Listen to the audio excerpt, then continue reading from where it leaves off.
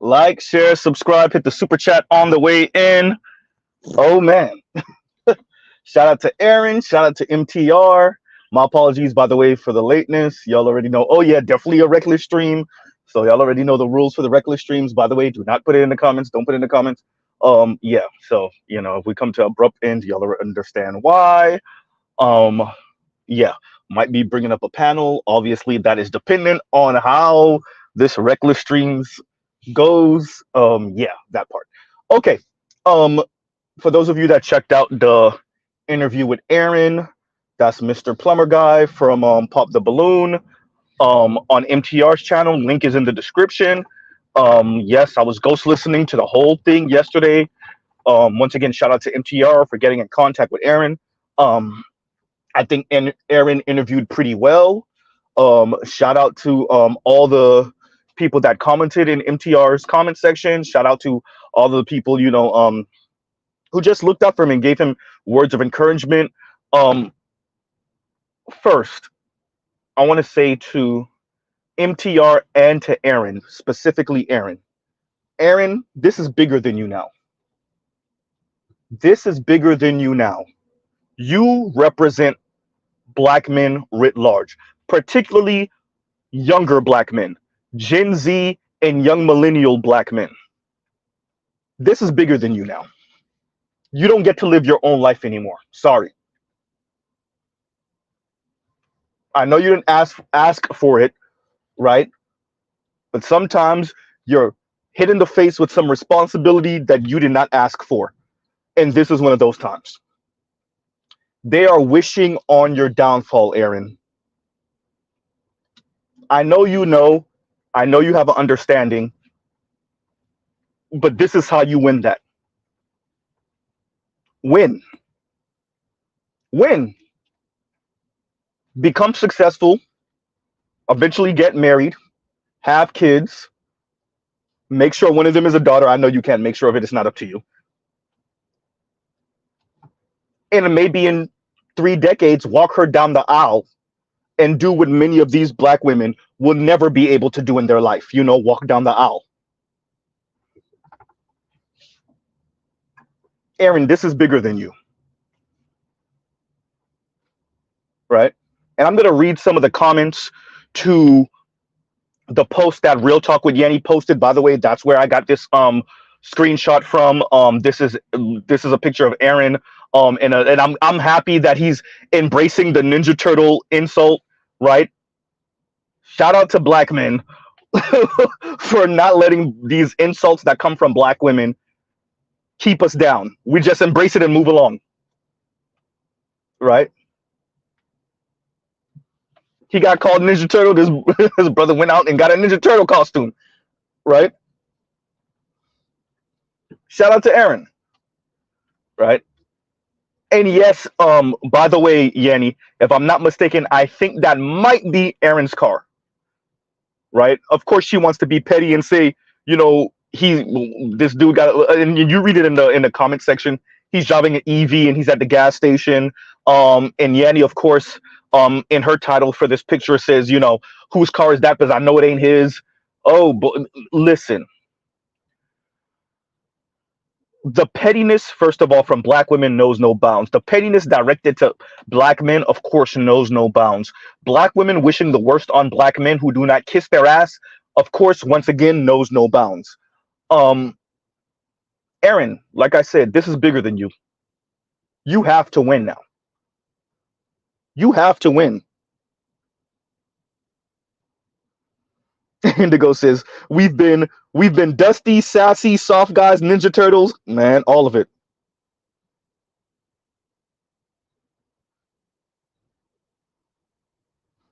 And Jake says, Yanni is such a bumby. She is so pressed over Black men who don't even know she exists. She's miserable, y'all. She is a young lady who is doing well financially. She got her girl squad. She's all right. She's doing all right. She got her girl squad on YouTube. Now she got B Taylor as a home girl, She doing well financially. And when you're doing well financially, those other intangible things, that's when it really punches you in the face. That's when you really know you don't have them. And so it's punching Yenny in the face that she doesn't have kids and she's not married.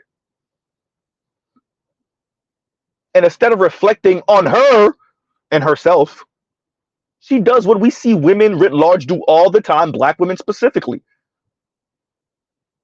It's you bum Negro's fault. It's society's fault for pressuring women like her to have these feelings. Huh? And the way that she denies them is by constantly, and you see this with Paris Milan, especially a few years ago, is rage corn content. Just rage corn, just trying to justify why she should be single and why her subscribers and followers should be single. For Paris Milan, a couple years, and the most egregious part is Paris Milan was engaged the whole time. She was in a relationship the whole time. But for Paris Milan, it was over every corner is some black man lurking and stalking women and stalking underage girls and stalking underage black girls. That's what it was for Paris Milan. And for Yenny, it's all of the look at these men's character. Look how they act. Look how they speak. Look how they talk about black women. Look at them. They're sassy. They're losers. They're dumb. Right? Faulty culture. And all of it is just ways for her and her subscribers to resign themselves into that 1 and 5 and 10 and 15 and 17 years of celibacy. And to resign themselves in being single for how long? And just generally being insufferable to men writ large. I agree with Ed. Tell them to go date out so they could see for themselves that white men ain't dealing with it neither, nor Latino men. And we already know same-sex loving relationships amongst women. Y'all switch partners every other day because y'all can't stand each other neither. Huh?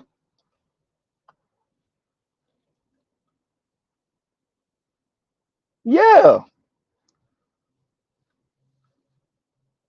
Right? So y'all watched the interview with Aaron. He gave his backstory. Didn't I say it? Didn't I tell y'all? I knew he had to been snooping around here before. I knew it. He knew who Kevin Samuels was and everything. Yep. You could smell it on the brother. You could smell it. If I knew it, those black women, they knew it too. Those sisters knew it, and that's why they were so livid. You think Yanny couldn't smell it on him too? She could smell. That's why she really want to see him fall. That's why she really want to see him fall. I knew it. I was like, even if he never engaged with our content, he's been around brothers that have engaged with our content. I could smell it on him. I am over it. Says, is Yenny a black American? Absolutely. ADOS. Right? I could smell it on him. And Yenny can too. And all those other black women, Chrissy and all of them, even though from my understanding, Chrissy hasn't posted anything about this, they could all smell it. And that's really why they want to see him fall. That's really why they want to see him fall. Brother, whatever you do, do not get caught up by the authorities. Whatever you do, do not get caught up by one of these loser-ass women. Don't become nobody's baby daddy. You have to win. It's not just about you anymore. It's about all of us. You are the face of Gen Z black men that they want to step on. Even if you're not Gen Z, I think you're the absolute youngest of millennials. But regardless, you are the face of Gen Z black men that they want to step on. Right? You have to win. It's bigger than you now. I know it's a lot of responsibility. It's not fair. It doesn't matter. Right? It's bigger than you now. Right? Because bitter, lonely losers with money, it makes it even worse. How are you not ugly? You making good money. And you single, lonely, and bitter. That's loser talk, right? Bitter, lonely losers like Yanni want to see you lose, so they could be like, "You see, that's what he get karma. You see, huh?" And shout out to you for knowing what lines not to cross. Like I said, I watched the interview with him and MTR, and there were certain questions he could not answer, and he said it like, "I can't answer that. I don't know if I'm be violating this. I don't want to put that person out there. I don't want to. So shout out to him.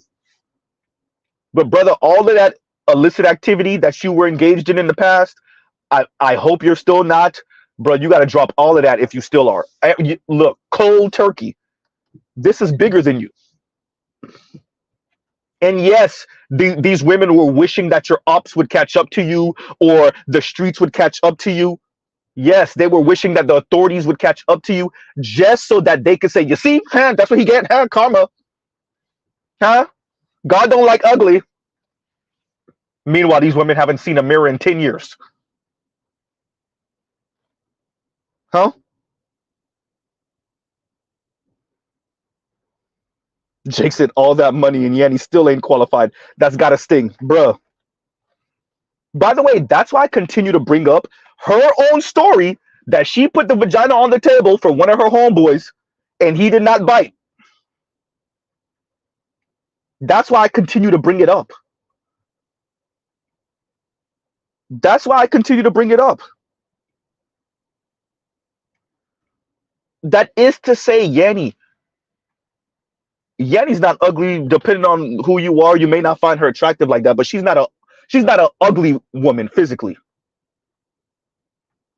Yanni, either you got a hygiene problem or you're insufferable. Or that brother was in a relationship. I don't think you would have told that story if he was in a relationship. So what that means is either you got a hygiene issue or you're insufferable. Or he knew, man, if I go there with her, I ain't gonna be able to get rid of her. You could slot that in the insufferable category. Huh? You could go ahead and slide that in the insufferable category.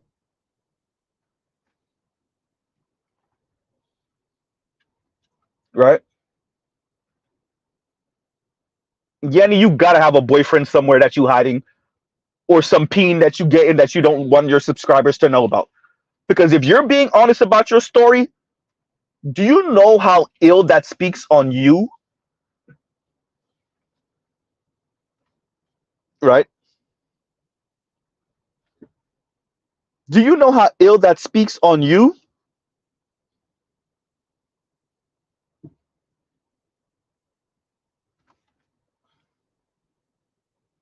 Huh? She's following this story. This lady said she was calling around trying to find out about this dude. And she's just spilling all the spilling the tea. You know how they talk. Right? Salty. Salty said, and she crypto fruity. Let's just say there's an elder in this space that definitely said she gives very masculine vibes. Right? She gives former basketball player vibes. If I'm not mistaken, I think she did play ball. Right? So yeah. So it could just be a tomboy, a reformed tomboy. That's all. I don't think she's on the same sex loving thing. It might be. Possibly. But I don't think so. I think it's just a tomboy that comes off very abrasive and thinks somebody's going to chill with that. No, let me tell you what's going to happen. This is where black women screw themselves, right? There's a pun in there.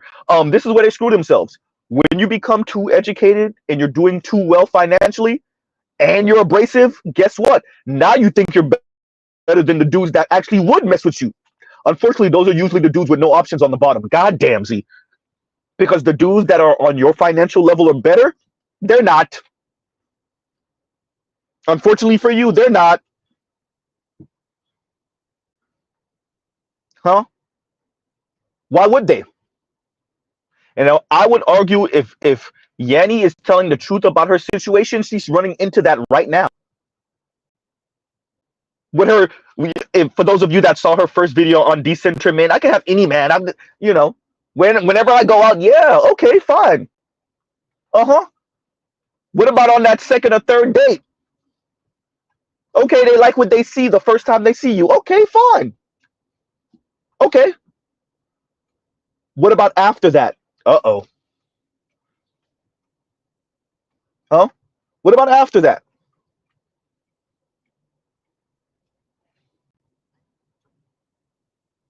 You're wishing on the downfall of this brother.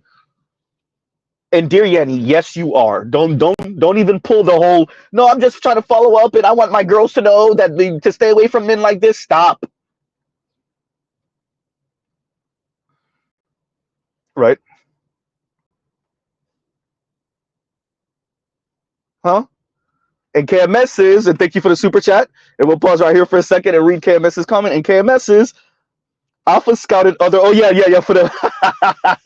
Oh yeah. So by the way, so I saw that that last super chat you posted, but I couldn't read it.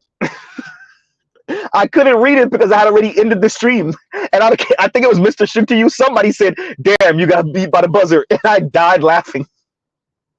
But I already ended the stream, and you have posted like right after I ended the stream, so I could see it, but nobody could hear me read it, so it didn't matter.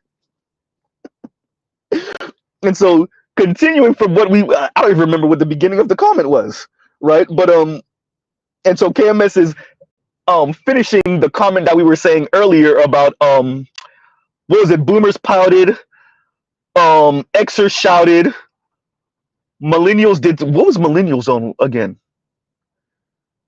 Millennials rerouted. Yeah, boomers pouted, Xers shouted, millennials rerouted, Gen Z. No, it was Gen Z that rerouted. What did millennials do? I forgot. But so KMS is Alpha scouted other races of women, and that was his way of it. It rhymes, it tracks, it makes sense, contextually true. If you have a panel, I will come up and defend this. No, I like this. I like this. Right? And so Salty says, you know it's a problem when Yanni, which is a derivative of the name Yoni, and she's still Pinaverse hysterical.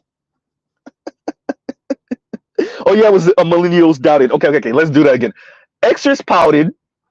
And for those of you that are lacking the context, so yesterday I was saying, and I'm speaking about black men concerning black women, and I was saying how boomer black men pouted, Xer black men pouted, millennial black men pouted, and Gen Z black men are like, just, screw it, right? And KMS came back and corrected me and actually said something way better than what I was saying.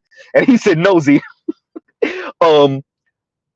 Boomers pouted, Xers, what did Xers do again? God damn, see, you just said it a minute ago. It was boomers pouted, Xers, goddamn, Xers not rerouted, doubted, scouted. No, scouted was the last one. Is the last one. I lost it, y'all. I lost it. Because millennials doubted, right? Millennials doubted. Boomers pouted.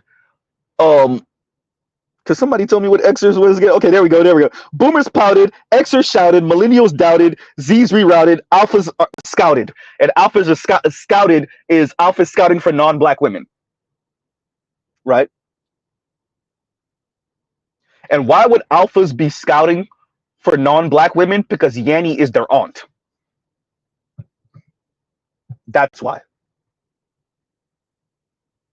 For youngest of Gen Z and for the Alphas, Yanni is their aunt. Chrissy is their aunt. That's why. Cynthia G is their aunt and their mother. That's why. Right? Once again, boomers pouted, Xers shouted, millennials doubted, Z's rerouted, Alphas scouted. And saying scouted as in scouted for non-black women. Understand, we are speaking about a brother who used to engage in illicit activity, who served prison time, came out, I think he said what, shot 6 times, was in the streets. He told you he was a menace, his own words. This man came out, got his life together, became a journeyman, got into plumbing, earned 6 figures, right? Doing well financially, has become a tax-paying citizen, and was let go from his job because so many women, and this is the same thing, and we know that they do really do this because mainly women, but people were doing this to Dr. Umar Johnson, calling his job, is he really a PhD? Is he really there's no way he's really a PhD. So we know they really do this. So women called him, black women called this man's job so much, his employer let him go. So from what he said, it has nothing to do with what the Latina was saying, his ex. It has to do with so many women, black women, calling his job and disturbing the business, disrupting business. Thank you, Jake. A Reform Street dude. Getting his life together. Right? Getting his life together. And what y'all did was take that from him. Oh boy.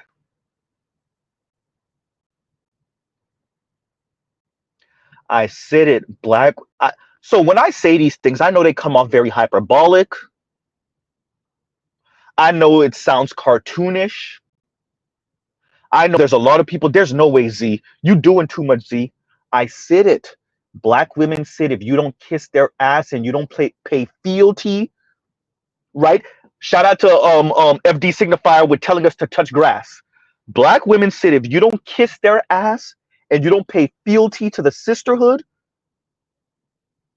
then you get what you get, and they're going to make sure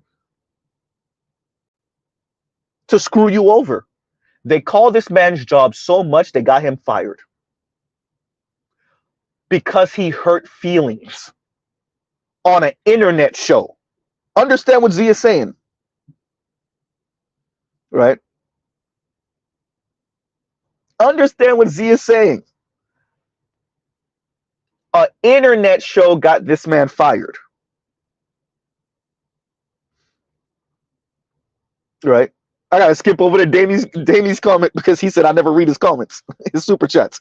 And Damie says, let me pause right here. Let's read the super chat, and thank you for the super chat, Damie. And Damie says, I literally bought a new Ninja Turtle graphic novel comic this morning, and guess what it's called? The Fifth Turtle. Coincidence? I don't know. Aaron's the Fifth Turtle. Aaron is not an artist name. Unless you want to throw Aaron McGruger in there. Right? But I think Aaron McGruger was writing the comics. I don't think he was the artist for the comics. And we're talking about the Boondocks for all of you that don't know. Because the Boondocks was a newspaper comic before it was a TV show. Right?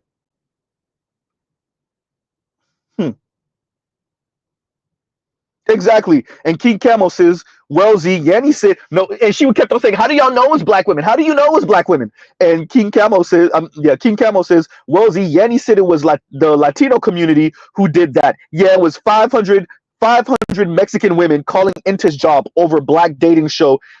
Yeah, makes sense. Look, it don't gotta make sense for them. Right? It does not have to. And once again, KMS, thank you for the super chat. Thank you for the super chat. Right, and I'll read the next one in a minute. Yeah, it doesn't have to make sense for them. It does not. This is about black women punishing black men for not kissing their ass. For not kissing their ass.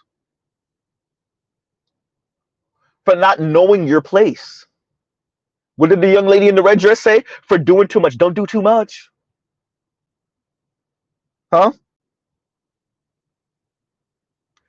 And Trail says originally was a college strip before it became a newspaper strip. Okay, and that, once again, that's Boondocks, and I did not know that. Okay, so thank you. All right. Huh. Got this man fired for not kissing the ring. Pun intended.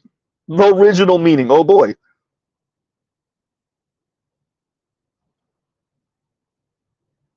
And y'all see people like Yanni in her own little snarky, sassy way celebrating. Celebrating. Right? But of course she is. Of course she is. Let's read some of those comments. Y'all gives you 1 second. Let's read some of those comments because you know she's celebrating. And by the way, her most recent live has nothing to really do with this. Let me tell y'all what her most recent live is about. Tisha Campbell opens up about escaping fatal marriage. I told y'all. See, over here we're not anti-marriage, but we appreciate Passport Bros. We appreciate SYSBM, Negroes in the Wilderness, right? But we're not anti-marriage over here.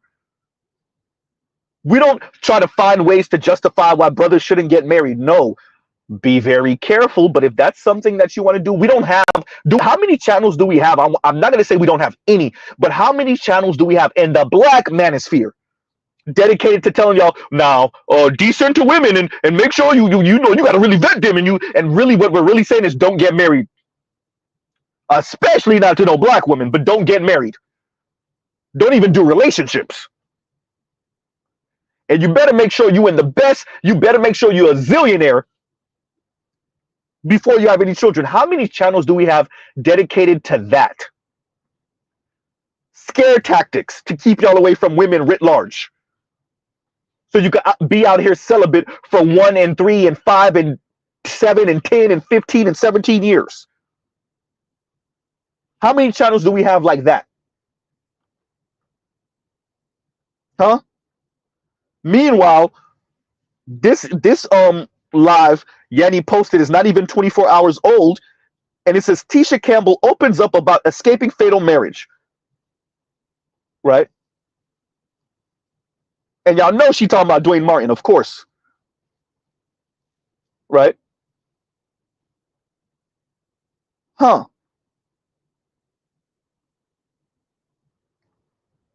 Yeah, that part. Right? So let's read some of these comments. First comment I want to read is, and it has 229 likes, so 230 likes. This does not help the sassy allegations. Dear Black women, y'all call every Black man that doesn't kiss your ass sassy. It's your new way of calling them gay. See, after the LGBTQ community, particularly LGBTQ Black men, started getting on y'all for calling straight men gay as an insult. Correct that, Z. Straight Black men gay as an insult. Now y'all don't say gay so much anymore in public. Now y'all say sassy. Y'all still mean gay. Because if a Black man ain't kissing a Black woman's ass, are you sure he's straight?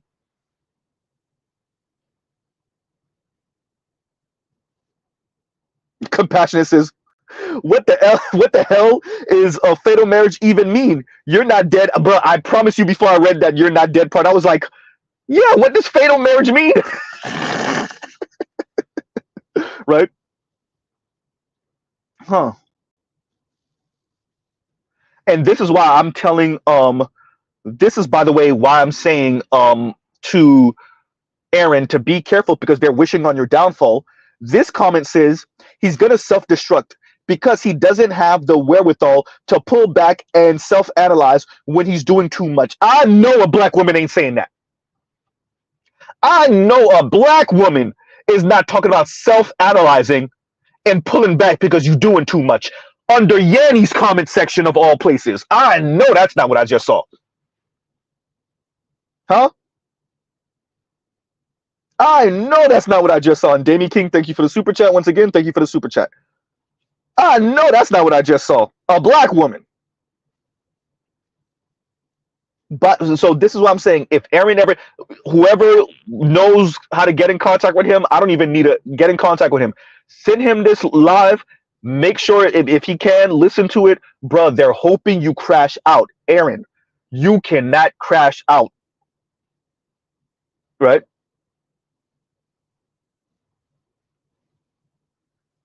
Aaron, you cannot crash out. This is bigger than you. They're hoping you crash out so they could say, "Oh, you see, that's karma. You know, God don't like ugly. That's what he get." I ain't gonna say that's what he get, but right.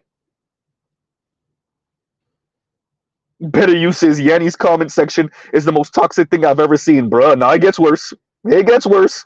Unfortunately, right? It gets worse, right? Another comment, right? Everything about him is opposite. Very handsome equal very not so.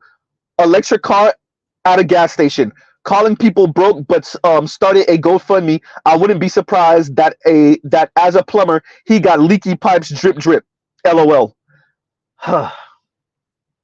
So that leaky pipe, I'm taking that as the double entendre that I think some of y'all took it as. So either it's suggesting that he might have one of those 28 days later, die slow, the gift that keep on giving type of situations, or obviously leaky pipe for real, a leaky pipe at his place. Number one. Number two. Wait a minute, the comment just disappeared on me. Y'all give Z 1 second because it disappeared. Yeah, y'all give Z a second. And there we go. The GoFundMe comment. If y'all don't know, attorney Dennis Sperling is the one, if I'm not mistaken, if somebody correct me if I'm wrong, attorney Dennis Sperling is the one who opened that, or was someone else that opened that for him? Huh?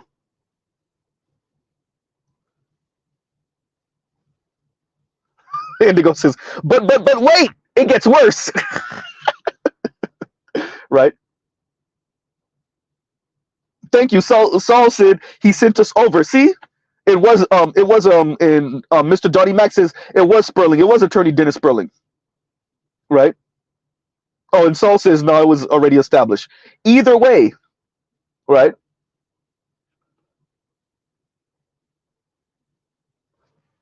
It's and what it really is, why can't you just shut up and go quietly in the night so that we could look up in a year or two and you're starving under a bridge, or you've groveled and begged black women for forgiveness, or you're in jail or in prison because the authorities caught up to you, or you're unalive because your ops caught up to you, right?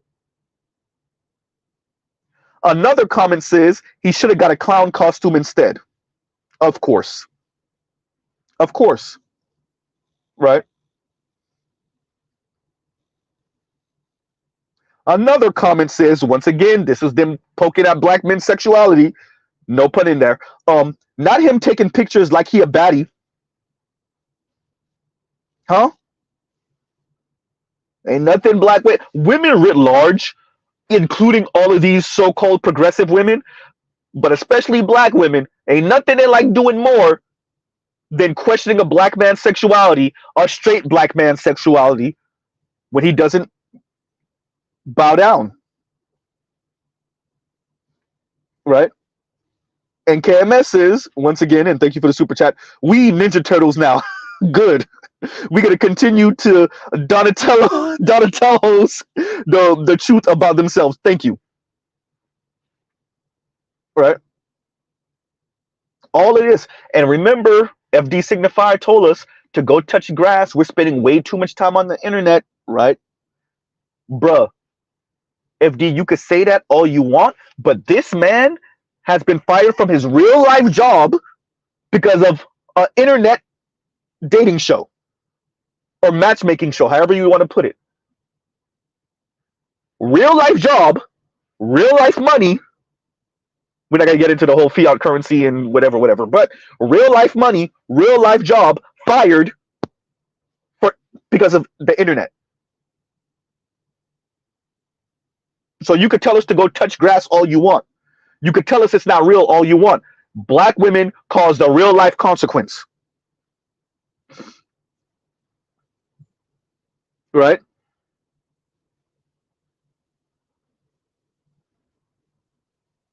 Okay, and you said he already had a GoFundMe. Okay, thank you, thank you. And that's from the Sat Economist, right? And once again, KMS, thank you for the super chat. Thank you for the super chat. We're gonna keep on going through some of these comments, but I want everybody to understand the type of black women, young, and remember, I continue to stress this: young black women in Yanni's comment sections. And as I said before, these are some of your young women in the return that's at the return line at Walmart. These are some of your young black women that are giving you your food at the drive-thru at McDonald's. These are some of your young black women that are your bank tellers, right? These are some of your young black women that are nurses. All of that, right? We understand the therapist, and they're engaging with Yanni's content. They're in Yanni's comment section. They're saying these things.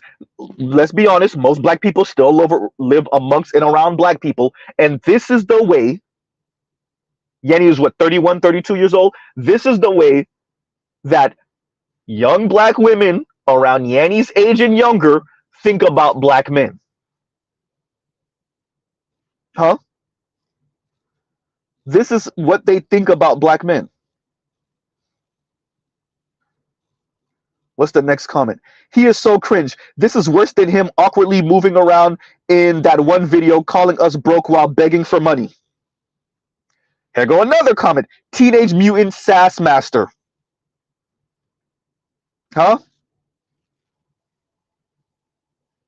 Quaytan, what happened? I thought you said maybe it's my experience, but black women have been the most open to me, and there's black women that really support me. All these homophobic, LGBTQ phobic ass women in here. Huh? What happened? Irby, what happened? Huh? Themis, what happened?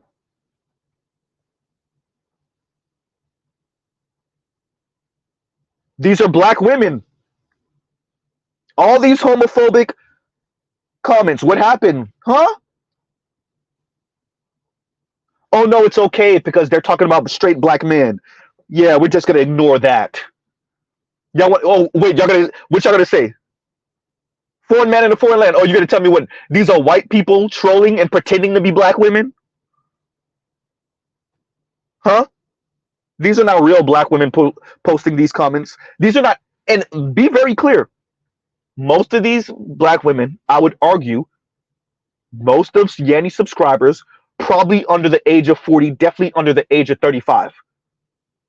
So these are younger black women. Her crowd, I'm almost certain her subscriber base skews younger. So these are younger black women posting all of these homophobic ass comments.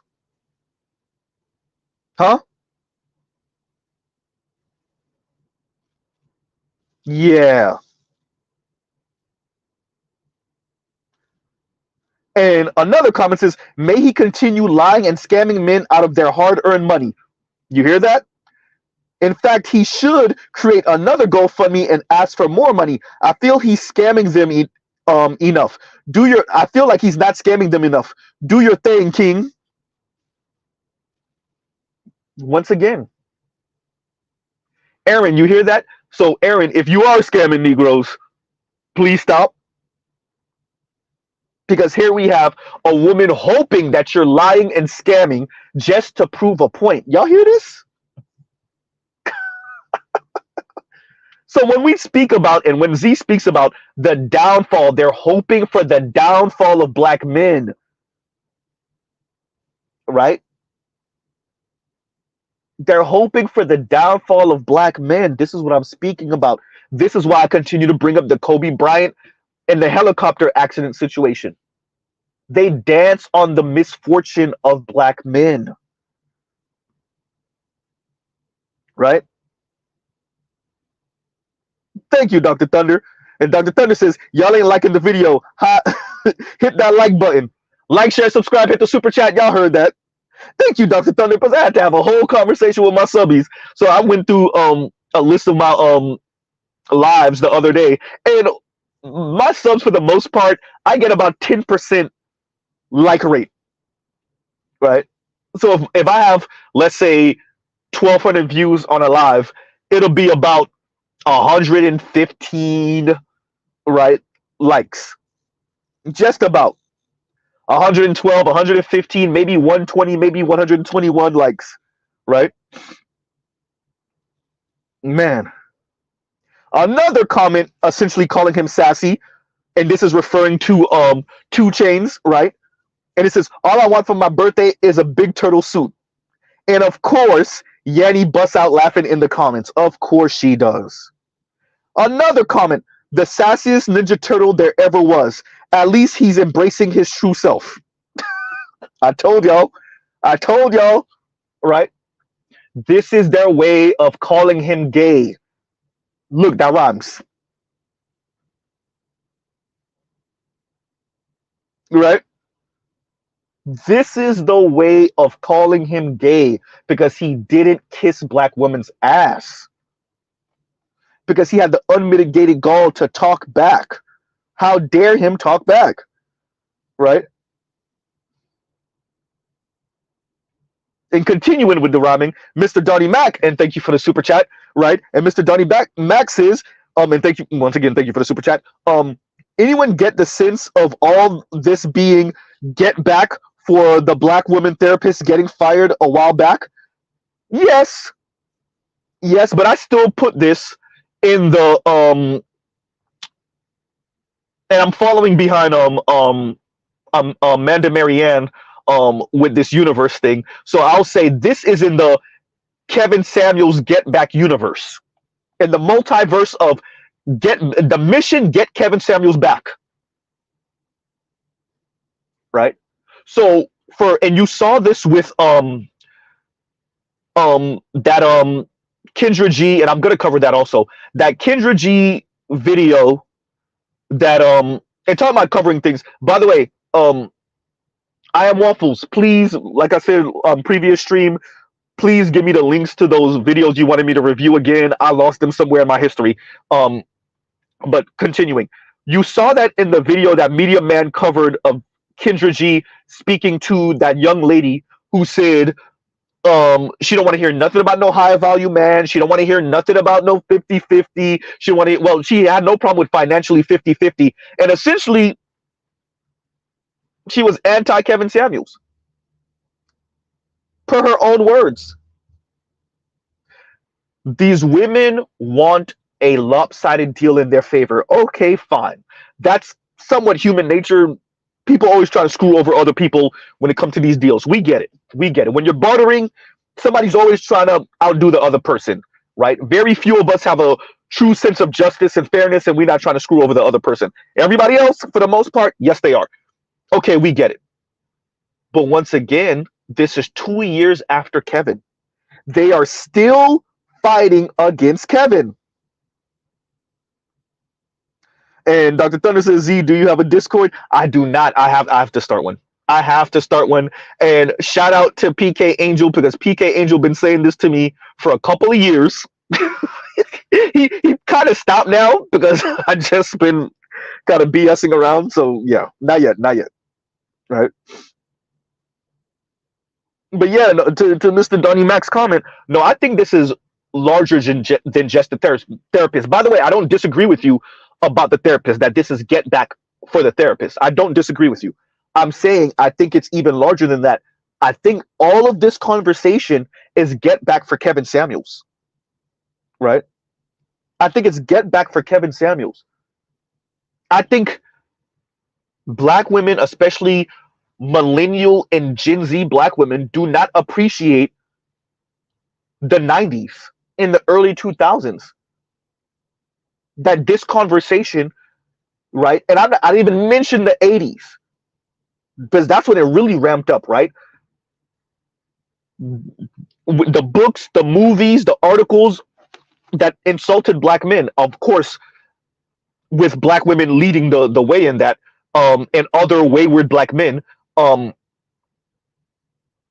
so they start the clock with Tommy Sotomayor. They start the clock, depending on how old they are, with Kevin Samuels. And for them, Tommy Sotomayor and Kevin Samuels, and to a lesser extent, Obsidian and David Carroll, right? These are the worst people on the planet to them, right? These are the worst people on the planet to them. And so all of this discussion is get back. You add that on top of what the gynocracy was already, right? So that's why you have the young lady on Kendra G's channel essentially telling you no manosphere, nothing over here. No black manosphere, nothing. I don't want to hear no black manosphere talking points coming from you at all. Because she understands, and this is why you understood, if you really heard her, and Kendra G picked it up also, she is one of those rah, rah, rah, hear me roar black women. You can hear it in her, and that's why she was okay with the 50-50 financially. Because she essentially said, oh no, I want to be able to talk my talk when I want to. Right? Which would explain also why she's anti-black manosphere and all the anti-black manosphere talking points, which is why she had an issue with Kevin Samuels. Right? So no, I think a lot of what black women, especially those on the internet and social media, a lot of what they're engaging in now when it comes to black men is anti-Kevin, and they see all of us in the black manosphere as Samuelites or Kevin Samuel Negroes, you manosphere Negroes, and I'm saying that on purpose. I'm not saying black manosphere, it's manosphere Negroes, and Negroes is not really the word, right? Yeah, that's what it is. That's what we're dealing with, right? So no, I think a lot of this is get back for, yes, the therapist, but for Kevin, because they see Kevin Samuels and his message as an existential crisis. Kevin was the worst thing in the world to them, right?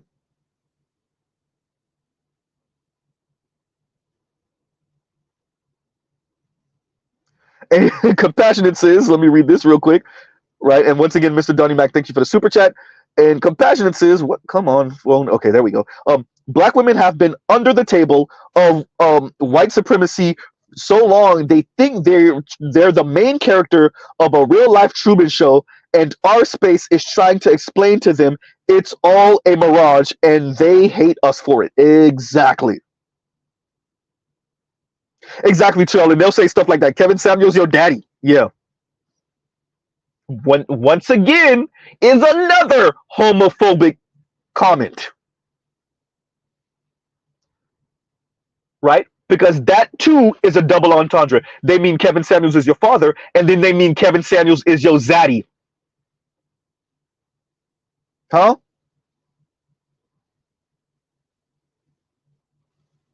Right? And Dr. D says, laughing my butt off, Kevin Samuels was trying to help black women by negotiating with them. They don't see it that way. You remember, you're talking about the same women that have an issue with Iyanla Vanzant because they feel like Iyanla Vanzant kept on screaming at them. There is no right way to say it. What many black women want is for you to always say, you know, it's black men's fault. I agree. It's black men's fault. Yeah, you're right. Everything wrong in the black community is black men's fault. A dash of white supremacy also. There's a dash. It's just a little sprinkling of anti-blackness, you know, because rich white men won't marry black women. So I'll put a sprinkling of that. But everything wrong with the black community is because of black men's character flaw, and black men not being disciplined enough, and black men not kissing black women's ass, and black men having a problem with the gynocracy, the matriarchy, if you want to be kind. Anything short of that, right? Anything short of that, they don't want to hear it. They have a problem with any woman that says anything different, including women that ride with them.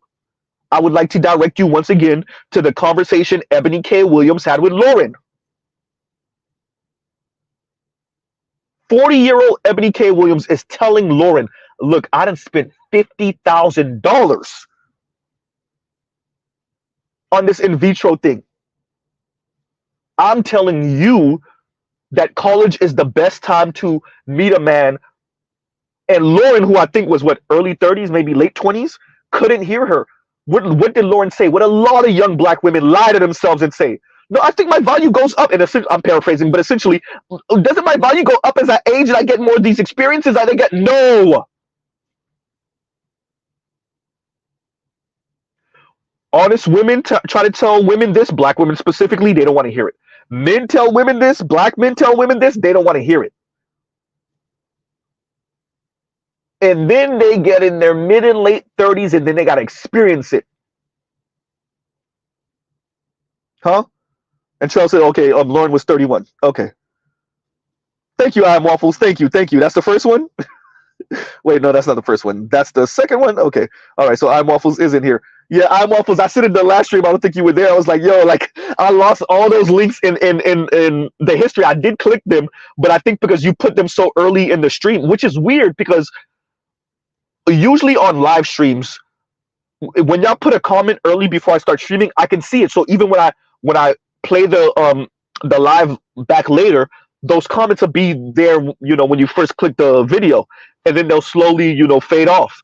But for some reason with I Am Waffles links, I could not see them, you know, on the replay. So yeah, thank you, I Am Waffles. Yeah, so thank you, Trell. So Lauren was 31, having a conversation with Ebony K. Williams, and Ebony K. Williams is trying to be honest with her. And she couldn't hear it. Just like Ebony K. Williams could not hear what Iyanla Vanzant is saying. And these are with, and then Iyanla Vanzant, right, couldn't hear what goddamn, what is the name of the sister that was goddamn part of Nation of Islam? God, it's right there. Her name is right there too. Her face is right there. Y'all know who I'm talking about. Damn, Z, gotta get better, right? But Shahrazad Ali, Shahrazad Ali, yeah. So see, I was there. Haha, yep, I got it. Shahrazad Ali, right? Right. And that's what happened with so many names are swirling on in your head. So Shahrazad Ali tried to speak to Iyanla Vanzant. Iyanla Vanzant couldn't hear her. Iyanla Vanzant tries to speak to Ebony K. Williams. Ebony K. Williams can't hear her. Ebony K. Williams tries to speak to Lauren. Lauren can't hear her. Meanwhile, black men are sitting here like, and we're supposed to make a wife out of one of these, right? Wow. Right? Wow. And now you have Yanni wishing on the downfall of a young black man trying to get his life together. Say that better, Z. Who, if he is to be believed, does have his life together, got to smooth out some edges, but does have his life together. And Yanni and them, I want y'all to understand what they're trying to do here. Whether they're self-aware or not is not the question. They're putting this man in the position to either go back to the streets where he'll be deleted eventually, or he'll get caught up and serve prison time. So they can say, you see, look, comment, you see? I didn't wish that for him, but look, he didn't have the discipline, you see? Huh? Cowards. Right? And Detroit says, and thank you for the super chat, in the nightmare news, Sister George and Courtney Michelle are making the narrative of black men are passport bros using foreign women to get back at black women. Stay tuned of nightmare news. Let me say this, because I'll speak to both of them at the same time if they had the ovaries. Let's say y'all are right. And oh damn, Z. Let's say y'all are right. And y'all should see Mr. Z face right now. And the problem is, oh, let me get this right. Clearly, if you have a passport and you're traveling overseas, you got some money. We're not talking about the broke dudes that get stuck there. So, at least marginally successful black men are supposed to do what with insufferable, loud, annoying, abrasive, aggressive black women like Yanni? Huh? And from my understanding, many of these brothers skew a bit older. So 40-something and 50-something-year-old black men, whether they already raised their family and their daughter and son are in college or not, whether they're single or not, well, obviously they're single, mostly single, hopefully, they're supposed to do what? Huh? Let's read that again, Detroit. You say Sister George and Courtney Michelle are making the narrative of black men are passport bros using foreign women to get back at black women. First of all, I'm not even saying that's true. I'm saying, what about if it is true? What's the problem?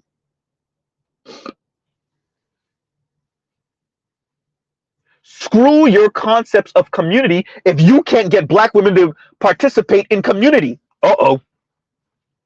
If black women's idea of community is black men protect, provide, and shut up and be the cleanup when I crash out, and then I'll call you the quote-unquote leader, and that's for y'all. Not the Amanda Seals type, because Amanda Seals already told you ain't no leadership going out down here. So let's say y'all are right. Okay, fine. And the problem is what? Y'all could send that to Sister George and Courtney Michelle. I'll see them on these YouTube streets eventually. Make a wife out of an increasingly insufferable group of women whose marriage rate then fell through the goddamn floor. It's in the basement. It's digging itself into the core of the earth.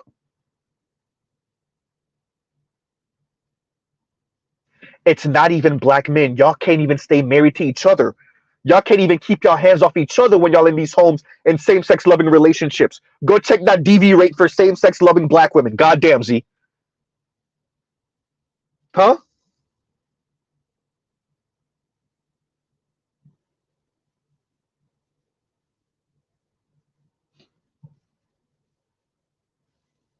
What's the problem? First of all, both of you have admitted that black women got some problems. No, it's not some problems. There's a whole lot of problems. But fine. Okay. And black men are supposed to do what with a group of women that don't see the problem in their problem?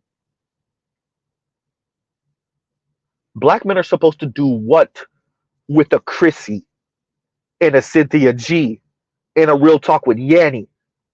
Black men are supposed to do what with that? Huh?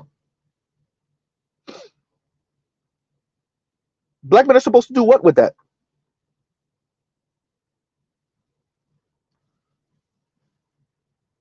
What's the problem?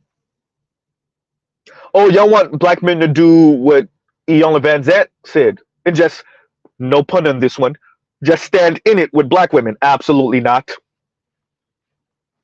Absolutely not. Black men have already tried that. That's why they're passport bros. And that is also why a growing number of your young black men are marrying out. Now it's at 25%. That's a quarter.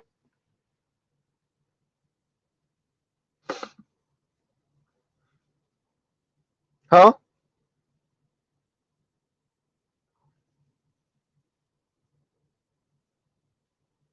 And Gregory Scotland, I have to rewatch both of those interviews because I remember them, right? And Gregory Scotland says, hey, why did O'Shea ever bring on Cynthia G and Paris Milan? I don't think he understood who they were in the beginning. I'll give him that. I'm not saying what I am saying is I don't think he understood really what he was in for, or who they would have became. Who they became, better yet.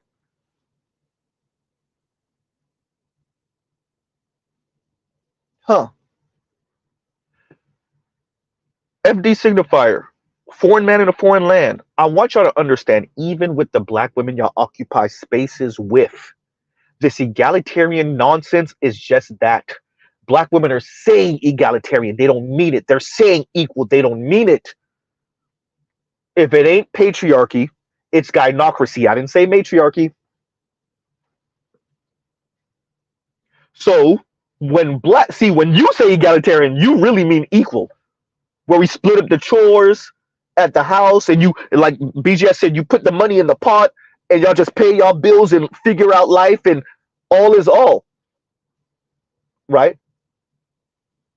And if you can hack it financially, as your lady is preggers and whatever, you pay the bills and you take care of the home, and then when she get back online, she go back to work, and y'all make things work. That's what you mean when you say egalitarian. That's not what these women mean when they say egalitarian. You know what they mean when they say egalitarian? Provide, protect, and shut up. Black woman-led households until she crashes out, you clean it up, and then she's back to leading again.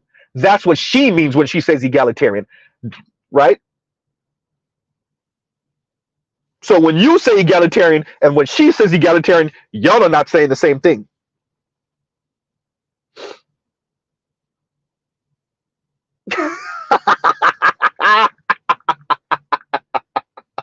And Indigo says, because I thought it too. Indigo says, only thing I'm standing in is, you know what? Let me chill.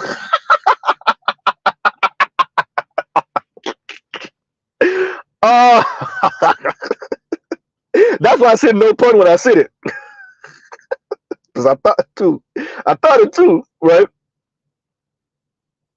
Man.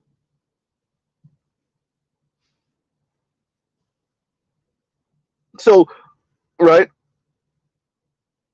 Compassionate says, they mean kept women of leisure, right? Man.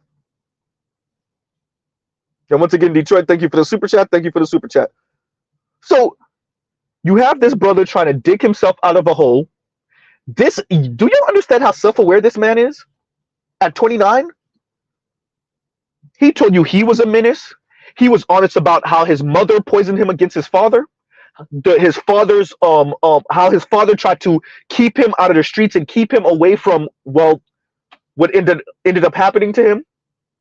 He was self-aware enough to say how he was the problem when he was younger. This man wasn't afraid to. He told you with him and the Latina was really about sex. That he was self-aware enough to tell you how he was playing her and she was playing him. How he was using her and how she was. This man at 29 years old, Yanni, you got him by 2-3 years. Are you self-aware like he's self-aware? Oh boy. Your YouTube channel will say no. Maybe you are in real life. But that's not what your YouTube channel showing. Huh?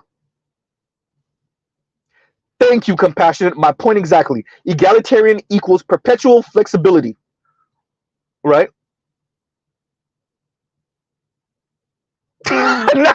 Doc, I ain't even gonna read it out loud. I'm just gonna post it on the screen. Oh,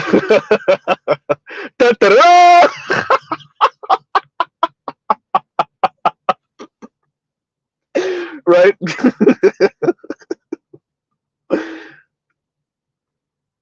But for it, this man at 29 years old is this self-aware,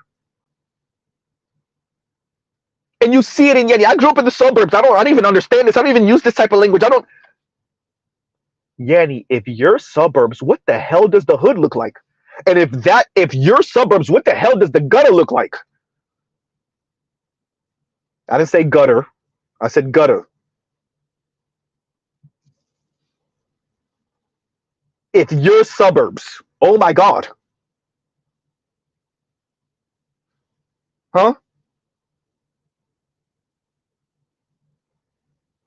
Buckeye fan, I did not forget about you. And Buckeye fan says, look, Z, you gotta cover this goddamn song. And Buckeye fan says, and thank you for the super chat. Is your email on your page? I'm sending you no scrubs stories for the panel. Don't forget, get they posed in firefighter suits after Left Eye.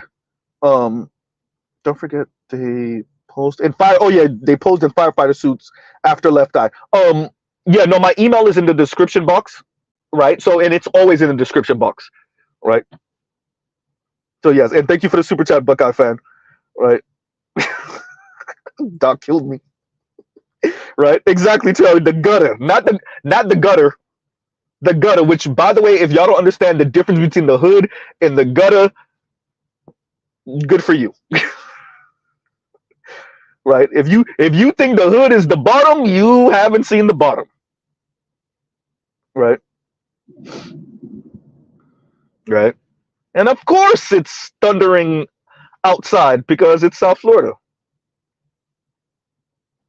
So I'm doing a juxtaposition here between a young man who is going down the wrong road, had some unfortunate life events, has turned himself around, has become a certified plumber, is making good money, right? Has traveled out of the country, all this stuff. Fit, right? He told you at one point he was what, 140, 160 pounds, something like that, right? Getting his life together and everything, right?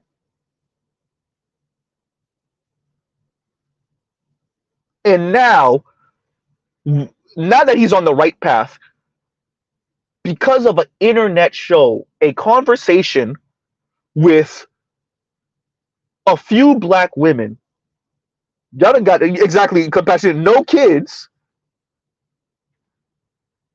This man has been fired from his job, and y'all are hoping for the worst for him. And Yanni, I will not let you be not self-aware enough to admit it. You're wishing for the worst for him because for you, he represents us. He doesn't just represent young black men. He represents the black manosphere. Because if I could smell the black manosphere on him, you could too. And that's why you want to see him crash out. You want to see him fail. You're just too cowardly to say it. You want to see him fail. You want to prove a point to your subscribers and to your followers. Yanni, you're taking this decenterment thing way too far. And your little videos that you post, what's the word I'm looking for? Damage control videos, there we go.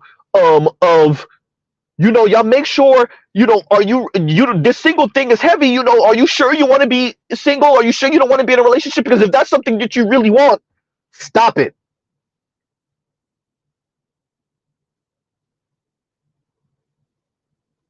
Huh? All it is because you went to chill with your homegirls and they got lives and friends and lives and families and men. Huh? And once again, Buckeye fan, thank you for the super chat. Thank you for the super chat. Huh.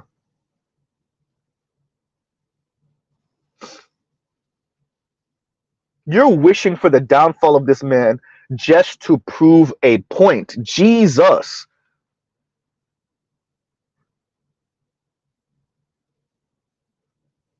And is there any wonder why the marriage rate for black women is what it is? Yanni's not even no certified divester. She's not even a certified swirler. This is what FD, I told you, this is what not divester looks like. This is what not swirler looks like. Decenter men. Right?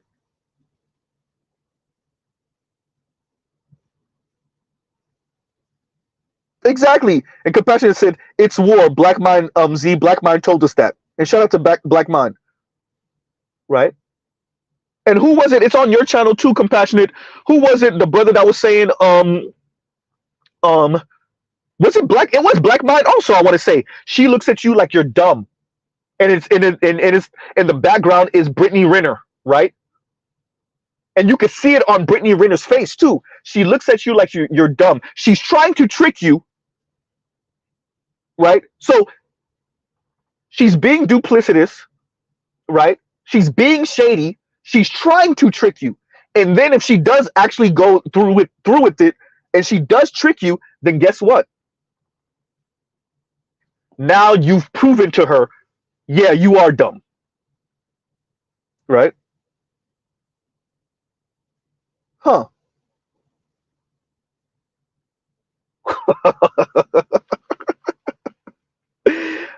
Everyone. There's a lot of women like that. That's not even exclusively a black woman thing. But there's a lot of black women like that. Huh?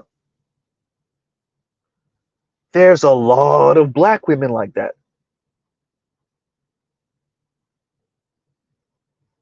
That's why Bowser was calling us useless.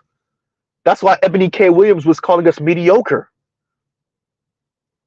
That's why when y'all know the first video with Yanni, the first or second video when Yanni talking about decenter men and she's putting on her makeup, and she was like, I could get anywhere. I could, when I go out, I get men. And the swag was, I'm above them. They approach me. I could get them. I just don't want them. You could get us to pipe. Right?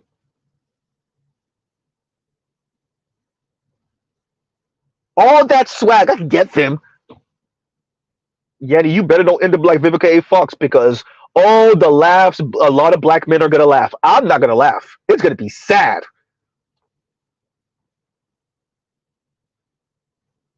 And then after Vivica, end up like Eartha Kitt.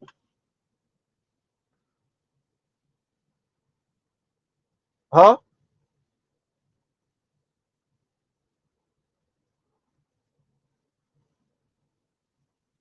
So no, they really do look at us as mouth-breathing idiots just because we want to pipe. Dear women, women writ large, black women specifically in America, but Western women definitely. Black women in the West. I promise you, if it wasn't for your vagina and those lips, the ones on your face, I promise you, for the most part, men wouldn't want to have anything to do with most women. I promise you. And shout out to Army Osei Frimpong, especially with the way y'all been socialized, white women and all of you want to be white women. Right? White women and all of you want to be white women. Shout out to Army. Absolutely no accountability whatsoever. And when I say Army, I'm talking about the funky academic Army Osei Frimpong. Huh?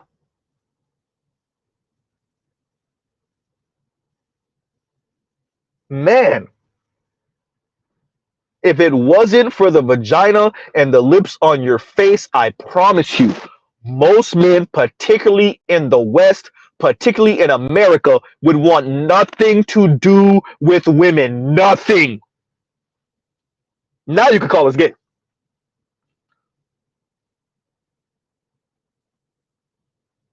Not saying most dudes will be piping dudes, but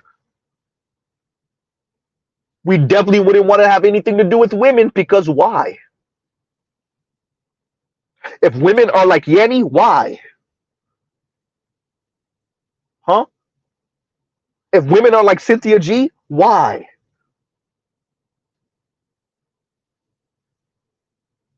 Right? If women are like Stephanie Perry, why? Exactly, Trail. Pause. I definitely wasn't trying to imply that.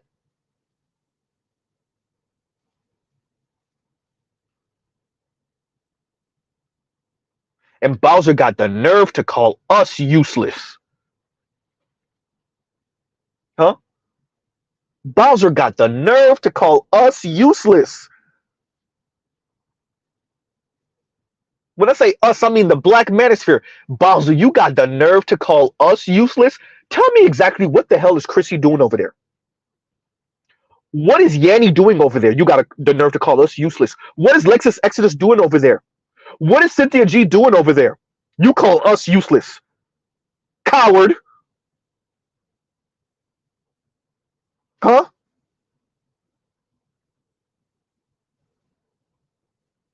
Useless.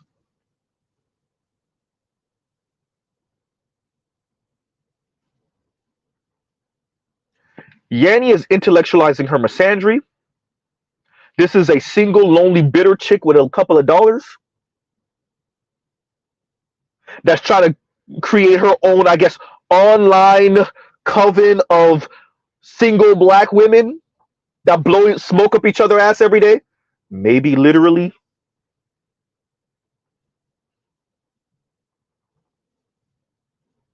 And you got the nerve to call us useless.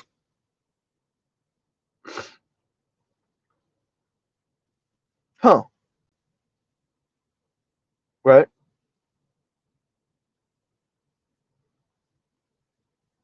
And Damien King says Aaron ain't about to crash out. He's about to sell out and get shell shocked. Cowabunga, bro. Right? And shout out to all the people that super chatted. Talking about that. Like, share, subscribe, hit the super chat. Shout out to all the people that were super chatting to show him. And we're talking about on MTR and on mediocre tutorial and reviews. Z, could you get it out? To show him that we would like for him to start his own channel and for support. Shout out to all the comments of support generally, and then the super chats of support. Right? Because this brother needs to know that we're backing him, especially if he stays on the right path. Right? He needs to know that we're backing him. And that support could be the make or break to keep him from going down the wrong path. As I said at the beginning, Aaron, this is bigger than you. This is not about you anymore. This is not about Pop the Balloon anymore. And if you listen to Kevin, and if you listen around here, then you understand that we're supporting you. You got to win. Right?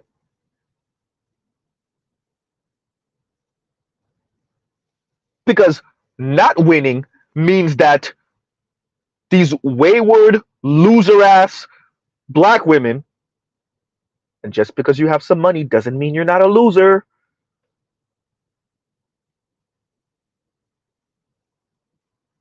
If you don't win, that means they win. And do you know what they win sounds like? It sounds like, as I said before, you're deleted. It sounds like you're serving prison time, or it sounds like you're living under a bridge. That's what it sounds like. That's what it looks like. And we can't have it.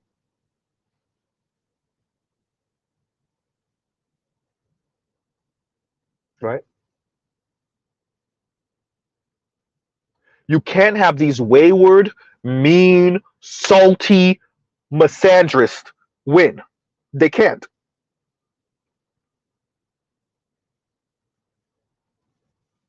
Yeah, it's a lot. Yes, it's a lot. It's not fair. You didn't ask for this. Yes. So what? It's on your back now. No pun intended on that one.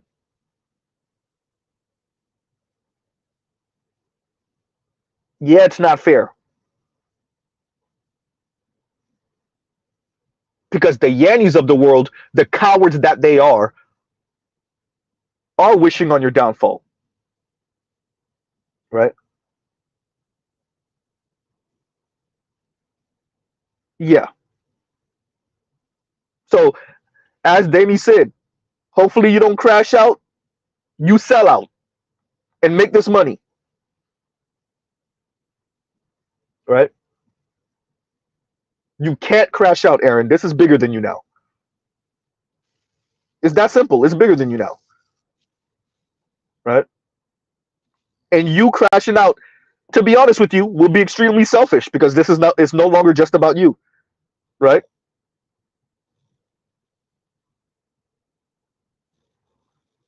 One woman says in Yanni's comment section, "At least he's got a sense of humor. Stand on business, Turtle King." So low key, that mean you're attracted to him. You still got to throw in the Kang thing as an insult because you know even when they're attracted to you, they still got to humble you.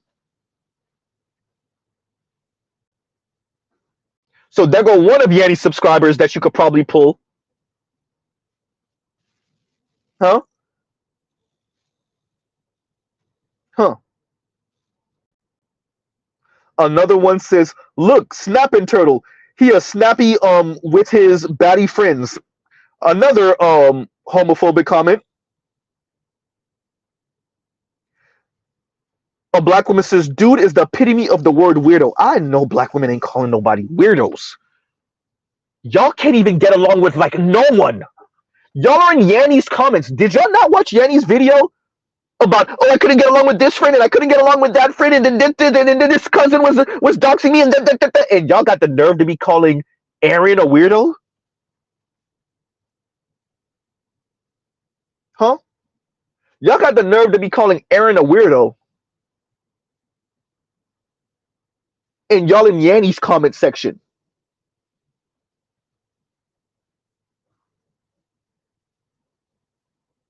Yanni.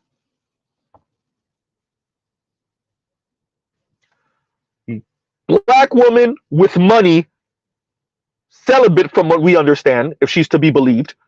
No man, if she's to be believed.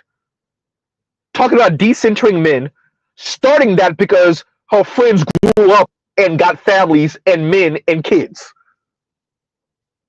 And y'all calling Aaron a weirdo. Okay. Oh boy. And Damien King, thank you for the super chat. Thank you for the super chat.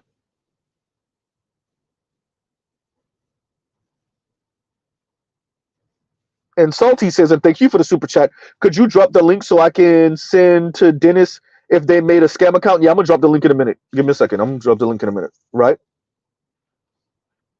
Another woman says, oh, he's so hurt. Whenever y'all hear people say that, you know that means they trying to hurt you. Whenever people say, oh, you and your feelings, that means they trying to hurt your feelings. Oh, he's so hurt, that means they trying to hurt you. Huh? When you hear someone say, oh, don't get in your feelings, that means they trying to get you in your feelings. So if this young lady saying, oh, he's so hurt, that means y'all trying to hurt him. Right?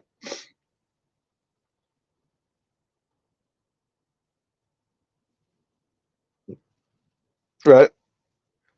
Dusty Hotep says Bowser versus Ninja Turtle. I guess we'll party like it's 1999. I mean, Bowser is pretty much a turtle, right? That's funny. Huh? Man.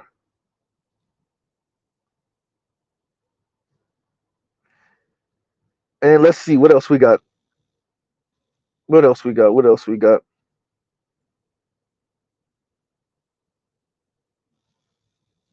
Where does one go when you want to randomly purchase a Ninja Turtle outfit? Okay.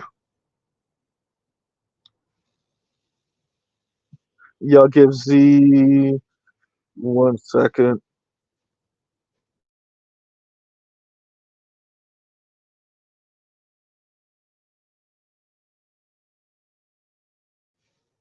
Okay. All right. All right. All right. For some reason, I could hear myself for a second. I was like, wait a minute, that ain't supposed to happen. But yeah, no. So this is what Yanni's comment section looked like. Calling him sassy, once again, homophobic slur. Right? Calling him sassy, homo. I knew you were gonna say it, better you. I knew you were gonna say it, and better you says Diglett. Right? Exactly, Detro. Amazon for the Ninja Turtle costume. right? So y'all see them with the homophobic slurs. Number one, exactly. Indigo, and Indigo says the same place they go for those slutty nurse costumes. Exactly. So y'all see them with the homophobic slurs, and y'all see them low key, high key, wishing on his downfall, mocking him, right? But of course they are.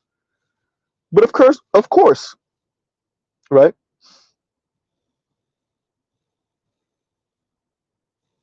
Someone says Yanni is screaming. Another one says I'm hollering, I'm screaming. He's weird, right? Yeah.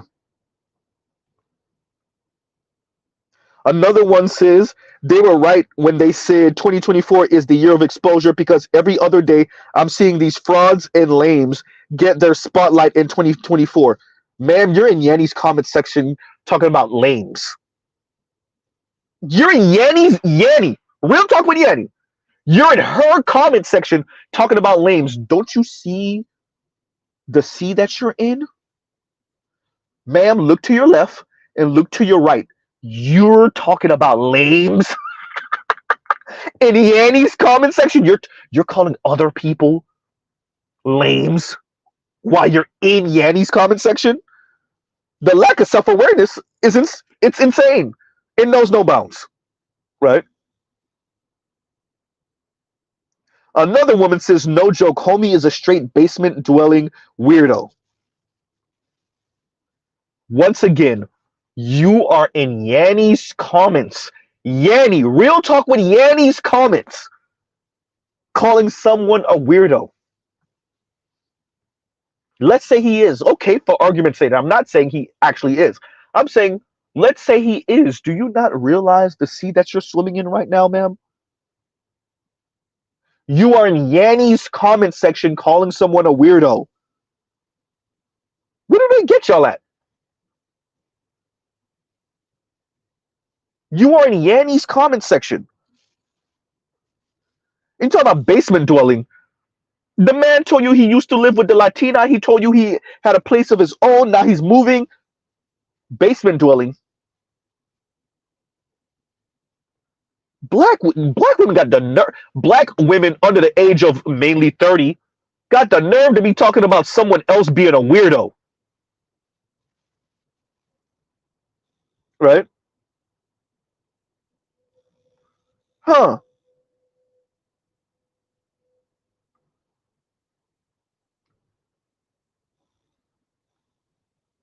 Still reading through these comments. If he wasn't a sassy Negro before, this definitely proves it. Once again, so what if he's sassy? And I'm not saying he is. So what if he is, though? So what if he is? Right? Hmm. Another woman says, now, is this the same man claiming to be doing community work and advocacy? This definitely isn't helping you, sir. He is doing community advocacy. He's showing other black men how black women like you speak and think and advocate, and how y'all want black men to kiss y'all ass. And if they don't, y'all will go out of your way to potentially get those men fired. He is advocating. I don't think black women truly appreciate the lessons that they teach all men. That's black men and non-black men. I don't think y'all really appreciate it. I don't think y'all appreciate it when y'all called into Kevin Samuel's show. I don't think y'all appreciate it when y'all on these talk shows, when you're on Daily Wrap-Up Crew, or when you pop up on the Roger Report, right? When you're on cruise season. Now when y'all are on Pop the Balloon, I don't think y'all fully appreciate your own PR campaign. Huh?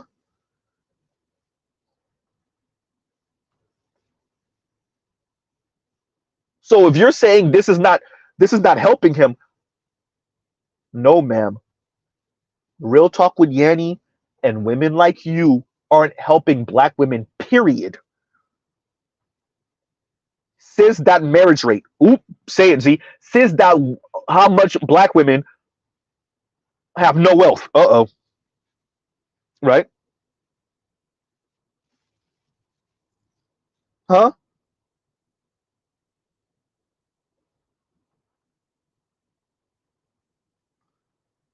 And someone says the irony in this, because one of the ladies said he looked like a Ninja Turtle. Yes.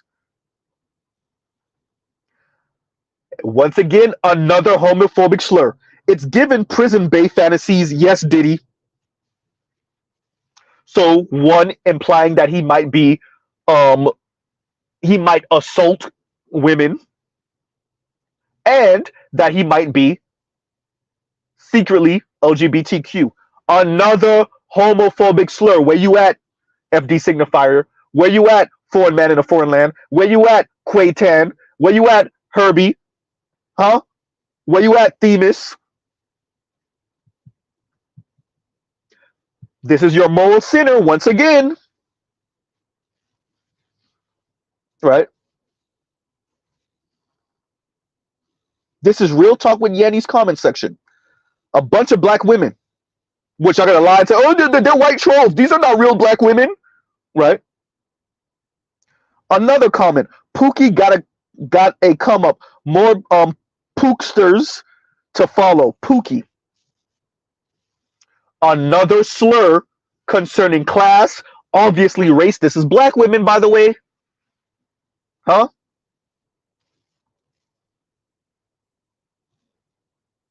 Huh.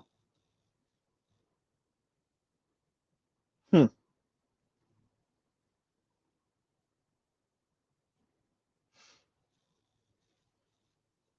We're still reading through these comments.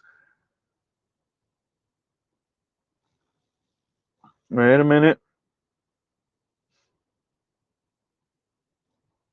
Yeah.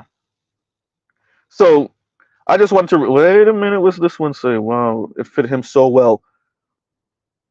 Wow, it fit him so well. Match made in the lab. Right.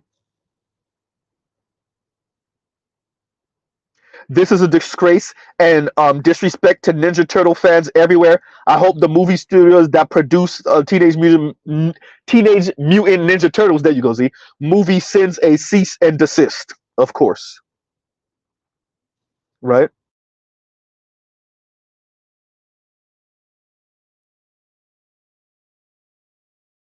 Once again, another homophobic slur. Right? Hey, this is about the sassiest ish. You know what? Never mind.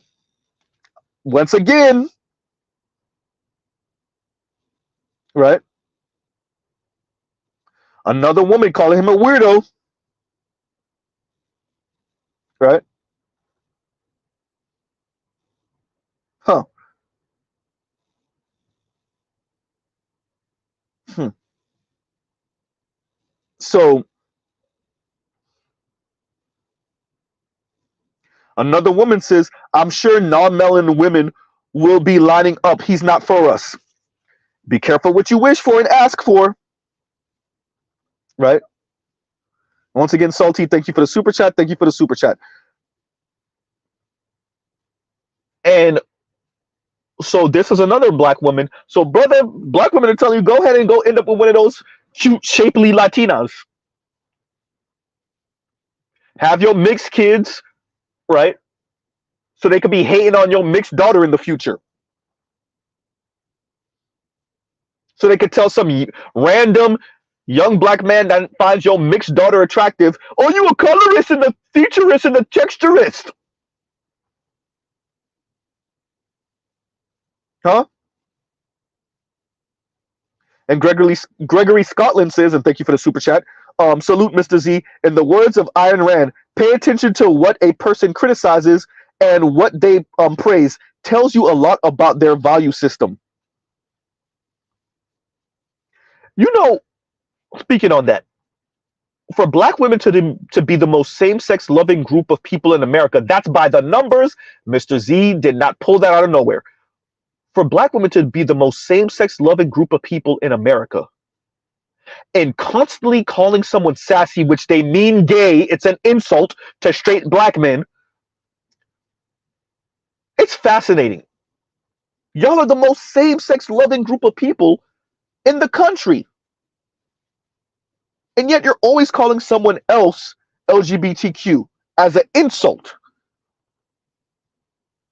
Once again, you're either implying it, suggesting it, or just outright saying it, once again, as an insult, as a slur, as a pejorative. Right? And D says, Z, the source. I'll put the source in the comments after the stream, right? Because so we saw the study last year, and it said, well, not last year, actually it might have been the year before. It was the year before. And it was something like 20 some odd percent of, I can't remember, I think it was women under the age of 30, black women under the age of 30, something like that, were LGBTQ, and it was because a third of those women were bisexual, which means really that they can't make it work with men. So when it's not working with men, they're messing with women, black women, because white women and Latina women and Asian women are even more racist than their male counterparts. So the majority of them, not the majority, but about a third of those women, if I'm not mistaken, were bi, and it was like 23 or some odd percent, if I remember correctly. It might have even been a third of young black women that call themselves some type of LGBTQ, something like that, right? It wasn't a majority, it wasn't half, at least what they were willing to admit, but it was like a large minority of black women, I want to say under the age of 30 maybe, were same-sex loving of some sort, right? Huh.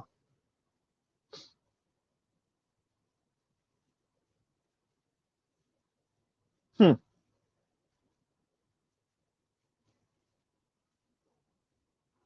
Trail says, they odd. Thing is, mixed daughters with black moms prefer the chocolate bar. In large percentage, exceptions, Sage Steele. They don't care nothing about that. It's just, they're just throwing that out as an insult, right?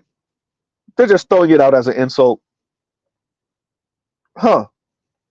And once again, Gregory Scotland, thank you for the super chat. Thank you for the super chat. Split Jim says, and thank you for the super chat. I'm with Mr. Donnie Mac. They know they're looking crazy out here, so any chance they get, they want get back. Of course, and that's why I'm saying it is Operation Get Kevin Samuels back, by any means necessary. Right?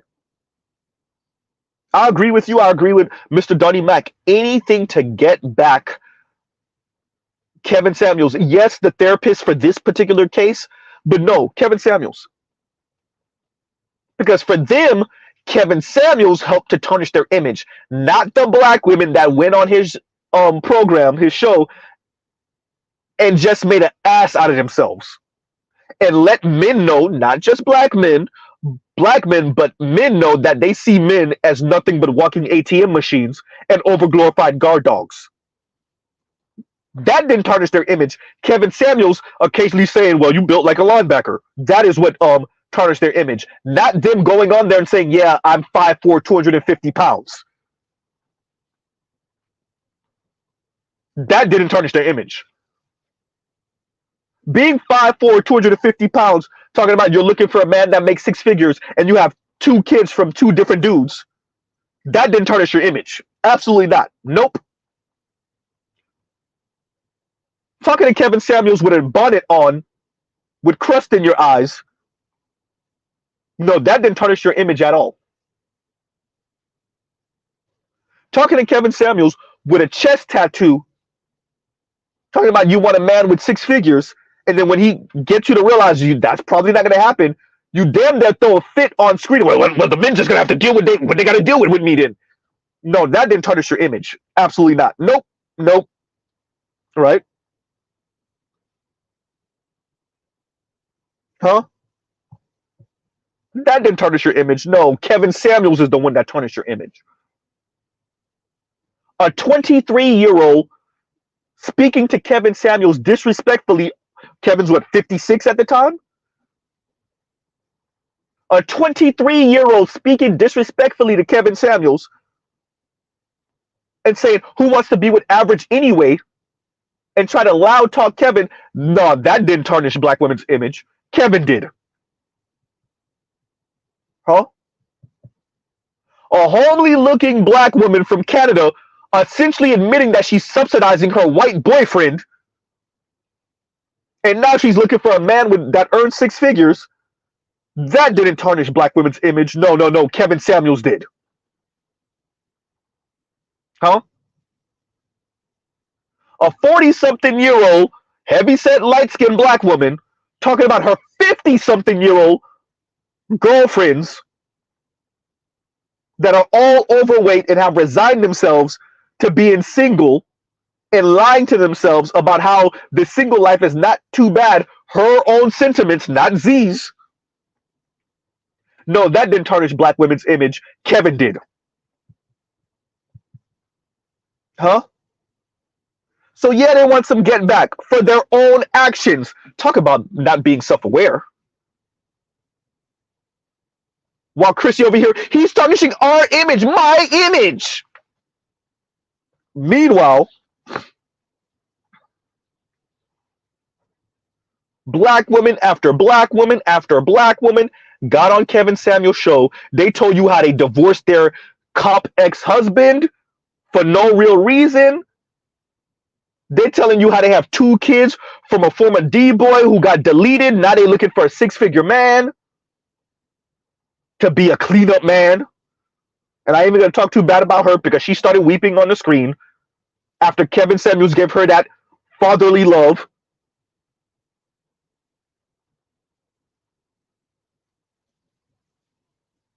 Cute sister too. Waist. Huh?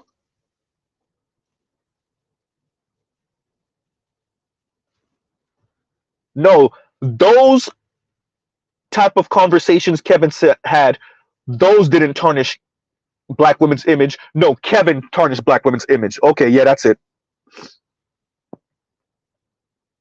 You see what happens when y'all don't have those white men behind the scenes to cut and edit the video for you? Uh-oh. You see what happens when you don't have these a-hole, sexist, misandrous, black female intellectuals to reword what you're saying and make it sound better? Kevin did not tarnish your image, black women. You tarnished your image. Huh? Black woman calls in, says she don't know why her sons don't date black women. Kevin talks to her for all of what, 5 or so minutes? She gets nasty with him, and then he said, do you still not see why your sons don't? Black women lied to themselves all of what, 5'4", 5'5", 5'6", 250 pounds or something, 220, calling herself juicy. Oh boy. Oh no, they call me juicy. No, the loser black men that have no choices still want to pipe because once again, they have no choices. So instead of calling you fat, ma'am, instead of calling you overweight to be a bit nicer, they call you juicy to make you feel better about being shaped like a bowling ball.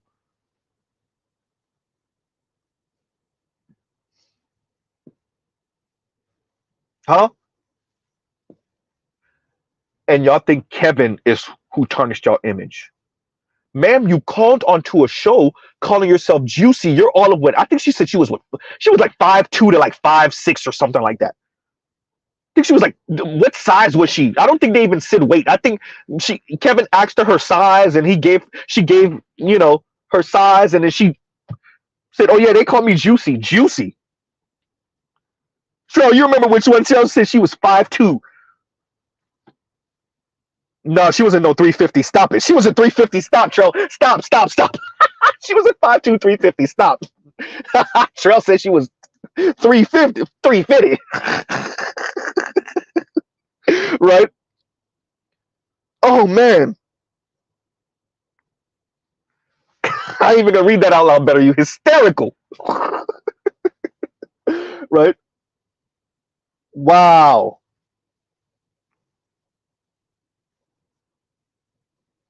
Man.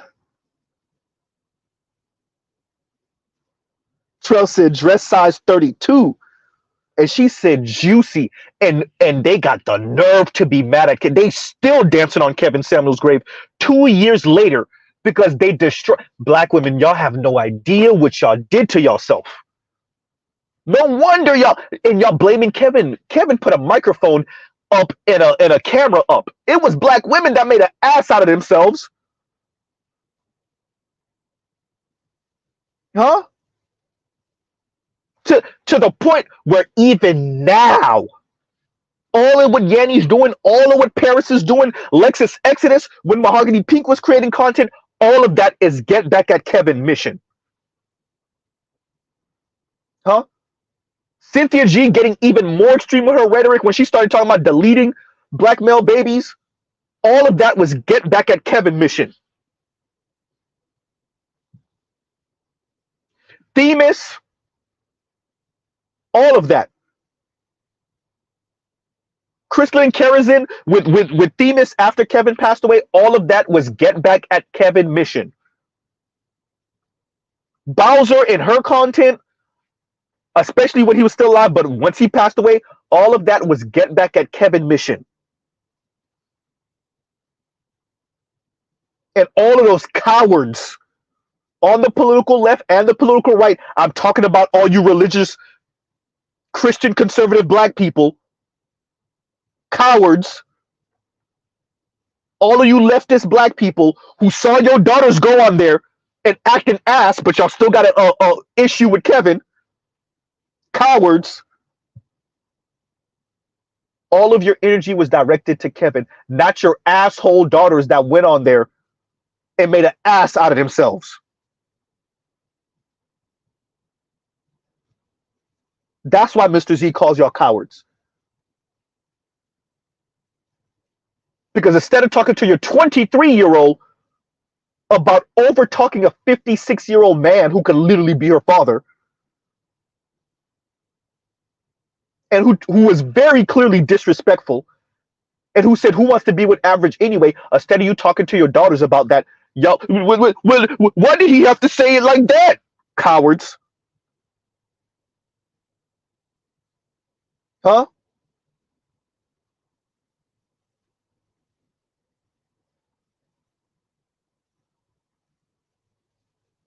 So of course they still got smoke with Kevin. Yes, it's get back. And black women are going to be, listen, I want y'all to hear Z. Black women are going to be on this for a couple of decades.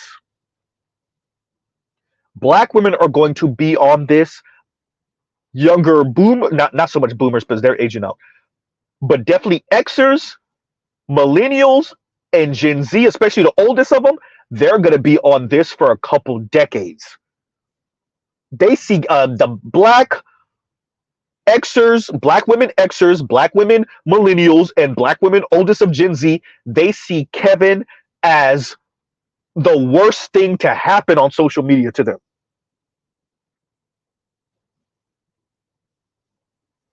Right? And every chance they get to tarnish the image of a black man, especially when they smell it, if they get a whiff of black manosphere on you, if they get a whiff of anything Kevin Samuels-ish on you, oh boy. Huh?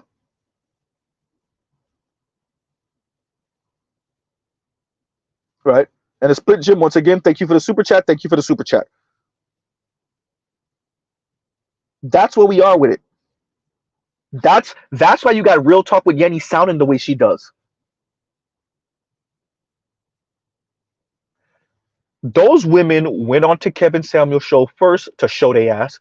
Secondly, because remember, we're in the middle of COVID, they're looking for a quote-unquote high-value man to save them from that $60,000 student loan debt and that $30,000, $35,000 used bins that they could barely afford. Huh? And they're looking for Kevin Samuels to lecture, especially in the beginning when his channel started blowing up with the women, when they really didn't really get a real good feel of what he was doing. They went on there expecting Kevin to lecture black men, to talk down on black men. Then later on, it became an ego project. Which one of us is going to be the first one to flummox him? Which one of us is going to be the first one to take him down? Huh? Later on, it became an ego project.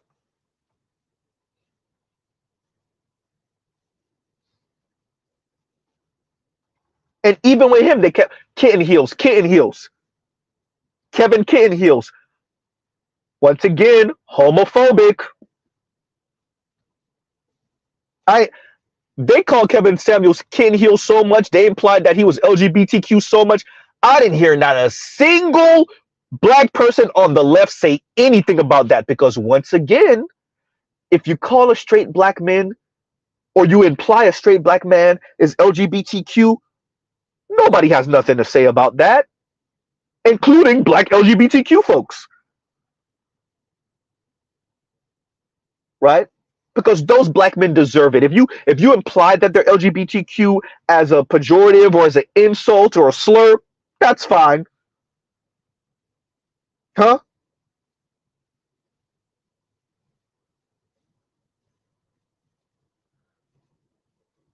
Huh. And Jay Stone says, and thank you for the super chat. Hey Z, not to get too far off topic, but Funky Academic has been doing brilliant think pieces on how our feminized politics have caused us to be on the wrong side of Israel and ADOS reparations. You know, I've seen them. Right? And I love how he ties in, and it is a few good men. Shout out to Sarge Willie Pete, right? It is a few good men. It is and I don't want to speak about the small hats, but he's right about that, especially how that ties into you being a small hat, being anti Bibi Netanyahu, but you want to keep the state of the small hats. You can't have both.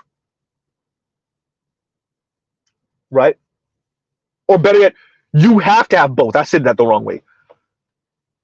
Whether it's him, whether it's Ariel Sharon, whether it's Rabin, name them. Whether it's Golda Meir, you need small hat men and women that move like that so that you can have that state.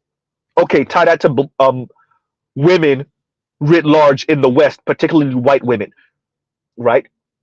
They use their femininity as a justification for white men to white men around the planet. Right?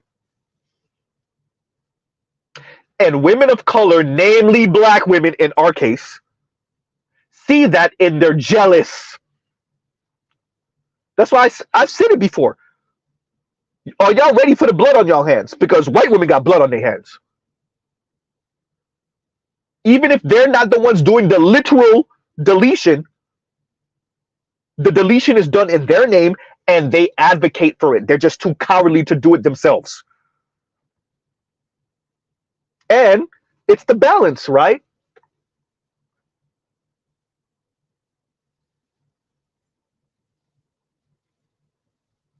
Shout out to Black Uru. He said it once. We were on Roga's channel, right? That luxury bag that hood chick is wearing got blood on it. I'm paraphrasing because that's not exactly how Black Uru said it, but yeah, because one of them brothers had to go delete another one for being on his block, and some of that money went to that bag, went to that luxury car for her, went to paying her bills. Right? No, you're true. You're right. And Amorpho says B-dubs got plenty blood on their hands. You're right. Mainly on a street level, but yeah, you're right. If y'all recall correctly, I think I said that on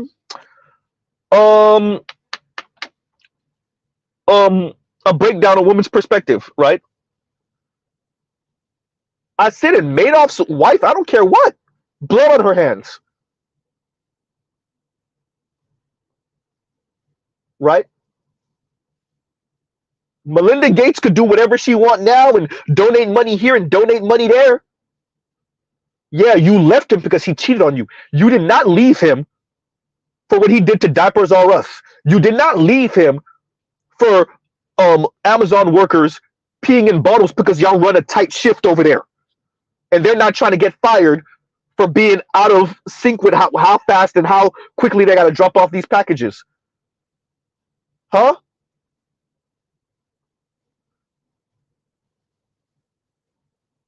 Whichever one of these women messing with Elon Musk, y'all know who he is. You got blood on your hands too.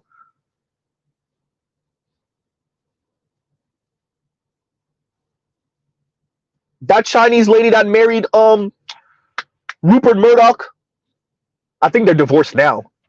Yeah, you too.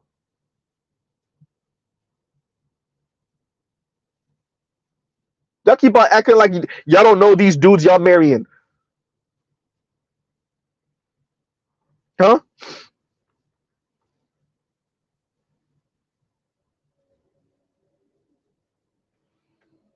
Yeah, I saw that Ghost Illmatic. Y'all hear Abba and Preach blame the plumber for getting fired? I watched it.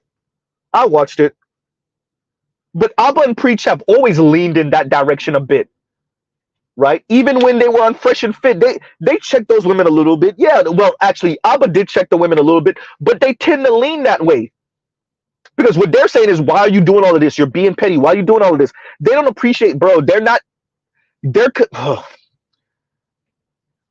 I would argue, especially for Abba, Abba gives you the air of, I'm above this and I wouldn't deal with this. And, you know,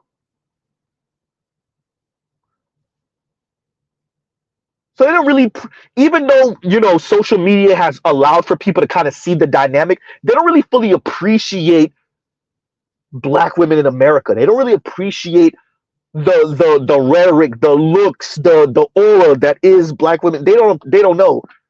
I was watching it. He's been here, right? He's been here a bunch of times, from my understanding. But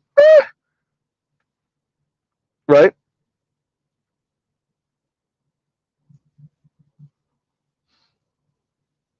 So yeah, no, I saw it. I saw it. I don't think he appreciate, you know, the environment. I don't think he does. And what type of show that is, right? Hmm.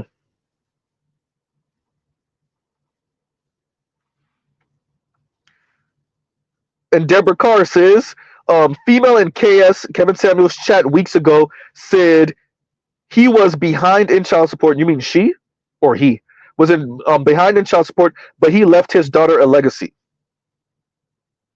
Oh, okay, I see what you're saying.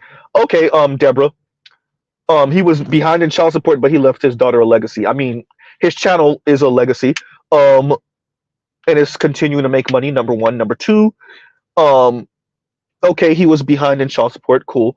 And I don't know if I believe you or not. Secondly, well, I guess that's thirdly. And no, the silence is on purpose.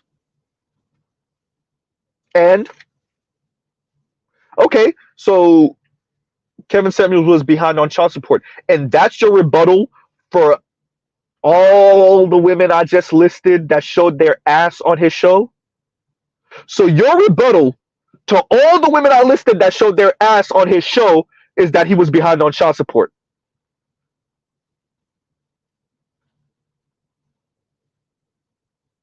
The silence is on purpose again. So he was behind on child support. And that means what about all the women, Black women, that showed their ass on his show? Ma'am, you're doing the same thing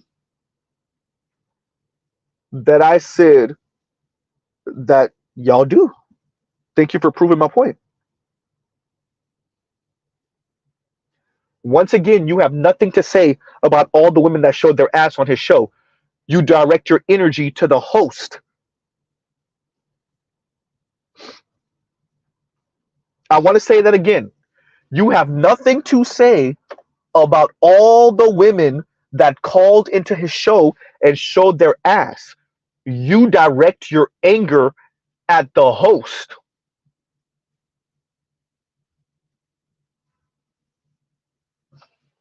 right? Kevin's been gone for 2 years now, ma'am. Last time I checked, the average at best lady was still single. Explain to me how that's Kevin's fault. Last time I checked, she might be with someone now, but last time I checked, she was still single. And that's Kevin's fault because why? Huh? Madam, you had teenagers calling into Kevin's show. He would shoo them off if they weren't 18 or older. Fine. 20 some odd year olds calling into Kevin's show. 30 something year olds calling into Kevin's show. 50 some odd year olds calling into Kevin's show. 60 some odd year olds calling into Kevin's show. I think the oldest I think he said was like 72 or 70 something. You have nothing to say for the potential thousands. It was definitely hundreds of black women mainly that called into Kevin Samuel's show and showed they ass night after night. You direct your energy to Kevin and say he was behind in child support. And Marcus says, not true, by the way. Marcus, no, cool. Even if he was, I'm not saying he was. I'm saying even if he was, and KMS is so KS left his daughter $1 million. That's a problem, right? And difference is exactly show the paperwork, huh? And Prime says about average at best lady. She is still single, but black women want her to get a white man as if dating white men has helped black women. Prime, we got to fix that because you know it ain't dating. Getting piped down by white men while simultaneously telling us how loyal you are to black men. Getting piped down by white men and saying you're only with a white guy because black men were not on your level. Right? Yeah. Right? And this is why Ed tells them date out. Because we know what the end result is going to be of that. Because we see it now. Goddamn. Z. Goddamn. Right?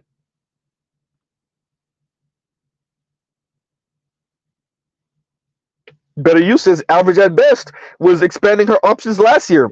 How did that turn out? Huh? How did that turn out?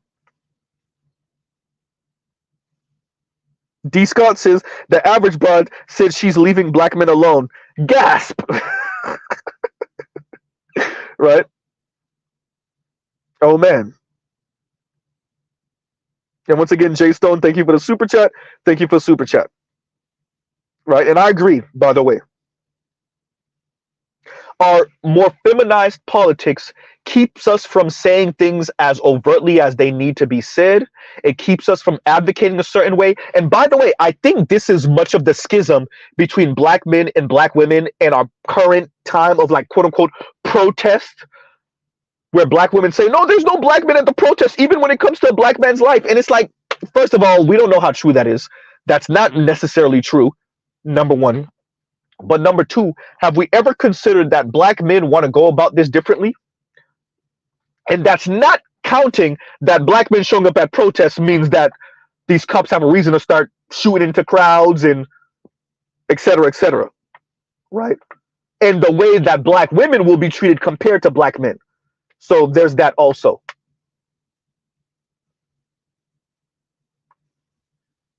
But even if we were to take that at face value, have we considered that black men, by and large, are like, yeah, that's not where we at with it right now. Right? Yeah. And Deborah Carr says, you're taking my statement wrong. I listened to Kevin. What exactly do you mean? Then if you listen to Kevin, what were you saying? What did I take wrong? Better You said she's still single as a slice of cheese. Hysterical. Right? And KMS says, and thank you for the super chat. Like, share, subscribe, hit the super chat. KMS says, serious question. What get back, question mark, it's over, and there is nothing more than hospice hose babble, rattle off B6. I don't know what you mean by that. Morphine hits. Okay. How can they get back if they can't contest this one statement? Black girls are mean by black boys, bro. They can't. What they want. I'm so glad you ended that with that type of question, because I've said it before, right? What they want is what Iyanla Vanzant said. They want you to they want you to raise your boys to stand in it with black girls being mean. Raise your boys, black boys, socialize them to eat black girls' meanness. And as those black girls become black women, Ebony K. Williams eat black women's meanness. Eat Real Talk with Yanni Sass. Eat Ebony K. Williams calling black men mediocre. I mean, I'm with her, so I'm a black man, so when she called black men mediocre, I think we are. You know, and she don't mean it about all black men because I'm with her. Right? You're supposed to respond to Cynthia G speaking about almost said it.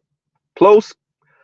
You're supposed to speak about Cynthia G speaking about deleting unborn black male fetuses the way you're supposed to respond to that, the way Dr. Umar Johnson responded to that, and still call her sister and say you forgave her even though she didn't ask for forgiveness? Huh? They don't have an answer for black girl meanness. It goes right back to the lady that called into Themis channel and said we need to raise our black boys not to hit black girls back. Be very careful what I said. I didn't say raise black boys not to hit black girls. Raise black boys not to hit black girls back. In other words, shout out to Dr. Tommy Curry. Said differently, raise black boys that black girls are going to hit you. Don't hit them back. Right? Yeah. So there's no answer to remedy mean black girls. The answer is, as FD Signifier told us, is to raise your black boys to be more resilient. And Toya says, hit Z's like button. Like, share, subscribe, hit the super chat. Right? There is no, bro, they don't have no answer for mean black girls.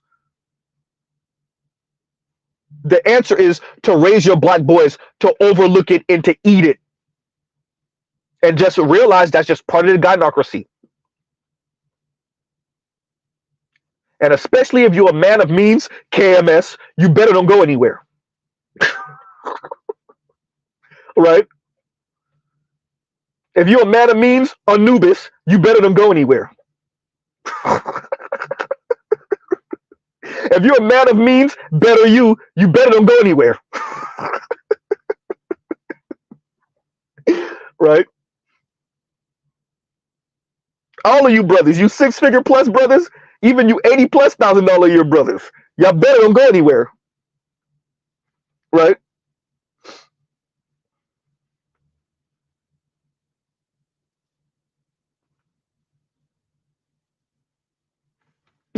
Compassion said, resilience, obsequiousness, right? Trail, you too.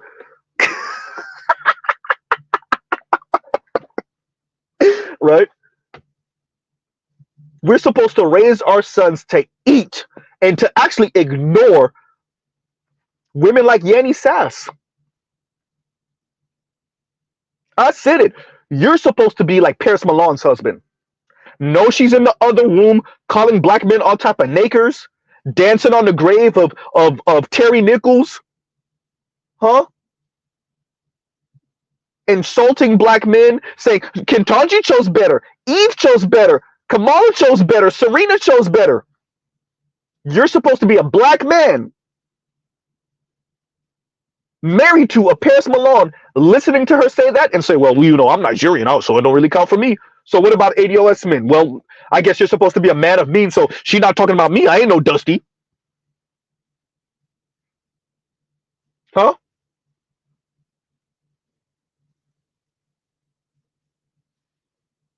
Yeah.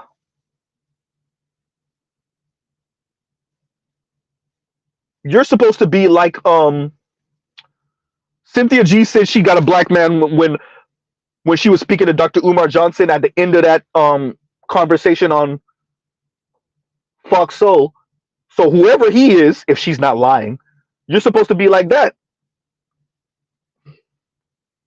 right?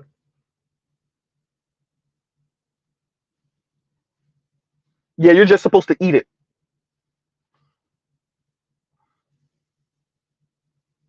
Huh?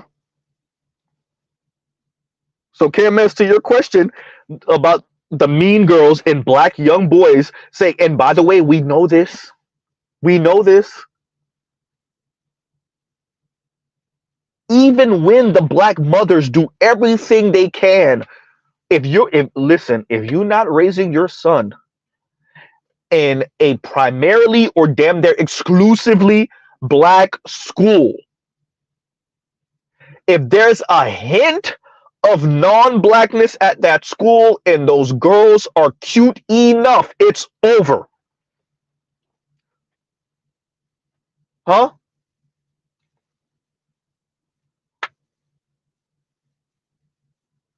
Because, dear black moms, your issue with your sons is your sons are around non-black women, non-black girls, and those non-black girls are not necessarily raised the same way y'all raising y'all black girls. Huh?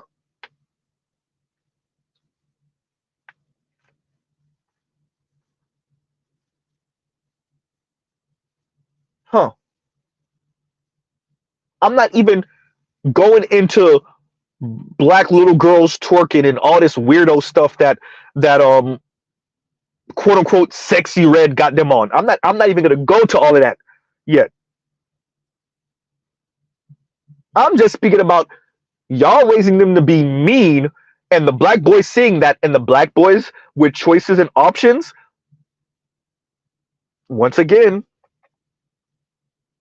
so your daughters are gonna turn out to be Bowser. Talking about, I went to prom with a white guy, but it wasn't because I was chasing after the black jocks. The black nerds were even checking my way. Well, so your daughters could be Yanny. You know who needed a hug? 16-year-old me. Huh?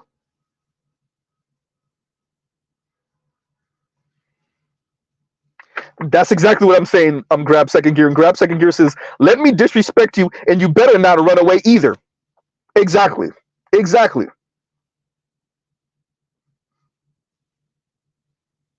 Right? They don't have an answer for mean girls, bro. They just have a shout out to FD Signifier. He said it and he meant it the way he said it. No, we just raise our boys to be resilient. No, you know, when you say resilient, you know what young black men heard? Get the hell away. You know what resilience actually looks like? Away from black women. Shout out to all you successful black women with no man. Stephanie Perry, goddamn Z. Uh-oh. Huh?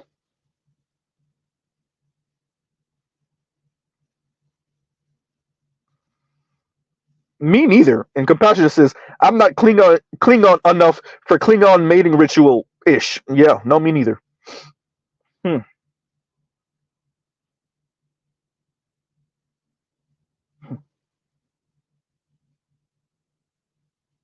Man. Thank you. That's what resilience really mean. And Trail says resilience, run. Exactly. Right? Hmm. Resilience. Your black boy, understand what we're saying. Black boys who have a black mother and black father are telling you the black girls are mean. Women that called in the Kevin Samuel show said their sons are saying that. Women that spoke to BGS said that their sons are saying that. Women that speak to Obsidian say their sons are saying that. Uh-oh. Huh? And y'all think y'all could overcome that how? Oh no, just raise your sons to stand in it with black women. Absolutely not. And even when we do, he's only one Latina with a smile and a fat ass away from going. He's only one, and she might not even need to have a fat ass. Oh, the hurt, the pain, the pain. Huh? He's one cute, slim, 5-head East African away from leaving.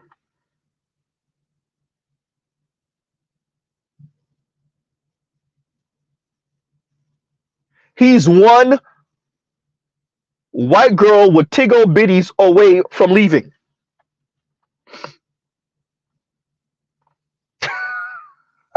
Not that Tony Braxton and Charles said he wasn't man enough for me. Hysterical. Right?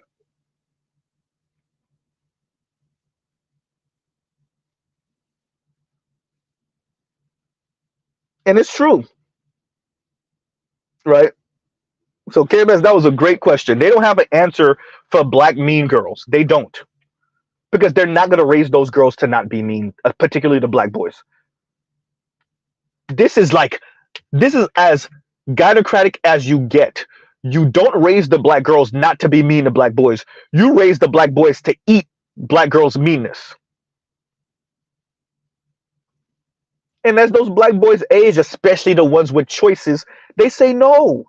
Once again, that interracial marriage rate right now for black men of recent marriages, I think is over the past year or two, that's at 25%. It's looking ugly, black women. Right? And these are mainly young-ish men, young-ish black men under the age of what, 35-ish? So that means that their parents were boomers and Xers. Older Xers and boomers. What, those black mothers didn't raise their sons to stand in it with black women? They did. Those sons said, yeah, I got choices and options, mom. Nope. I've said it before. Y'all raise your daughters to be a-holes, and then you wonder why your sons don't want to deal with them. Right?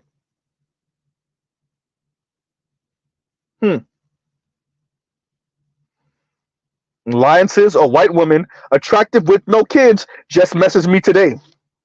This a wrap. Right?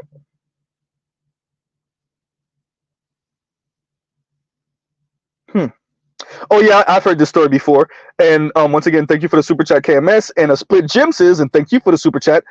Hiro, there's a Japanese name. I'm not gonna pronounce this name correctly. Onada is a lieutenant that kept fighting 29 years later after World War II in the Philippines. They had to fly his former commander to relieve him of duty. The gender war is over, but it's a war with a bunch of Onadas. Yeah. Yeah. Right. Well, as I said, like, black women are falling beneath the waves, sticking their middle finger up, still yelling F you, black men. Right? Shaking their fists like Grayskull. Right?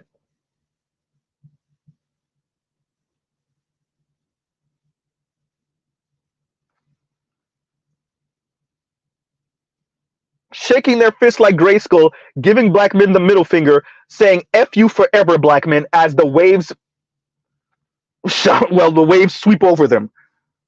Oh, it's Skeletor. Skeletor? No, God, wait a minute. Okay, yeah, almost pressed the wrong thing. Sorry, y'all.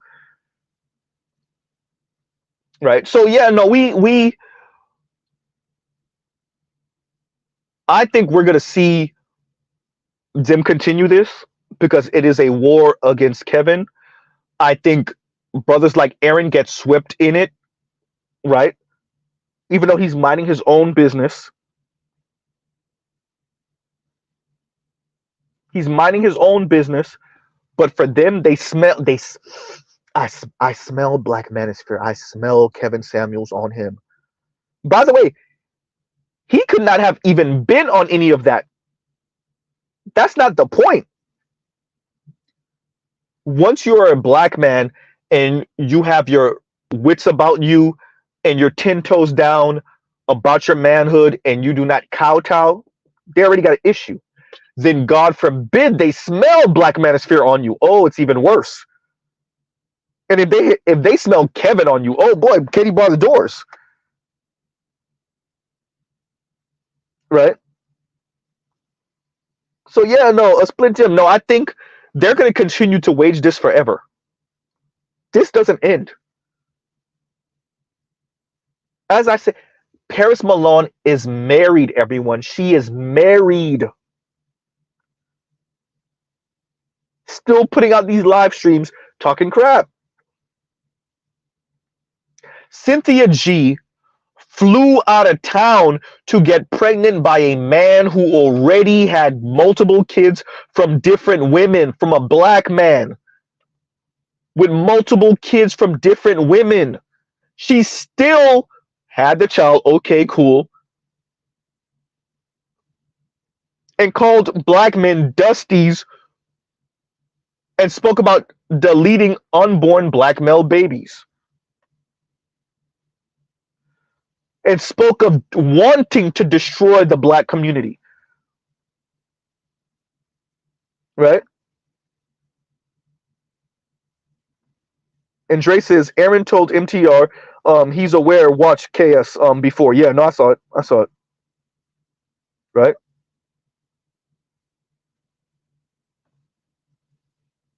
Exactly. No, you smell a free black man who made a better life for himself and isn't taking no BS. Right? Indigo says, sniff, sniff. I smell self-respect. That's a problem. That's a problem. Right? I would argue, once again, I don't think we're dealing with people who are self-aware. I don't think we're dealing with people that really have put their aspirations and desires in the social calculator. I think we're dealing with people that want to be upper middle class and rich white women so bad.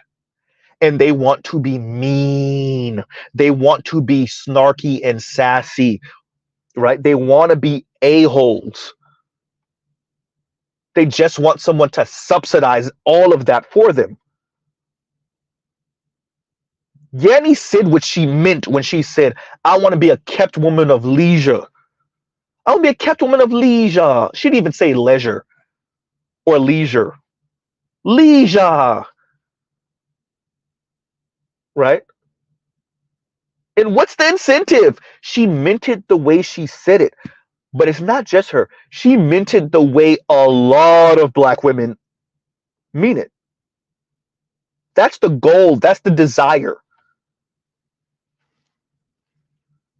To not have to deal with the consequences of being a mean girl. Have a man subsidize your way through life being a mean girl. And have him do it at the highest level.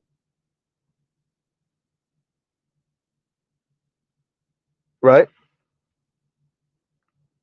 Even if you're being a mean girl to him. Right?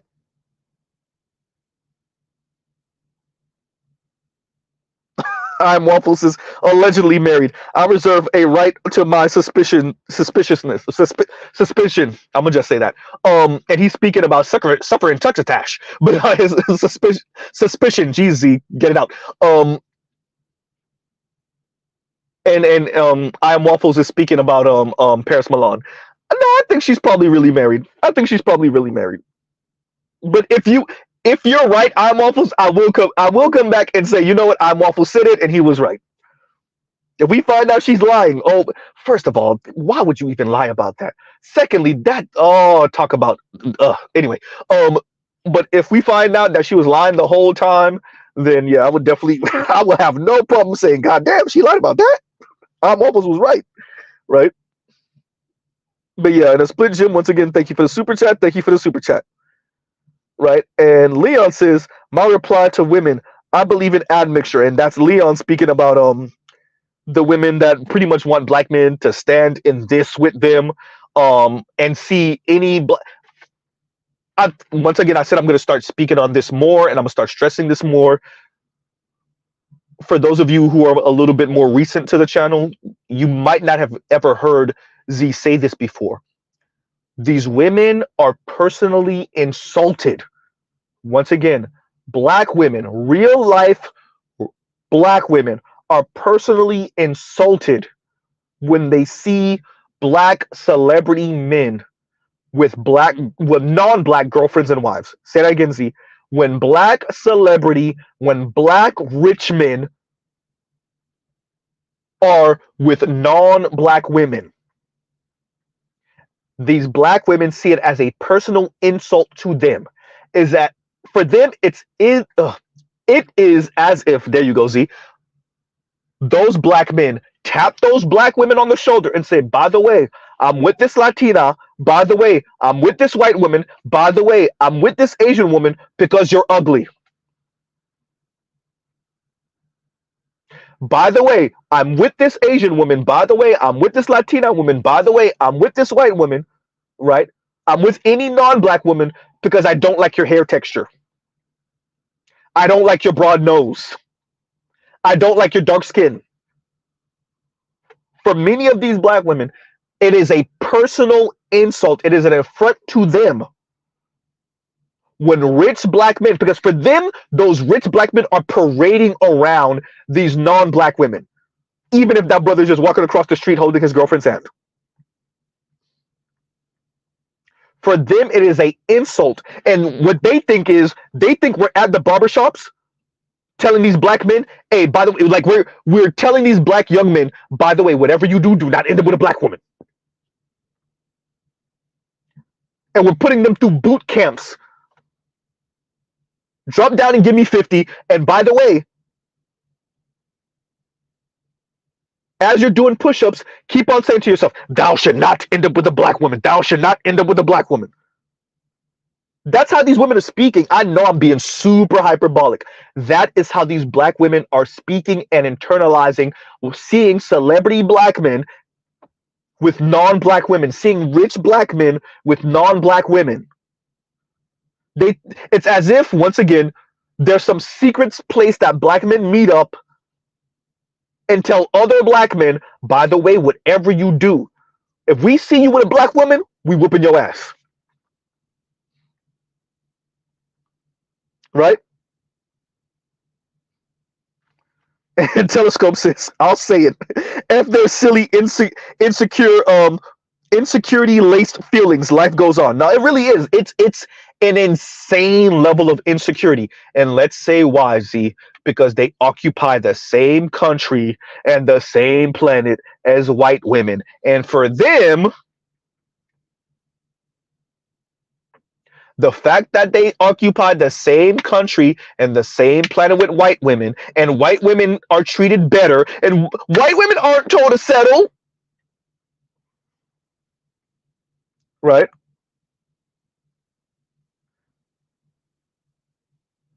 For them, that is the ultimate form of, or cause of this inferiority complex and this insecurity. Just listen to them talk. Think, and I still got some of the comments screenshot, but I didn't screenshot the actual image that Paris Milan had up, and it was from what's the name of that gossip site on Instagram, and it's on YouTube and all. It's one of them black gossip sites. Not Media Takeout, one of those other ones. And Paris, I want to say it was that she took a screenshot of that, she posted it, and she was, and this was and the opening of the Ukraine-Russia conflict, and Paris said, "Look, these Ukrainian men are real men, and they know how to defend their women, and and they're sending their women." And she had this comment that she put up after it, and shade room. It was shade room. Yeah, yeah, it was shade room. Thank you, Dre. Thank you, Detro. It was shade room. It was shade room. Thank you. And in the comments were a bunch of black women. Yeah, those are real men. The Ukrainian men are real men. See, they're sending their women away on trains, and they're and what it was beyond funny watching non-black people, white people, non-black people descend on Paris Milan's comments and essentially calling her and all of those black women all type of idiots, right? Essentially calling them all type of idiots. Those men don't want to be there. They don't want to be part of war. They're being drafted. They're being forced to be there. They would leave if they could. What are you talking about? One of my favorite comments is, "Oh, is this where black women go to talk crap about black men?"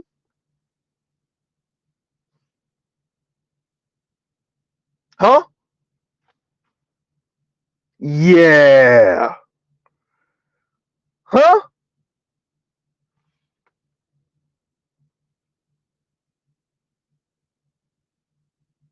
What did I post in my community chat? What, yesterday or the day before?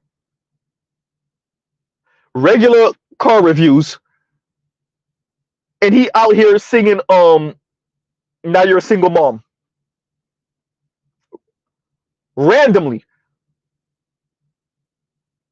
I sit black women, these non-black people, these white folks are privy to the conversation between black men and black women. They're privy to you showing your ass, right? I said it. I remember watching Kevin, and one of the white guys it was a time I was studying for my CDO, and one of the white guys that I would watch or listen to his kind of breakdown of how the test works and what things to know and going through the truck, and he was in the comments. White guy, middle age, kind of frumpy looking white guy. Huh? Uh-oh. And to all those black women who have an issue with Kevin and who feel like Kevin made an ass out of them, are you sure about that?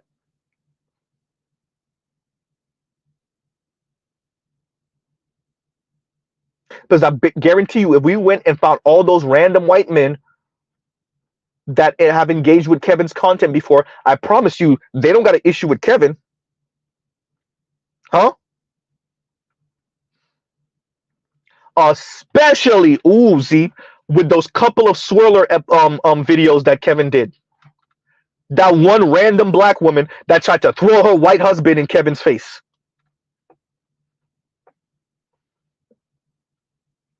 Huh?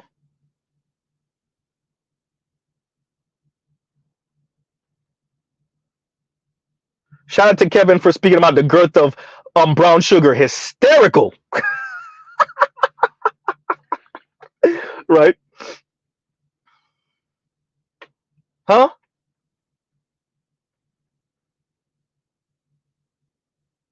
Man. So, Leon, to this admixture comment, look, man, at the end of the day, I think we're dealing with a group of people that think they don't care, and they really believe they don't care until they actually do care. They don't care until they care. Right? Until they run smack dab into the numbers. Numbers.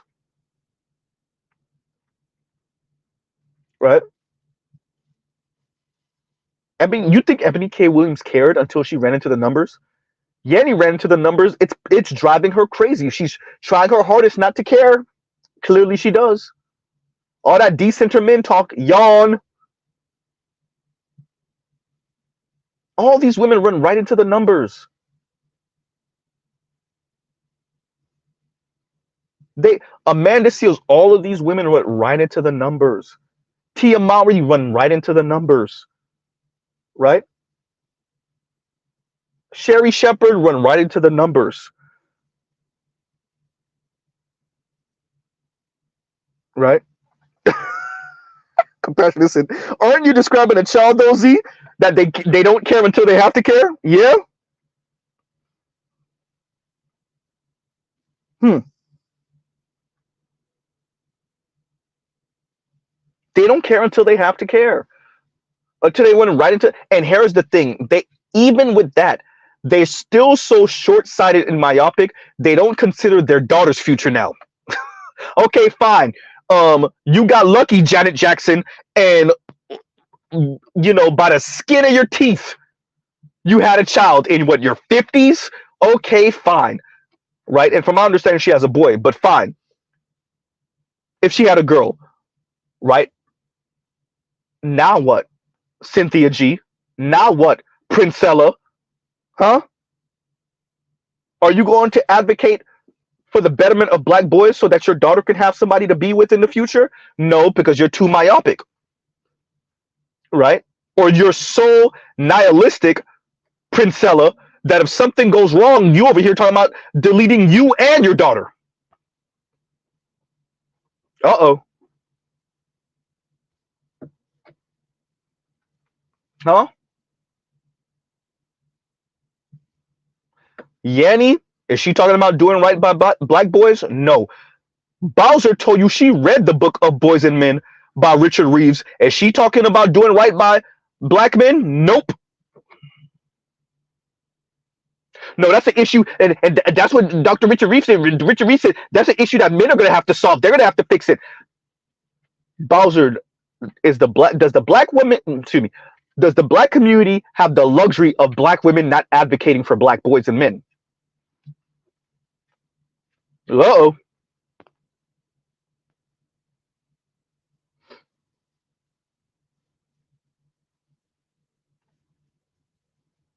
Does the black community have the luxury of not advocating for black boys and men?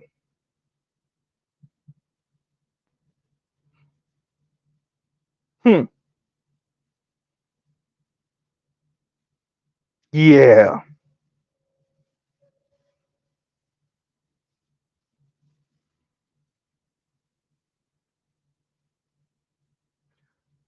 So this admixture thing is what's going to happen more and more as mainly black men marry out and date out and have mixed children.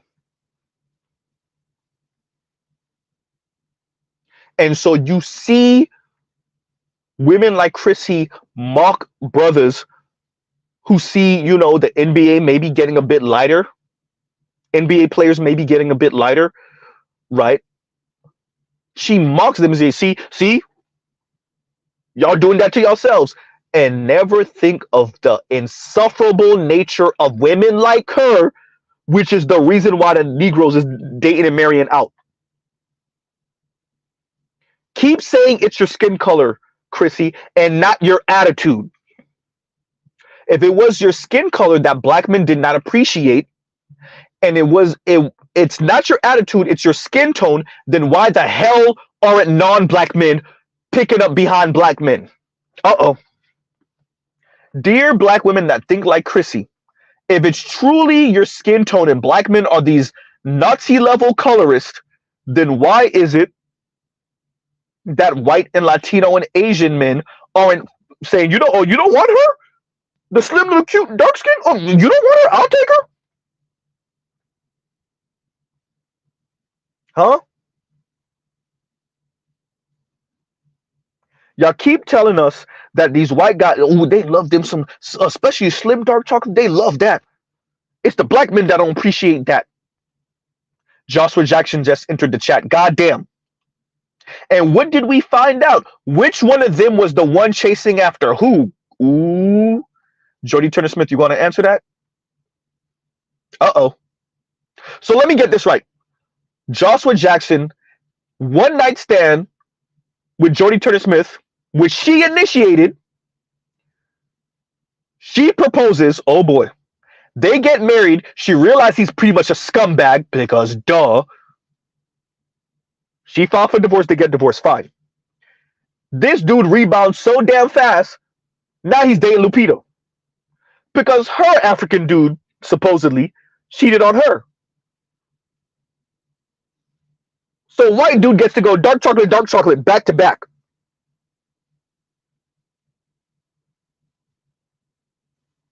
So a broken woman who's essentially using him as a rebound might have a kid from him one day, might get married. We don't know.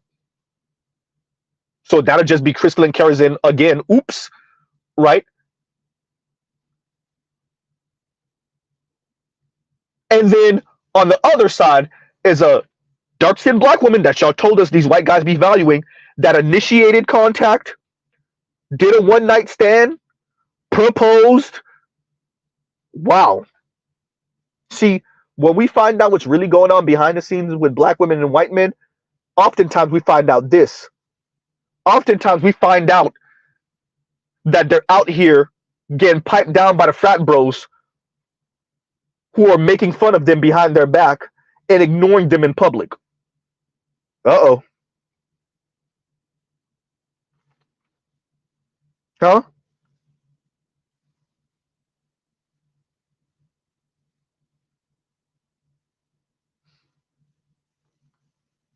So, yeah, no, when we speak about admixture, Leon, no, I really do think, excuse me, we're dealing with a group of people that just they're not thinking that far. They're only mad when they see your mixed light-skinned kids and your non-black wife, non-black girlfriend. And it's always colorism. It's never, what about the way that I speak? And what about the way that I act? Or what about the way that many black women speak and talk, especially about black men and to black men? No, you're supposed to eat it. That's why it's disrespectful to them. Because they're never supposed to take any type of account of like, wait a minute, what about the way we speak about black men and to black men? It's never supposed to be that. It's, I'm supposed to state the way I am, and you're supposed to deal with it. Right? Huh. And Buckeye fan says, and thank you for the super chat, I just emailed you the stories for the panel. Okay. Right. I'll make sure to check it after the stream. Right. And thank you for the super chat once again. And Detroit says, and thank you for the super chat. As oh yeah. And Leon, once again, thank you for the super chat. And Detroit says, as a Gen Z, there's no way in hell I would deal with them in everyday basis where I had to hear and listen to them saying extermination of black male, which they never mentioned that part out. I think you wanted to say out loud. I don't think you're gonna find black women on your daily basis in real life saying stuff like that. I do think on that extreme, Cynthia G is an outlier. I'm not saying you're never gonna hear it. I'm saying that's gonna be super rare, especially in person, out like in the real world. No, you'll find shaming tactics, right? I think you're gonna find shaming tactics. I think there's pressure on black men to speak ill of other black men. Right? I think there's pressure on, we're talking about in real life.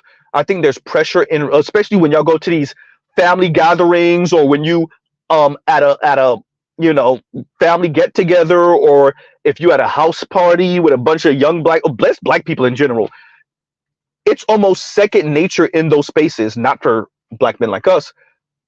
For if a conversation about anything concerning black men, black women relations, somebody's uncle, somebody's aunt, somebody's mom, somebody's dad, some black girl cousin that's taking feminist classes in college right now at 19 or 20 years old, 21 years old, someone eventually is going to start talking about how black men are messing up and how great black girls and women are and how we're supposed to do for them and protect them. Somebody tells you he's lying. Inevitably, someone is going to go there with the conversation. Shout out to Steve Harvey. You supposed to have some wife and some kids, and yawn. Right?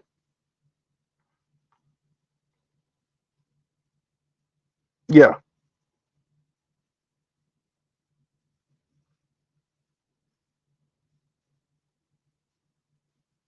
No. This is exactly right. And Compassionate says that's their shadow talking. They hate being black so much they wouldn't mind deep down if the black seed no longer exists. They'll never verbalize that though. No, I think this splits into two. I think there's people exactly like what you're saying, and I think there's a lot of black women just crap testing black men. I think a lot of this is I'm gonna go so extreme with the rhetoric so you can know how I feel. How many of them actually mean it? And I'm not saying that many of them don't. So I'm not disagreeing with you.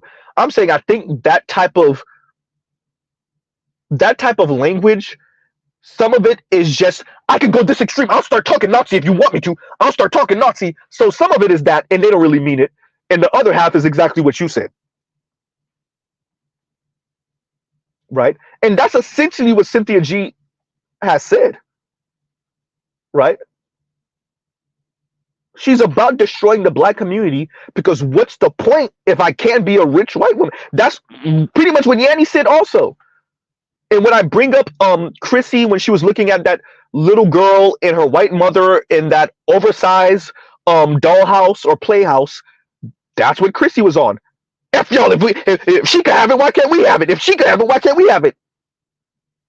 Exactly. Exactly. So a lot of this is if the white girl and the white woman can have it, why can we not have it? Scorch earth everything that is black. If the white woman and the white girl get to live that life, why can't black women live that life? Right? And is that most white women they're referring to? No. But for them, if the white woman and the white girl get to live that life, I want that life. Now, in the meantime, I'll work. In the meantime, I'll do what I have to do and pay these bills. But God, you better send me the man. And increasingly, it's not even a black man. But God, you better send me the man that protects, and shut up. Right? Listen to what another woman. What did Real Talk with Yanni say? What's the incentive? She said. So yeah, Compassionate, what you're saying exactly. What's the incentive? Huh. Say that. And Compassionate also says black women hate being black and see it as a understood, and black men are supposed to work to give them a life of leisure to justify existing at all. That's where the nihilism comes in if they can't get that. I agree. And it's not also for existing at all. I would add to that, addendum to that, and black men also need to provide black women a life of leisure to make up for not being white. Right? For not being white. Right? So yeah, no, it really is. You got to make up for not being white by being rich. Right? That once again, that's why they're so invested in who celebrity black men are having sex with and who they're being seen with. Because how dare you make up for not being white by being rich and then not have a black woman on your arm? Preferably a dark-skinned black woman with 4C curls and a broad nose who's at least medium build. She better don't be slim. And when we say medium, you got to skew a bit heavier for black women, obviously. Yes, exactly. And Compassionate says, yep, facts, the black tax. And that's what it is. Right? That's exactly what it is. Right? So Detroit, they're not going to say that out loud. They're not. Most black women aren't going to say that out loud. I would argue most black women aren't there mentally What I mean are there, I'm not saying they're dumb or anything. What I'm saying aren't there mentally. I don't think they're self-aware enough. I think your average black woman is like your average person. They're just living day to day. They want what they want. And like your average woman, some man better provide it for them. And it's not fair that white women get it and they don't. Your average black woman is just living her life waiting for the lottery ticket. And the lottery ticket is literally a man with a lottery ticket. That's going to sweep her off her feet. If y'all remember years ago, this has got to be like maybe 3 years ago at this point, maybe 2 and some change years ago. Shay had a panel with her, Riva, Danica Marie, Chantel Simone. Was that it? I think it was just them four. And they were talking, and Danica Marie and Shay got into back and forth. They weren't disagreeing, but it was funny watching them play off each other. And Danica Marie and Shay and Riva actually too were essentially saying like black women are waiting for the billionaire to walk into the Shake Shack, right? The Steak Shack, essentially, the Steak Shack, and just sweep them off their feet. Just be like, you know what, you're so gorgeous, I'm gonna pay your way through life. Marry me. Right? I'm adding extra to it, but yeah. Right? That's exactly what it is.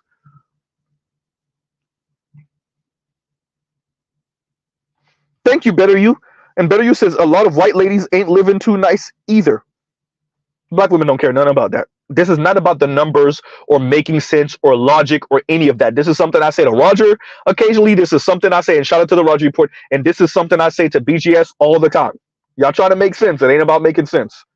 This is really about their feelings. Right? And especially when you live in a quote unquote advanced society, really now it's about stunting. A lot of this conversation is, understand, people are struggling financially. People are struggling financially across the board, across races, right? But the conversation we're having is not about stability. We're talking about extravagance. We're talking about the ability to stunt. And black women's inferiority complex in relation to white women, and I would argue many women of color, this is not even exclusively a black woman thing, but because we're in the black manosphere, black women's insatiable inferiority complex in relation to white women demands that they have the ability to stunt and show off to make up for that inferiority complex. This ties into what Army was saying, as Compassionate was referring to earlier, when he was speaking about womanhood and essentially how white women are socialized, but black women want in on that, right? Latina women want in on that. Asian women want in on that. Because to be woman in the Western context is to be a white woman. And to be a white woman really is to be a upper middle class and above white woman. Right? Exactly. And Lon says everything is about status. That's the conversation we're having right now. Right? That is the conversation we're having right now. And because the black community is inverted, that's where Aaron comes in. That's where Real Talk with Yanni comes in. That's where all those women on that stage come in. You're supposed, okay, you're fit, brother, you're diesel, okay. What did the lady in the blue dress say? At first, I wasn't going to pop my balloon because I don't want my man in all these girls' face. Uh-oh. But you a little too sassy for me. And there you go. The black community is so backwards. It's not men telling women you're supposed to, be seen and not heard. It's women telling men you're supposed to be seen and not heard. I am lying. And Lion says, talking like you're about to do a panel. I am. I know this is the longest monologue ever. I'm sorry, y'all. I'm sorry. I am. Y'all give me a second. I'm hoping it up in a minute. right? So no, so exactly no, exactly. It's exactly that. The black community is so inverted that yes, black women are saying, once again, provide, protect, and shut up. And especially on the black left, they don't know what to do with that. They're not saying nothing about that. They're not saying anything about that. Because what can you say to that? Right? And once again, Detroit, thank you for the super chat. Thank you for the super chat. And KMS is Aaron is the embodiment of Tupac in a suit. And black women are trying to socially execute him because he talked back, exactly, as if Tupac wouldn't talk back, exactly. If there isn't a better infomercial for Passport Bros, bruh. And that's why, once again, they don't really appreciate how much other people were like, what's wrong with Kevin Samuels? And it drives them crazy. It drives them insane. What's the name of the Middle Eastern sister that's married to she maybe middle-aged Middle Eastern sister? She's still cute. Married to the black dude, and she like last year she kind of her name kind of made her name kind of made its rounds, and y'all saw how black women get at her, right? They, for many black women, it really is. I don't understand why you don't see a problem. What's wrong with Kevin? It's because he's, you know what? It's because he's misogynist, and y'all are misogynist too. No, the black community is a gynocracy. So anything that a black man does or says that's not laudatory of black women, is seen as an affront to black women. That's why y'all had an issue with Kevin, because you still refuse to pay attention to the women night after night after night after night who called into Kevin. Think about that. One Kevin Samuels, one. Hundreds of women, if not thousands, over the span of about 2 years, call into his show. And you saw the same thing. Sassy, mean, condescending women, whether they were 20 years old or whether they were 70. Women talking about men like they're nothing but walking wallets, walking ATM machines, overglorified guard dogs, and a sex toy. Right? And you watch as all of these people hyper fixated, hyper focused on that one Kevin Samuels, not the hundreds, if not thousands of black women that called in. You watch black people, once again, hyper fixate on that one man, Kevin Samuels, instead of the hundreds, if not thousands of their daughters who called into Kevin. You want to know why? Because nothing was wrong with what the women said. Everything was wrong with what Kevin Samuels did and said. Remember, we're speaking about the middle of COVID-19. This is in the middle of Armageddon, goddamn. You don't know what's going to happen the next day. People are over here elbowing each other for toilet paper. Barely anyone is outside. People are walking around with masks on their face. All the disinfectant and bleach wipes and all that stuff, all out of the stores. Paper goods, all out of the stores.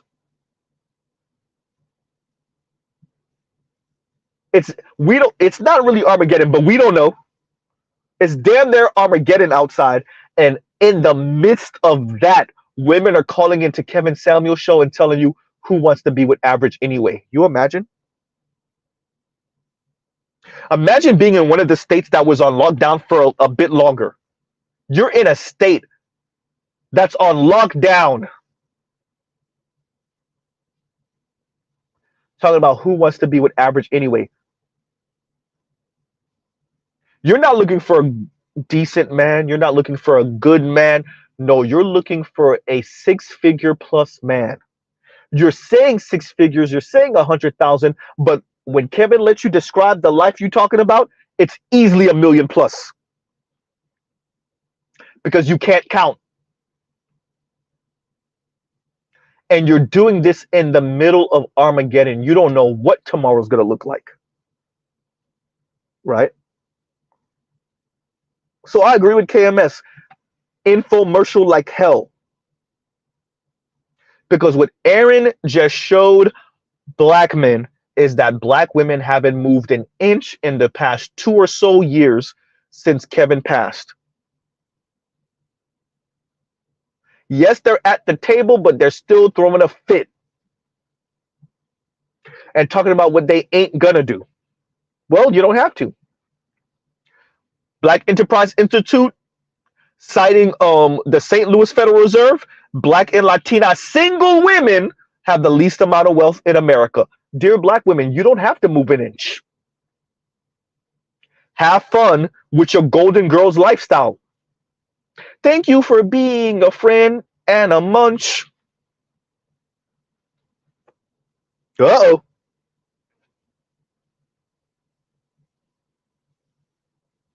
Huh?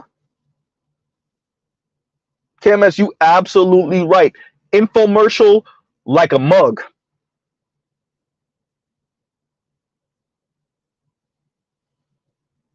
And Indigo says, that's the wild part. This was dead in the middle of a global pandemic. It doesn't get too much more dystopian than that, bro. They were in the middle. I used to say this on Charles' channel all the time. We're in the middle of goddamn Armageddon, and black women are calling into Kevin Samuel's show talking about who wants to be with average anyway. Well, damn. Right? Who wants to be with average anyway in the middle of Armageddon? Right? I love it. And so I agree with KMS. This is a commercial, infomercial for SYSBM and Passport Bros. And right? Especially, it's not just that. It's not just the women on Pop the Balloon show. As a matter of fact, they're probably the smallest part of the equation. It's not the women on Pop the Balloon show. It's everything that happened afterward. It's the Real Talk with Yannies in their review.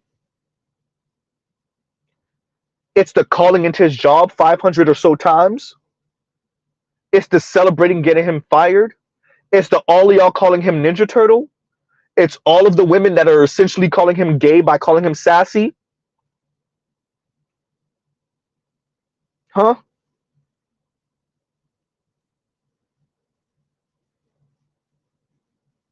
Which you have shown. Look, if y'all were trying to tell young black men, look, no, we're not what your uncle says. We're not that. And that's what y'all been trying to say for the past 2 years since Kevin passed, and scare them back into quote unquote Blackistan, which y'all call it too. Y'all torpedoed that with this Pop the Balloon thing. Huh? Exactly. And Compassionate says, read the room, ladies. Say that.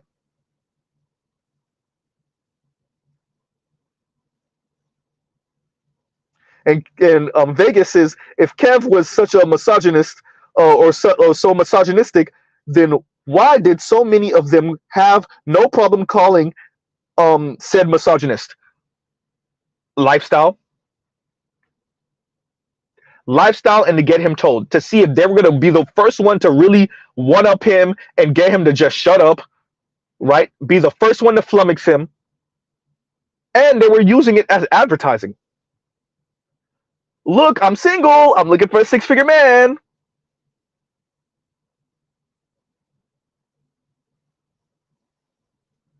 Right?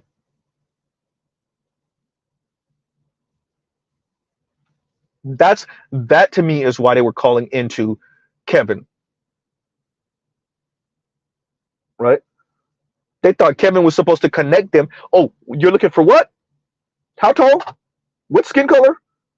What profession? Okay, yeah, I got one of those. Don't worry about it. I got you. I'll send them right over. What type of drugs are they on? I don't know. right? And Irvin Reed says, and once again, thank you for the super chat, KMS. And Irvin Reed says, in less than 5 years, the number of women over 30 that will be single with or without kids will be astronomical. This is just the beginning. I agree. And thank you for the super chat, Irvin. I agree. This is what they ask for, though. I agree, by the way.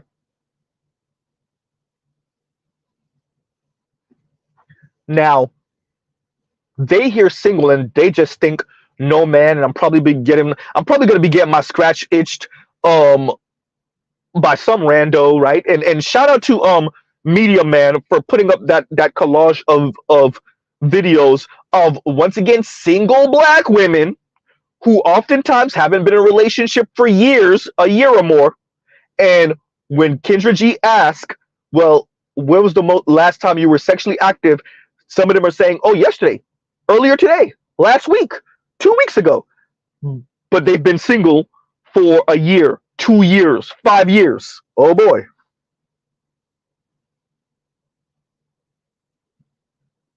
Now, we're human beings. We understand. We have needs. Okay, fine.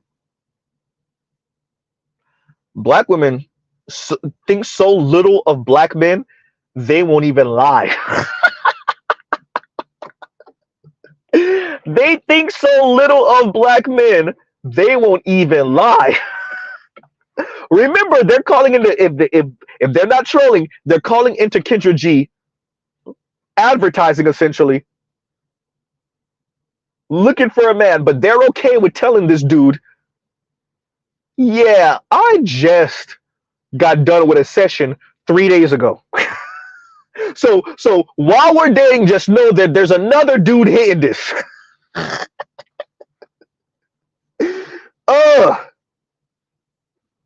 They won't even lie. And actually, that's a good thing. The contempt is so real, they won't even lie. They think so little of black men, they're okay with telling you, yeah, I'm dating you. I just want you to know I just got done with a dude. And remember, if they're telling you they're single, which means this dude ain't paying for nothing. Most likely, he's not paying for anything except the gas to get to her house. And she might be even chipping him off of that.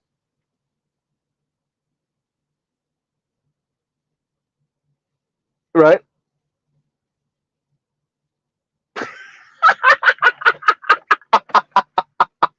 And I Am Waffle says, and this is hysterical. I Am Waffle says, more like 5 minutes ago, Ninja be walking around in the background.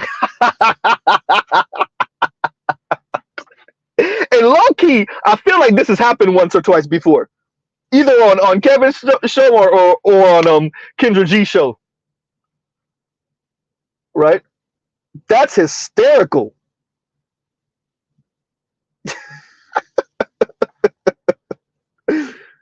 Oh, the disrespect. It's insane. Right? You imagine. So we're in the era, literally, we are in the era of black women straight up telling you, look, I'm on this internet matchmaking dating show. Right? I'm on this internet matchmaking dating show, but I'm looking for a dude, but I am smashing someone, and we just got done with a session. As I Am Waffle says 5 minutes ago. Man. But don't you want to be my boyfriend and potentially my husband and pay my way through life until you pass, which I'm going to try to expedite that process by stressing you to death? Black women don't even realize when they're insulting you, or they do realize it and you're supposed to eat it because, once again, gynocracy.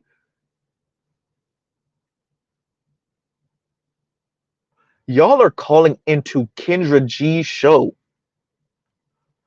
looking to be matched up with a dude, admitting that you just got done with a session 2 days ago, 3 days ago, last week. What you're I was gonna say what you don't realize, but fine, you do realize it, you just don't care, is that you're telling these dudes there's a guy out there smashing for free, but you need to pay. Not only do you need to pay, you need to prove to me that you are willing and able and enthusiastic about paying for me until you pass, because I'm gonna make sure it's you that pass before me. Wow. What's going on, Raj? Wow. Right. And once again, Irvin Reed, thank you for the super chat. Thank you for the super chat, because for real. Right. And Leon says, and she has OnlyFans.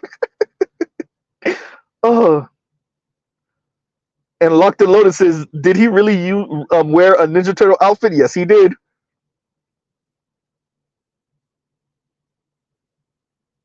Yes, he did. Shout out to Aaron. And Compassionate says, appeasing the sisterhood and dating has proven to be a hard ask, bruh.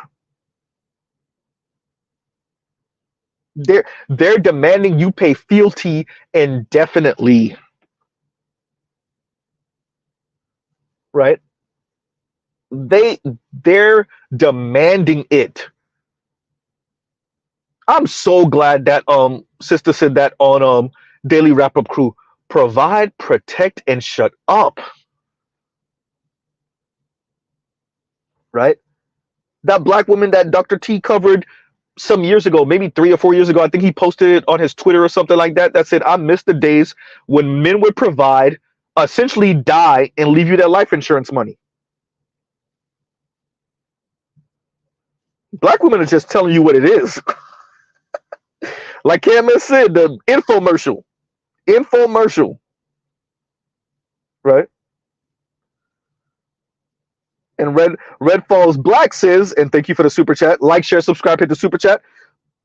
Red Falls Black says, but do black women have decades though? Winter is here. Will they survive through the long dark night, or will they and their progeny perish?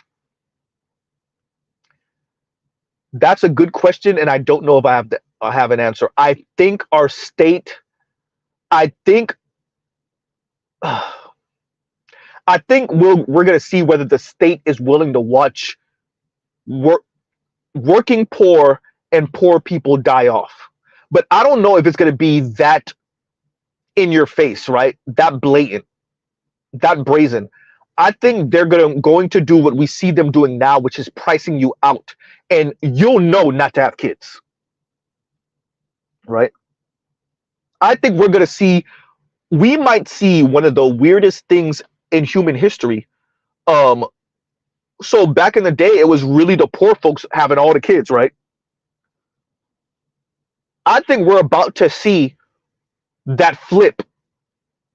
I think we're going to see the Elon Musk, just like him now, the Nick Cannons in the future, having the 4, 5, and 6 and 7 kids, possibly from multiple women. So we really are going back to, and when I said back in the day, I'm in recent past, we might be going back into the day of, once again, like what they said, 40% of men's progeny, right? Or 40% of men are the ones who have a legacy, right?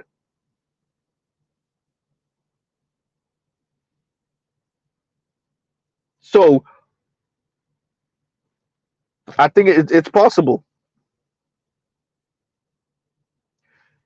And I think when you pose that question and when I answer that question, random women will hear that and be like, good, because poor men shouldn't be having kids anyway. And they never actually consider what that means for them.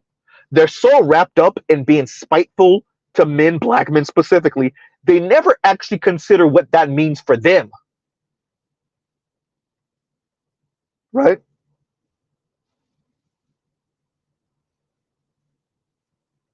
Locked and Loaded says, my neighbor got 3 baby fathers, 5 kids, and counting. Wow.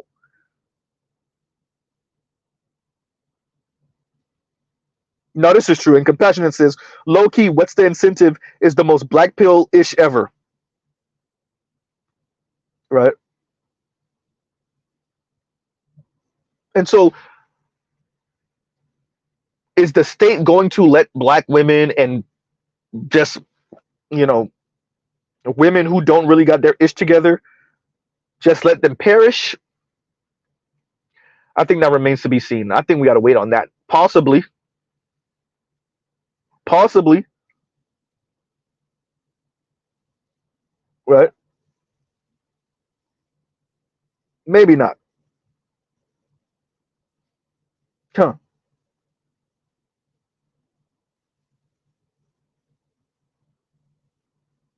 So, and Leon says, Mr. Z, you and me working until we die, bro.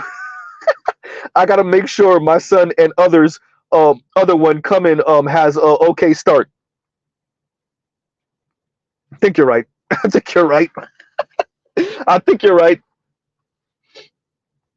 Right. I think we just gotta get used to watching women die.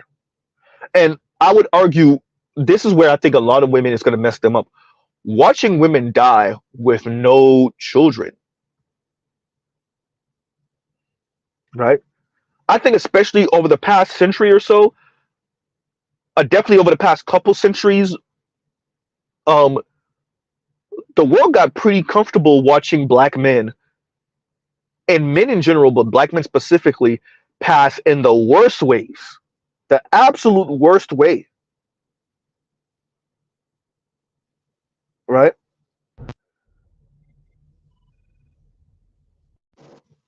And Charles says fur babies. Yeah, they're gonna have their dogs and their cats. You're right, their dogs and their cats, right? Watching black men pass in the worst way. Are you prepared for women? And I want to be very clear. As you see this environment get crazier, you're going to see women getting in the streets. Some of them are going to be caught up in some of this street violence. We already know they're going to be on antidepressants because they already are, right? Huh. No, it's gonna get crazy. I already told you we're gonna see them passing away in their cubicles, falling out as the Walmart greeter. Huh. Yeah. No, we really no, I think you're gonna see women, black women, ooh, passing in some of the worst ways if this continues, right? Because I don't think they realize how much in a pincher move they are in, especially the ones that listen to Deannie and Cynthia G and all these other people. They can't afford to be single, as I keep on saying. Like they literally cannot afford to be single. But their ego, right? The gynocracy in their ego. And it's fascinating listening to them slowly walk themselves into a Golden Girls type of situation.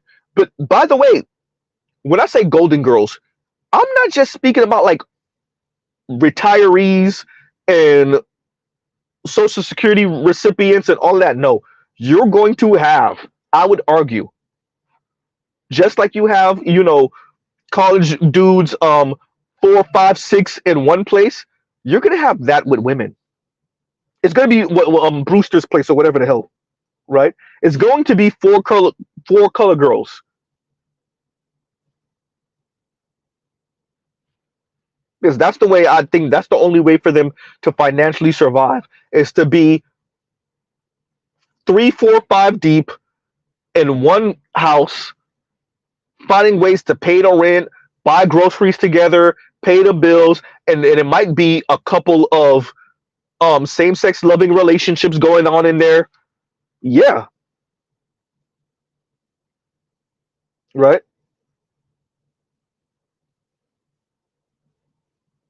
Hmm. This is what I'm saying. And Vegas says, well, this is what they wanted. I got zero sympathy. As I said, you gotta be careful with what you say When you say I could do battle by myself, you got to be careful with that, right? When you say that, you got to be careful with that. When you say it's either this or nothing, you got to be careful with that. Because what you think you're doing is, if it's God you believe in or the universe or whatever, you think you calling God's bluff. Have you ever considered, oh, so you said it's this or nothing? Okay, fine. It's nothing then. Locked and Loaded said a lot of scissors and box eating, bruh. Right? And once again, thank you for the super chat. Red Falls Black, thank you for the super chat. And Leon says, Mr. Z, more black girls are getting kicked out of school for their behavior. If a little girl hits my son, well, I'll find her daddy after she gets expelled. And that's it. And that bad behavior comes from a lot of things. A lack of discipline, obviously, raising the little girls that they're infallible. And when you raise these girls that they're infallible, they feel like they're infallible not only in relation to black boys and men, obviously, but black girls also, other black girls also. So yeah, no, I think you're gonna see, like I said, you're gonna see women out on these streets. It will be, what she said, POP, hold it down. It's gonna be that, right? I'm legally blind. It's gonna be that, right? It's going to be those stories that we hear of same-sex loving black women deleting the girlfriend, the woman that the girlfriend was cheating on her with, and deleting herself. For those of us that heard those stories, right?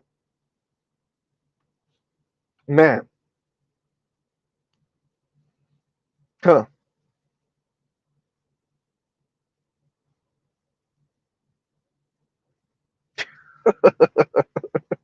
I read that comment, Leon. I'm saying, because I think Putin is saying two could play that game, right?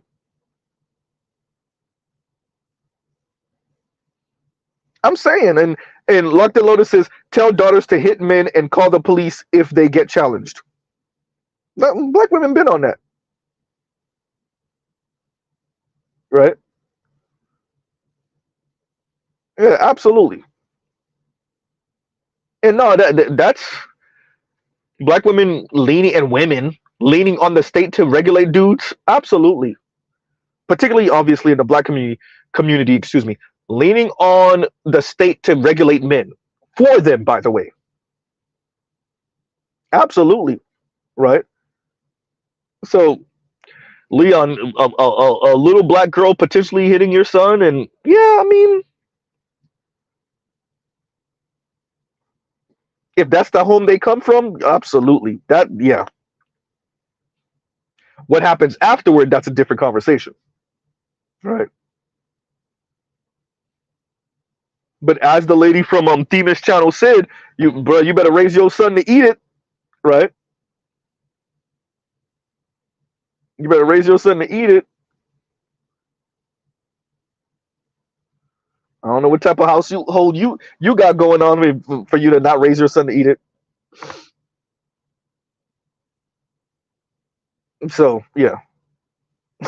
Locked and Loaded said facts. I'm telling you, Putin said two could play that game. Watch this. Or, and this is the game I really don't like. It's the, and like I said about black men and black women, it's who can lose harder game. It ain't about winning, because if son pop off on this level, it ain't gonna be pretty. We're not talking about who's gonna win anymore. We're talking about who's gonna lose harder. And that is a whole, man. Hey, talking about Armageddon. Who's gonna lose harder? I don't know. Both of us. Right? Man. I'm saying. Buckeye fan says, I emailed you the stories for the panel. Okay. Okay. And thank you for the super chat. Thank you. Right? Man. And KMS says 2018 black men speaking the truth, scaring the hoes. Shout out to FD Signifier. Scaring the hoes 2024. Black women's actions are scaring the good ninjas. No, black women are scaring the bros. There you go. No, FD, you got it backwards. It's not that black men are scaring the hoes or the black manosphere is scaring the hoes. It's that black women are scaring the bros. And unlike what you said, the marriage rate actually shows that one. Ooh, you could tell me, oh, they don't want to get married. They don't like the institution of marriage and they don't like the. You could say it however you want it. No, the marriage rate for black women, including, by the way, the interracial marriage rate for black women, says that no, actually, black women are the ones scaring the bros. Uh-oh.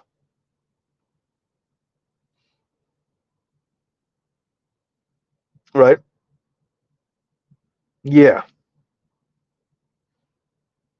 We could see that through the numbers. You could see that on online dating sites. You could see that through the actual marriage rate for black women. You could see that through the interracial marriage rate for black women. Yeah.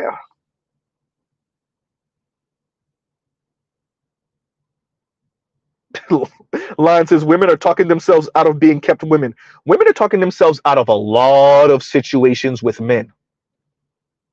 Women are talking themselves out of a lot of good situations with men. Right?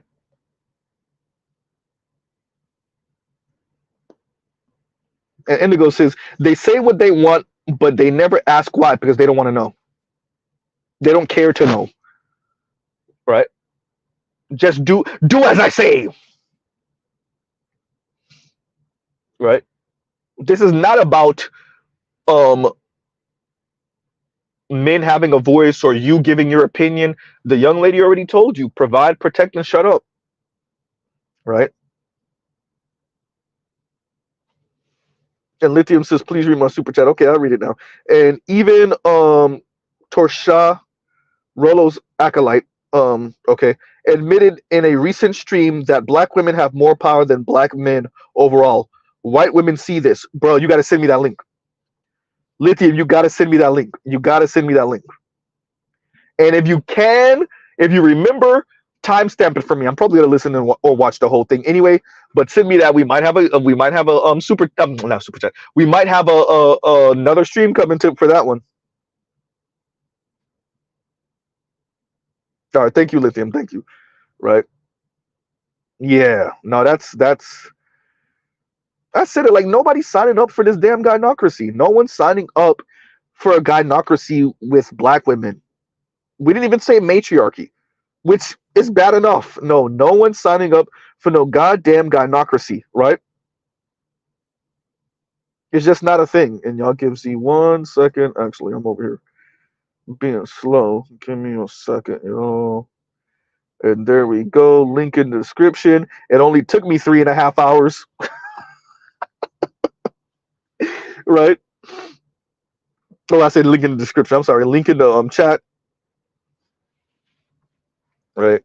But yeah, once again, shout out to Aaron because we went way off of that. But shout out to Aaron, brother. I need you to understand that this is no longer about you. This is not about you anymore. This is way bigger than you, and you need to not crash out. Whatever you do, for the love of God, do not crash out. This is more than just about you. Now you, especially once you said, yeah, you have dealt with some of Kevin's content. Oh boy, right? And what's going on, Better You? What's going on? What's going on, Line? What up, Z? What's your name, man? It's just 2 points. Well, one, I'll address the recent one about that super chat about black women having more power than black men. Yes and no. I'm yes and no about it because it's like if they did, Roe v. Wade would be back on the table. If they really did, so it's like they're being fed the perception of power, Yeah, That's what they're being given. They're being fed the perception of power. But at the end of the day, if they were so powerful, that wealth gap wouldn't be. If they were so powerful, explain that wealth, that lack of wealth between them and black and white women, that big ass gap of wealth between them and white women, or they're likely to be true.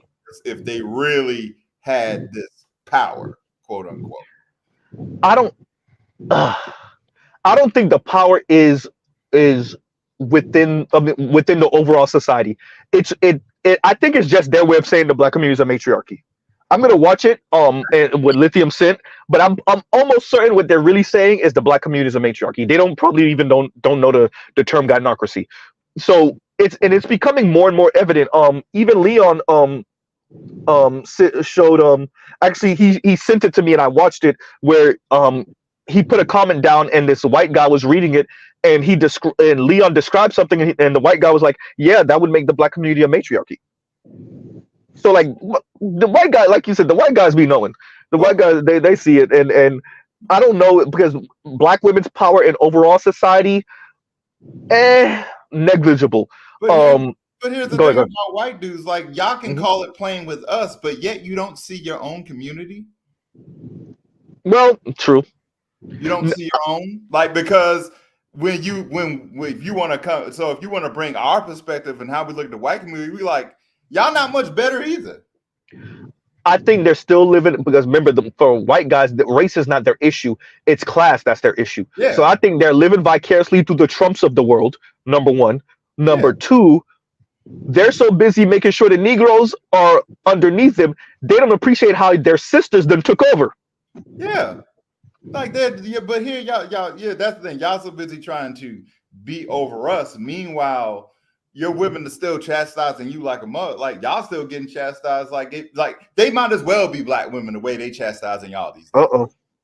They might as well be. Like the things you see them saying all over social media. Like you would think like, what makes y'all think y'all any better?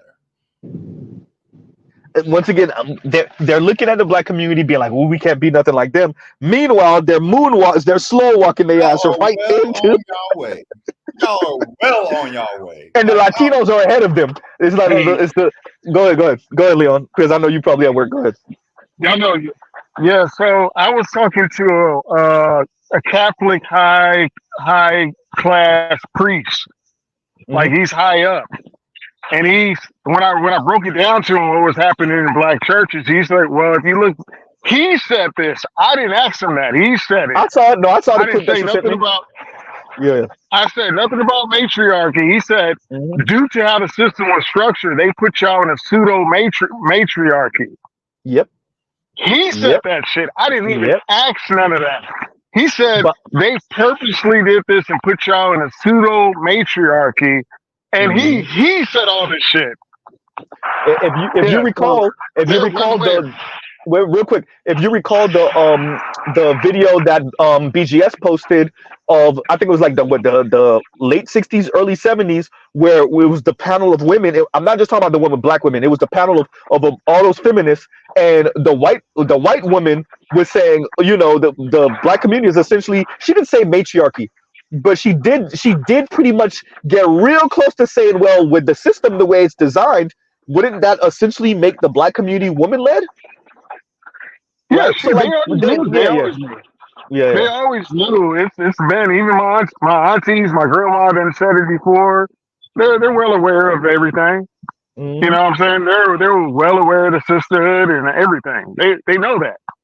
You know what I'm saying? But I was just rolling up to say that. Yeah, that Catholic priest, that he said it. He said a whole lot. Look, we know what it is. And I want to be okay. All right, Leo. And thank you for coming up.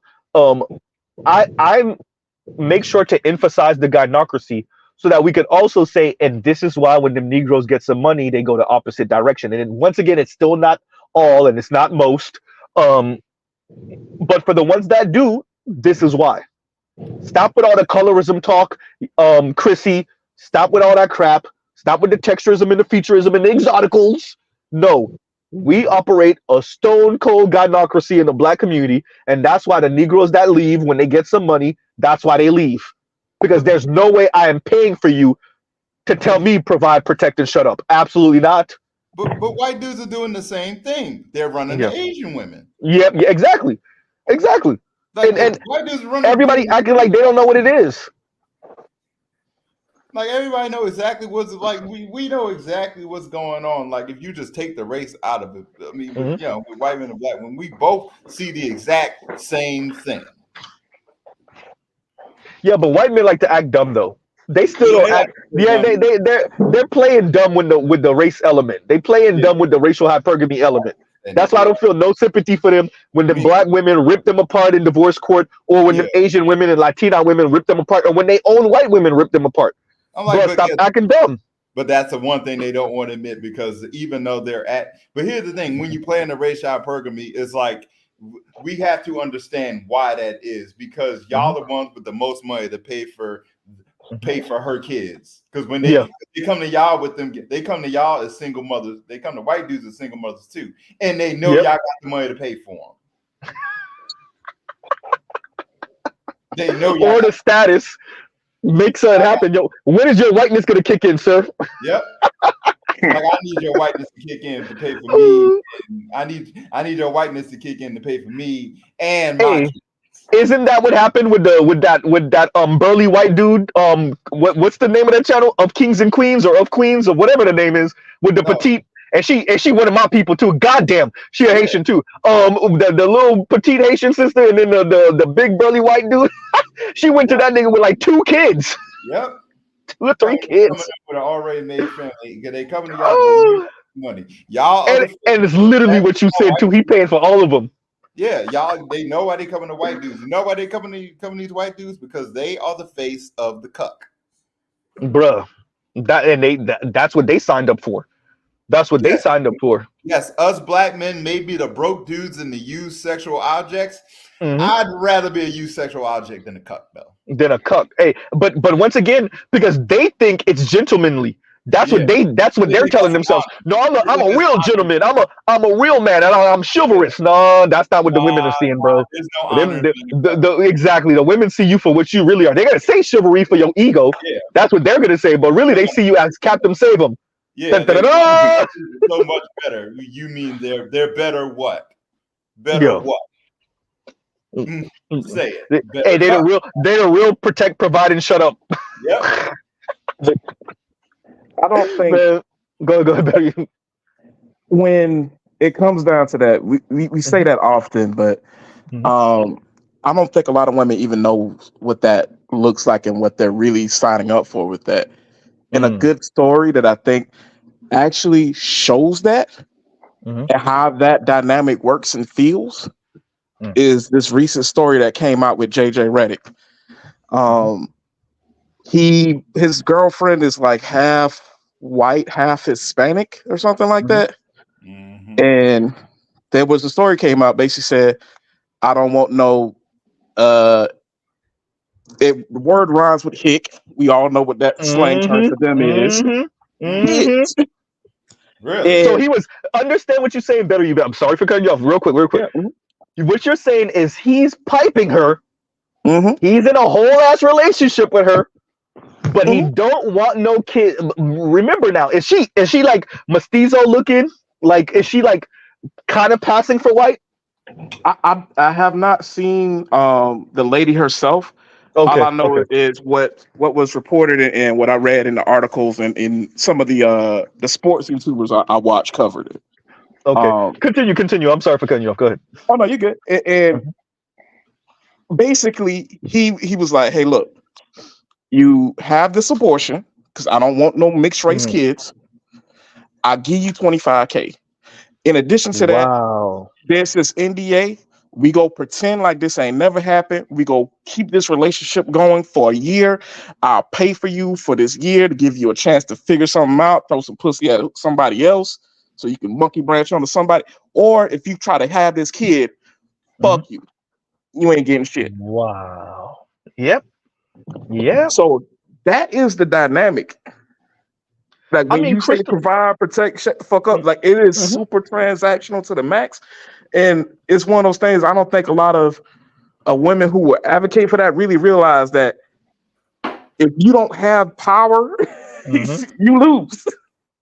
They don't, they're not, bro. What I promise you, they're not thinking that far. We're talking about people that are very narrow-mindedly, very myopically self-interested, right? Not even self-interested. That's not good enough. Selfish, but they never actually consider what's on the other side of that. They're not thinking that far.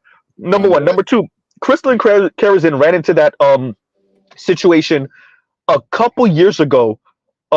Some white dude said in her comments, or some white dude said something like, I have a black girlfriend, but I don't want to have kids with her because I want white kids. I want to see myself in my kids. And she damn near flipped. And I'm like, what you thought?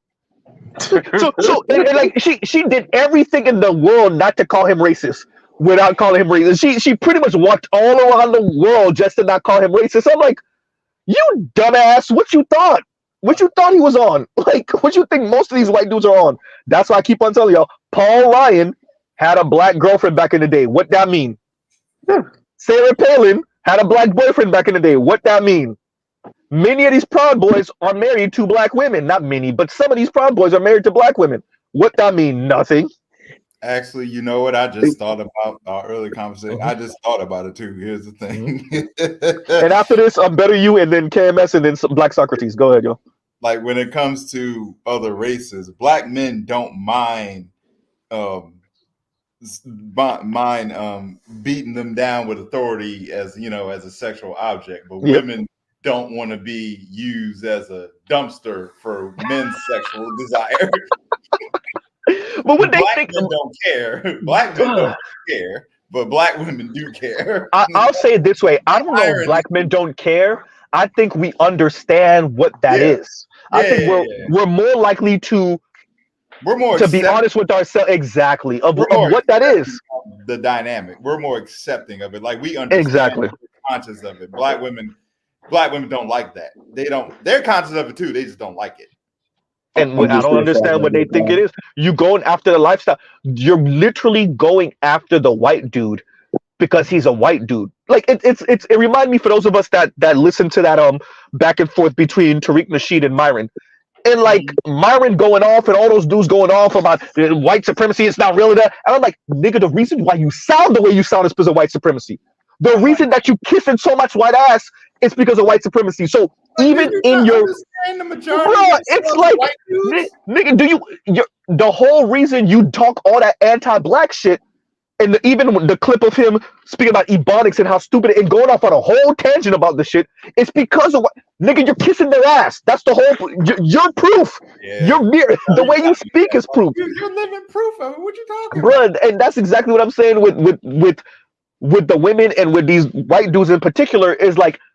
The women that are chasing after the white dude because he's a white dude and because of what his skin color represents, particularly on planet Earth right now, is an example of the same white supremacy that many of them, the Sage Steeles of the world and the Candace Owens of the world, say don't exist.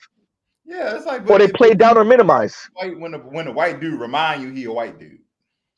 No, that should be the funniest thing in the world. That should be the funniest thing in the world. He's a white dude. Like, what? Hey, shout out to that. I think she was mixed though. The one that David Carroll referenced that was a Trump supporter and that started saying "you people." I saw it, bro. It's funny because I never knew that David Carroll had covered it, but I remember seeing the clip and dude really was saying "you people" to this chick. I just never knew the backstory. So when I hear David Carroll, when Obsidian plays David Carroll saying it, I'm like, oh, I see. I didn't even know she was taking care of his of him and his child, and he was unemployed and all that. I didn't even know all of that story.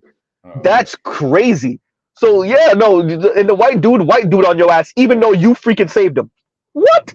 Oh, go ahead, better you finish up and then KMS and then Socrates.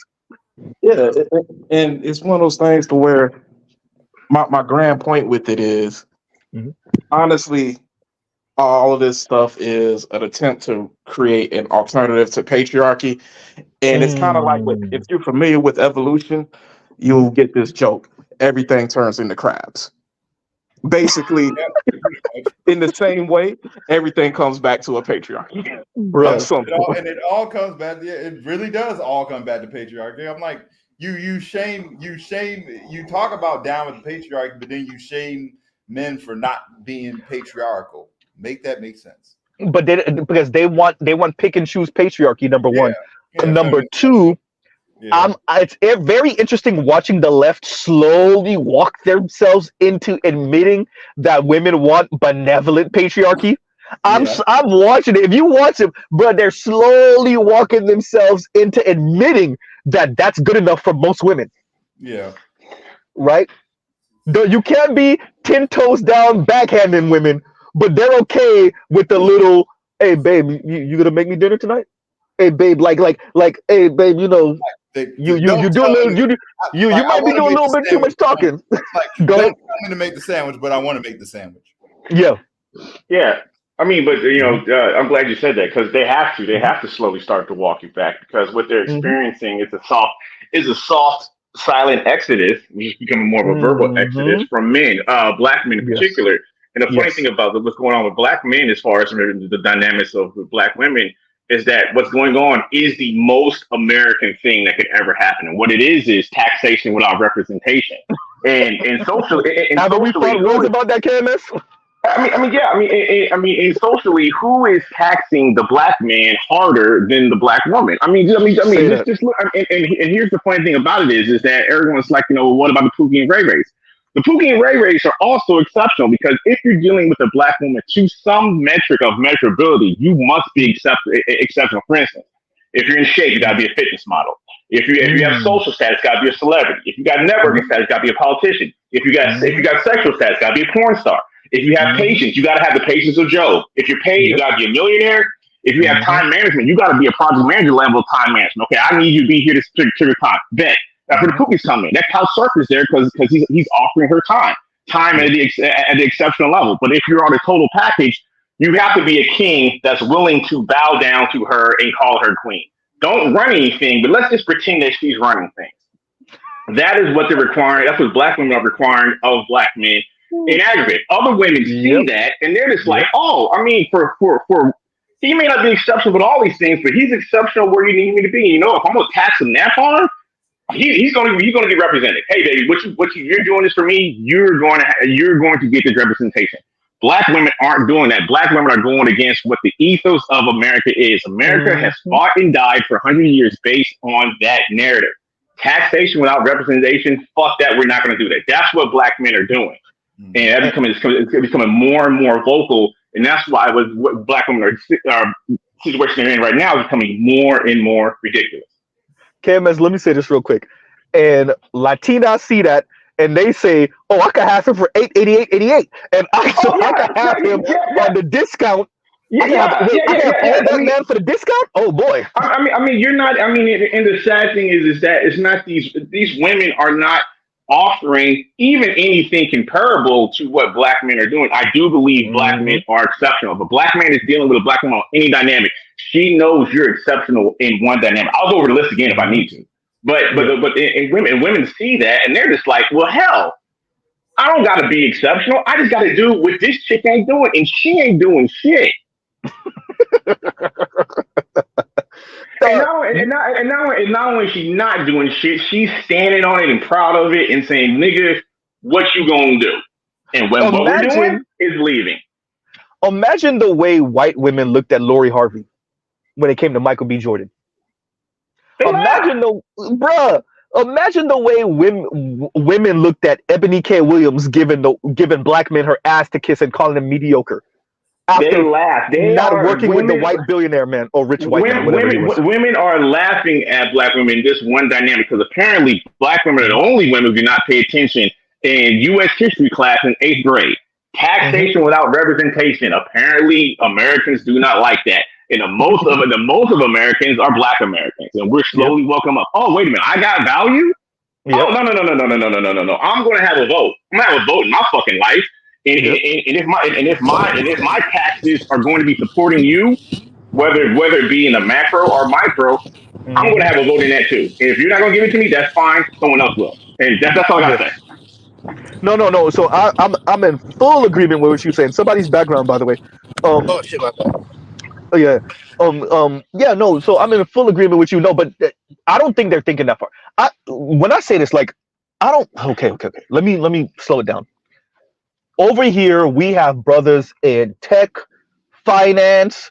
We have blue collar, white collar brothers. We have brothers like me who's kind of like watching and reading a bunch of different things, and we have a little bit of knowledge on a bunch of different things, and so especially like people like me that's big into politics and history and whatever. So we have an understanding of what you're saying, KMS. The average, I would argue, the average black woman might have her field of study, and that's it. And when she go home, she go put on Real Housewives of whatever the hell, or she go turn on Yanny, or go turn on Chrissy or Paris and or Lovely Tea and watch her little celebrity gossip stuff, and that's they cut it. their brain Hold off. on. Listen, Z. I hear what you're saying. I understand it completely. But you being a black man in America, you're going to understand what I'm about to say 1,000%. Your ignorance of the law does not absolve you of the consequences of it. True. So they can pretend that they don't know all they want, but they still can't answer that question. Why is my black son telling me that black girls are mean? And that's what it all comes down to. You can let me highlight the super chat real quick. Let me highlight where is it? Wait, goddamn, where is that? There we go. Go ahead, finish him. Go ahead, Kevin. Yeah. Why, mommy? Why are these black girls mean to me? And to their point, like, hey, I'm an old man. I mean, and let's just write off every man above the age of 21. Them niggas ain't shit. Fine. Yep. What about the boys? Why are they being subjected to the viciousness of black girls? Say that. Where are they learning that from? Why are they being taxed? Because we need to let you know your place even before you become an adult. Okay, fine. But you know who's not taxing him? That little Spanish girl, that little white girl, the little Asian girl. Let me tell you how right you are. I might have to take a trip to Texas in about a month, and for one of my boys' baby shower. He's having his third kid. But the oldest two, same wife. The oldest two are way older. They're teens. Bro, both of them. That's, man. Listen, this is one of my best friends. It's a small circle of us. His wife is a dark-skinned black woman. We don't do colorism over here. Colorism, right? Dark-skinned black woman. Both of the sons are into Latinas. Huh? Yeah. Both of the sons are into Latinas. Oh. Why? Because the Latinas are the ones that smile with them, and the black girls are too mean. There you go. Too heavy of a tax. And that ain't got shit to do with black men. See what I'm saying? They watch their father is married to their mother, dark-skinned black woman, dreads and all. What that mean? So I mean, unless these women can do a course correction, which at this point, seriously, I doubt it. Yeah, you're going to see people going over what we're doing. What we're experiencing right now is like the equivalent of the Boston Tea Party. There's like, no, man, I'm not paying for this shit. And I apologize if my tone is a little abrasive. No, you're good. Look, man, the paddle's up. You're good. I apologize, but really that's all I had to say. I got to run, but I want you to say, Mr. Z, thank you so much. I greatly appreciate your channel. I don't know how you were able to handle it, but I just because I'm a sadomasochist. I really think you're a masochist. But I just want to say I thank you and I appreciate you. And I got to run, but thank you so much for your time, gentlemen. Definitely, KMS, anytime. Like you you actually sitting and listening to these women. Like, shout out to Louis. Louis is. I think Louis is beating me right now. Louis got me by a stretch right now. Goddamn. Oh God in heaven! I tried listening to one's conversation. I could not do it, bro. I really couldn't do it. I'm like, what the fuck are y'all? Hey, I will say this about me. I'll listen, especially it usually is they're doing pre-records and whatever. Yeah. Louis going to the source on Clubhouse. Oh boy, that's Nazi land USA. Yes, I used to be on Clubhouse. Definitely Dude, I had to get off because I was listening to some of those rules. I'm like, what the fuck is wrong with y'all? It's bad. It is freaking disgusting. Go ahead, Vince, and then we'll have Black Socrates. Go ahead, Vince. Yo, let me cook real quick. I just want to cook real quick, bro. Because what happened yesterday, the dude Aaron, bro, like that. I mean, that was the interview we didn't know we needed, bro. It told me so much shit, bro. And it was like, yo, let's put it together. This dude was from the streets. He came in. He's the typical hood nigga's uncle. He's a typical hood nigga's big uncle. At least to me. That nigga is my. Is my big uncle, bro.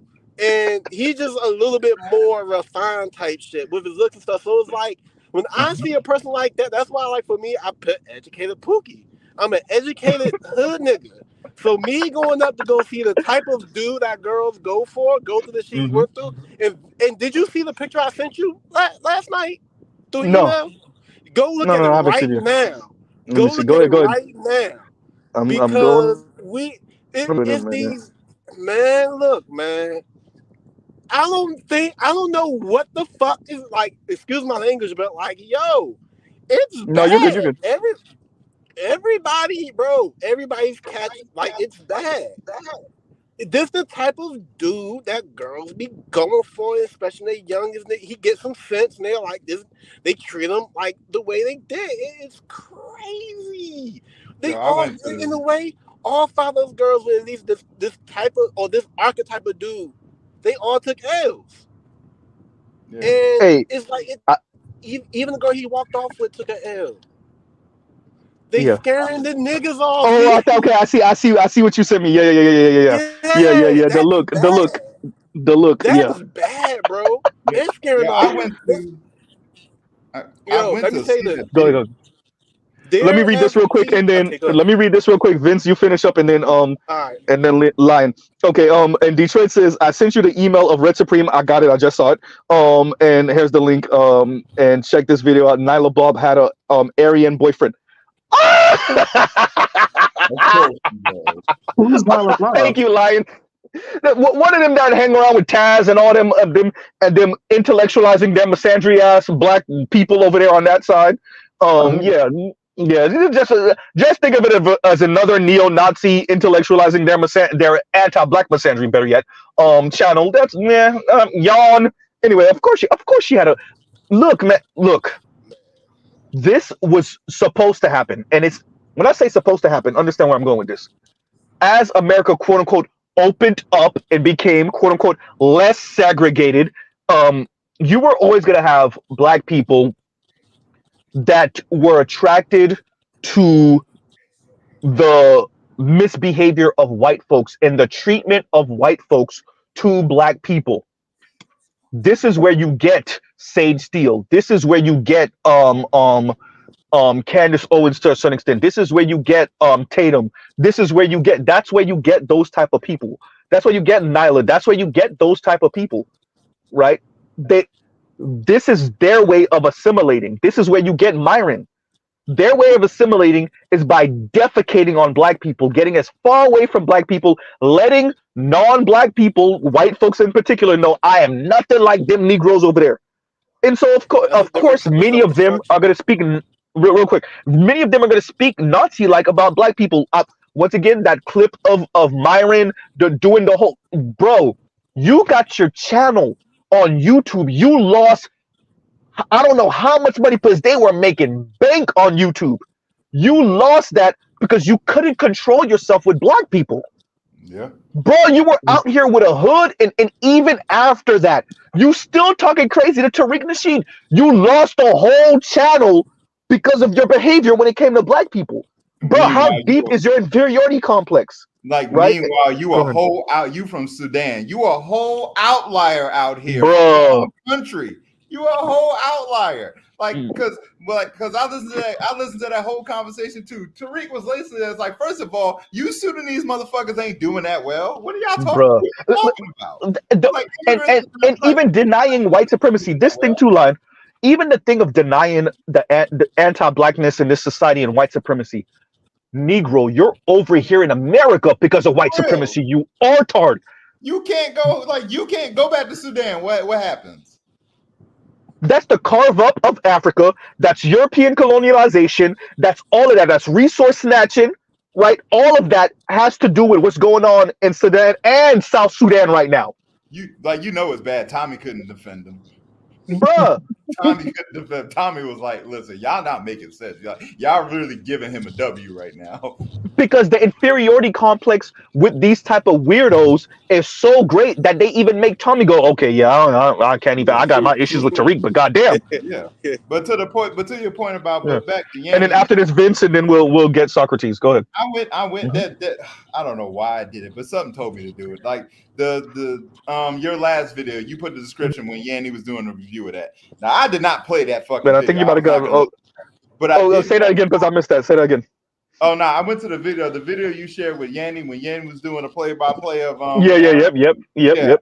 I did not play it, but I did go in the comments to look at some of these females commenting, and I'm like, that whole comment section is littered with a bunch of 3s and 4s and probably baby mamas, bro. I was like, who the hell y'all? Who are y'all calling slow? All of y'all, like most of the pictures that actually have females look like taking mugshots. Bro, you imagine calling, okay, fine, Aaron is slow. Okay, fine. That nigga make more than you though. For real. Ain't nothing. You know what was I don't like Mayweather. I respect the bravado. I love his boxing skills, clearly. Yeah. But that nigga be doing too much step and fetch it for me. But the whole time when people were mocking him for not being able to read and all this other stuff, I was like, that's even worse. Don't you get this nigga can't read and he's richer than you. Like y'all read at a higher level than him, but he's richer. Bro, you got a whole PhD, he's richer than you. Yeah. This nigga's driving he got like 4 Bugattis. What are you talking about? Yeah, and I watched Mayweather. I've seen his homes. He has he's got different colored Bugattis for each days of the week. What the fuck? I'll talk. Y'all understand we're talking about like $2 million cars. This nigga got like 4 or 5 of them. Yes. So making fun of Aaron and his past and him not being able to read, first of all, it speaks to some serious elitism, and I guarantee you most of you don't got the money to practice that elitism that you want. I put money on it, right? At all. Go ahead, Vince. Keep in mind, they want the men who didn't know how to read so they can shut up and not have vocabulary.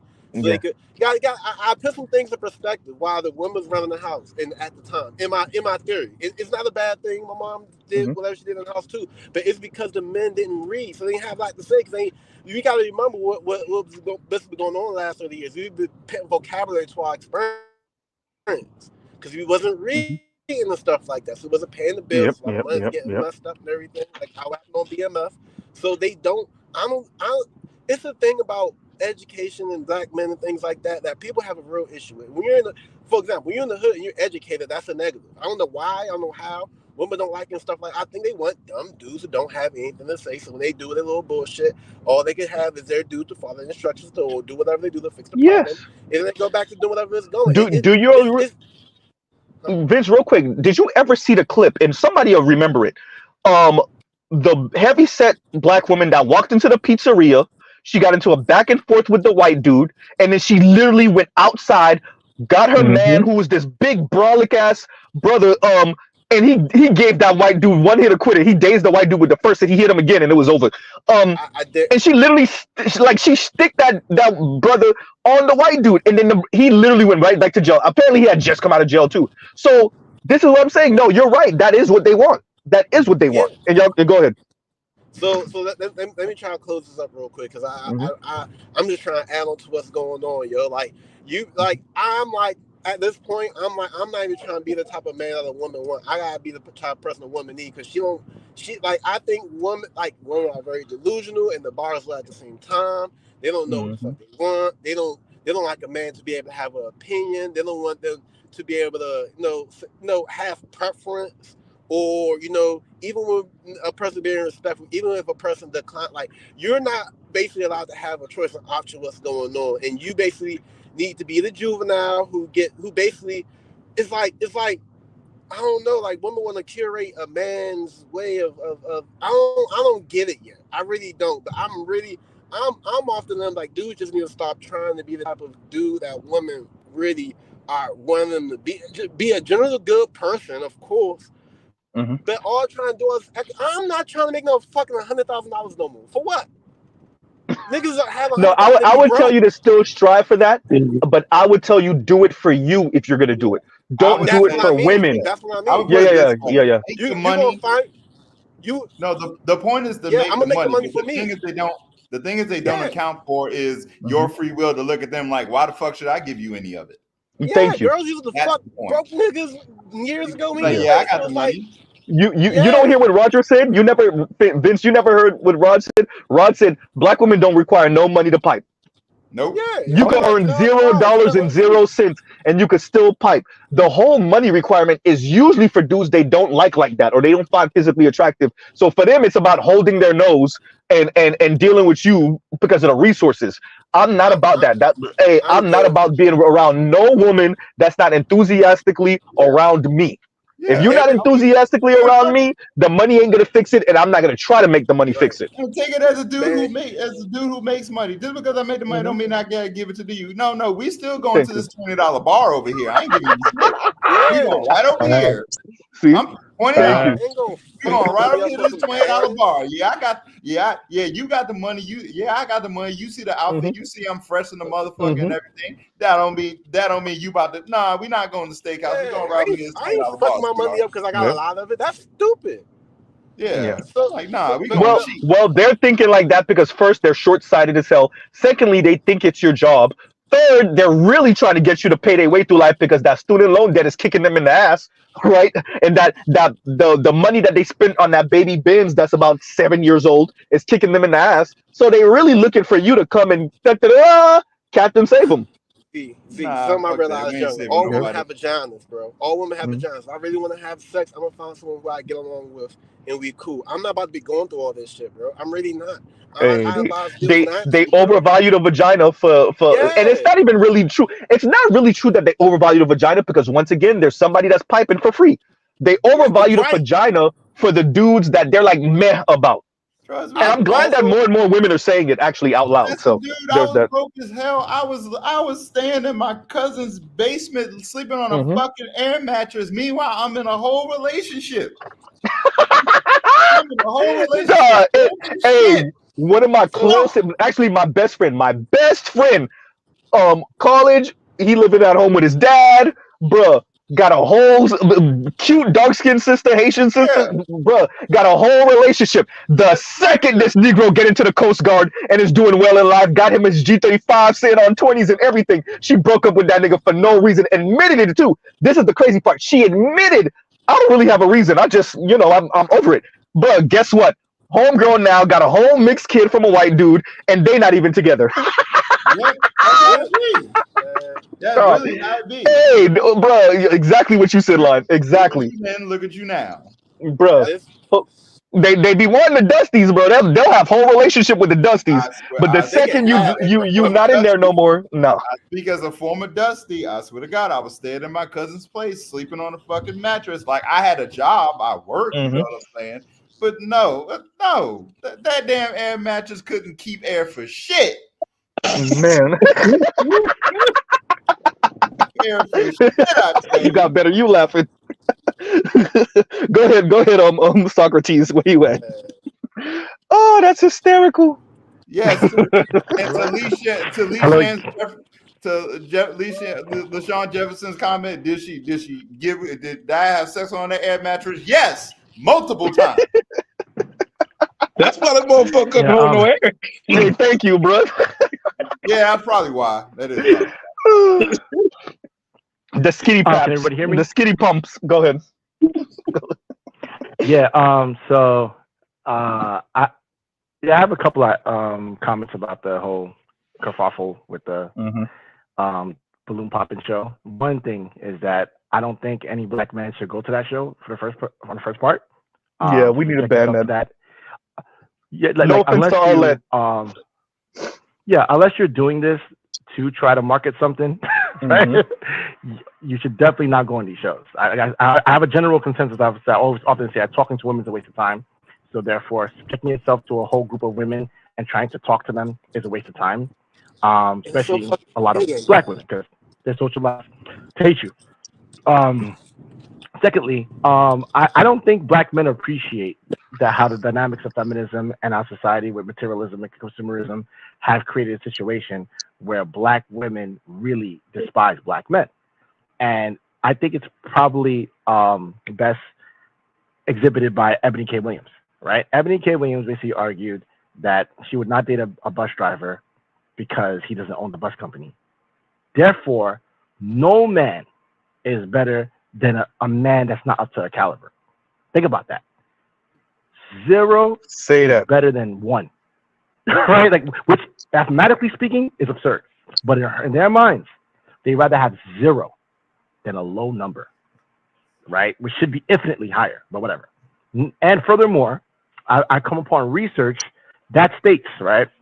If you know something, the so-called telomeres in your genetic code, right? In your cells, there's a special enzyme component called a telomere. This is what regulates almost everything in your body in terms of how you grow, etc. And the reason we age is because every time the cell duplicates, the telomeres get shorter.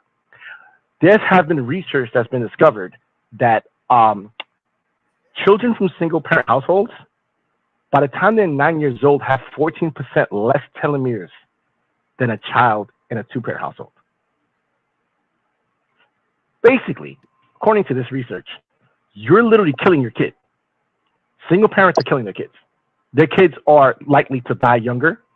And who knows, because the research with telomeres is still very new. So it's the extent to what it controls, is anyone's guess. We know it controls aging, but also controls hormonal levels, stress levels, cognitive ability, everything else. So you're damaging your child in ways that they're just now recognizing. And this is where, to bring it home, I keep talking about how Americans think money is magic, where the argument for Ebony K. Williams is that she has money, therefore it's fine. The money doesn't matter. The stress levels, they said, according to the research, the stress levels that a child undergoes by not having 2 parents irreparably damages them. And I think we're just scratching the surface to how much harm it actually causes on a child to only have a single mother. This is why I love science. On top of that, this is on top of that when you add on other factors such as misandry, this of toxic masculinity or downplaying men for just being men, consumerism, materialism, status seeking. I'm like, wow. And I think that when you think about it, it makes sense that the black community is the way it is.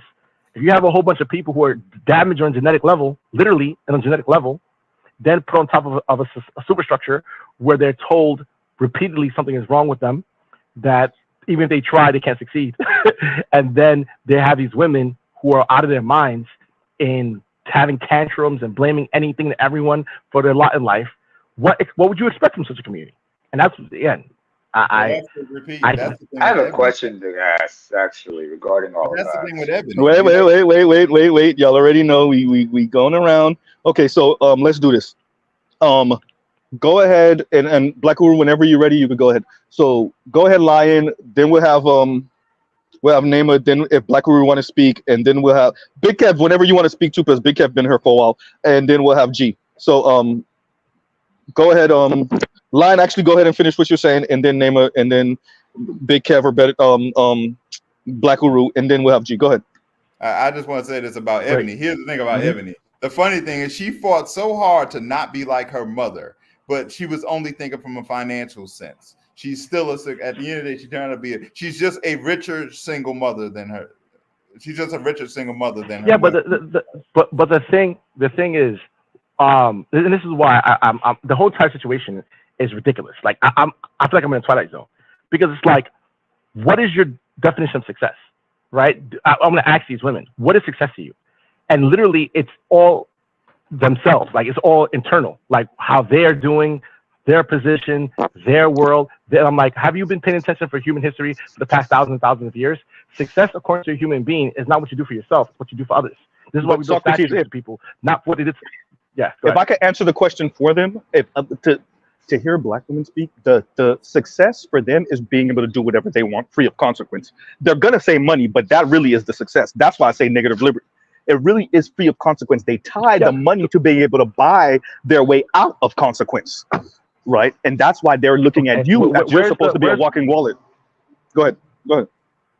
Yeah, but where's the Star Wars? Where's the icons that we praise for being able to do what you just described? What do we have with these people? Oh, this person was able to really, really do great things for themselves. It reminds me of the Thorstein Veblen when he discussed, like, even if you do conspicuous consumption, there has to be some kind of justification for it. You can't just buy a bunch of oranges and throw them into the ocean because people look at you crazy. Even though it's a lot of money, it's millions of dollars wasted, you're showing off, but in a way that's so distasteful. It's like, bruh, what are you doing? Right? Like, yes, you have the money, you're a billionaire, you could buy a lot of oranges and you could throw them into the ocean. But why would you do that? And that's why I'm saying you do it because you can do it. It's not just Black women. Mm-hmm. Well, yes, but you're judging. But also you're judging based. You're judging based on. You're judging things based on the character of men. That's a fundamental issue. You're not judging women based on what a woman is. Mm-hmm. You know, when you take out family, when you take out raising children, nursing children, carrying children, your typical female is fairly useless, like genetically or biologically, environmentally. If she's not doing those things throughout her productive years, what good is she? She cannot do in the physical world what a man does. She cannot hunt as effectively, just going back historically, as a man can. She cannot fish as effectively. She cannot defend as effectively. And I would dare say she cannot think as effectively, not in the most crucial situations. So in this artificial environment where you've taken away from her primary purpose, and that is supporting a man and raising and tending the children, all you're left with is this very selfish acting being, which is what you see and what you describe. Yanni saying, what's the incentive, everyone? Well, what's the incentive of keeping? Well, I counted that question. What's the incentive of keeping you a kept woman? Good question. Crickets. To the man? Man, because Yanni wants to be a kept woman of leisure. Okay, cool. You know you're gonna have to offer something, right? But that Muppet hair top. I gotta start swinging this battle axe all of a sudden. I gotta go ahead, battle axe. Thank you. Oh, by the way, it's good to see everybody still traumatized from the shit I said a few months ago about when the girl asked you to hit it from the back. Don't like when it's me, man. Fuck all y'all. Anyway, think about this, like when Socrates was talking about, telomeres and everything, and this social dysfunction. My question is, first of all, has anybody ever considered something called complex PTSD? Does anybody know what the fuck that is? I don't. I haven't. No, it's not like that is complex PTSD, not PTSD. That's combat PTSD. My bad. I said complex, COMPLEX, not combat. All right, I'm supposed to, can you? Yeah, this is not like complex PTSD is a result of, first of all, most people get PTSD from one event. Like they were in combat, or some people can get it from some people in the line of duty in law enforcement. Even firefighters can experience it. Others can get it from certain traumatic experiences they've had in their lives.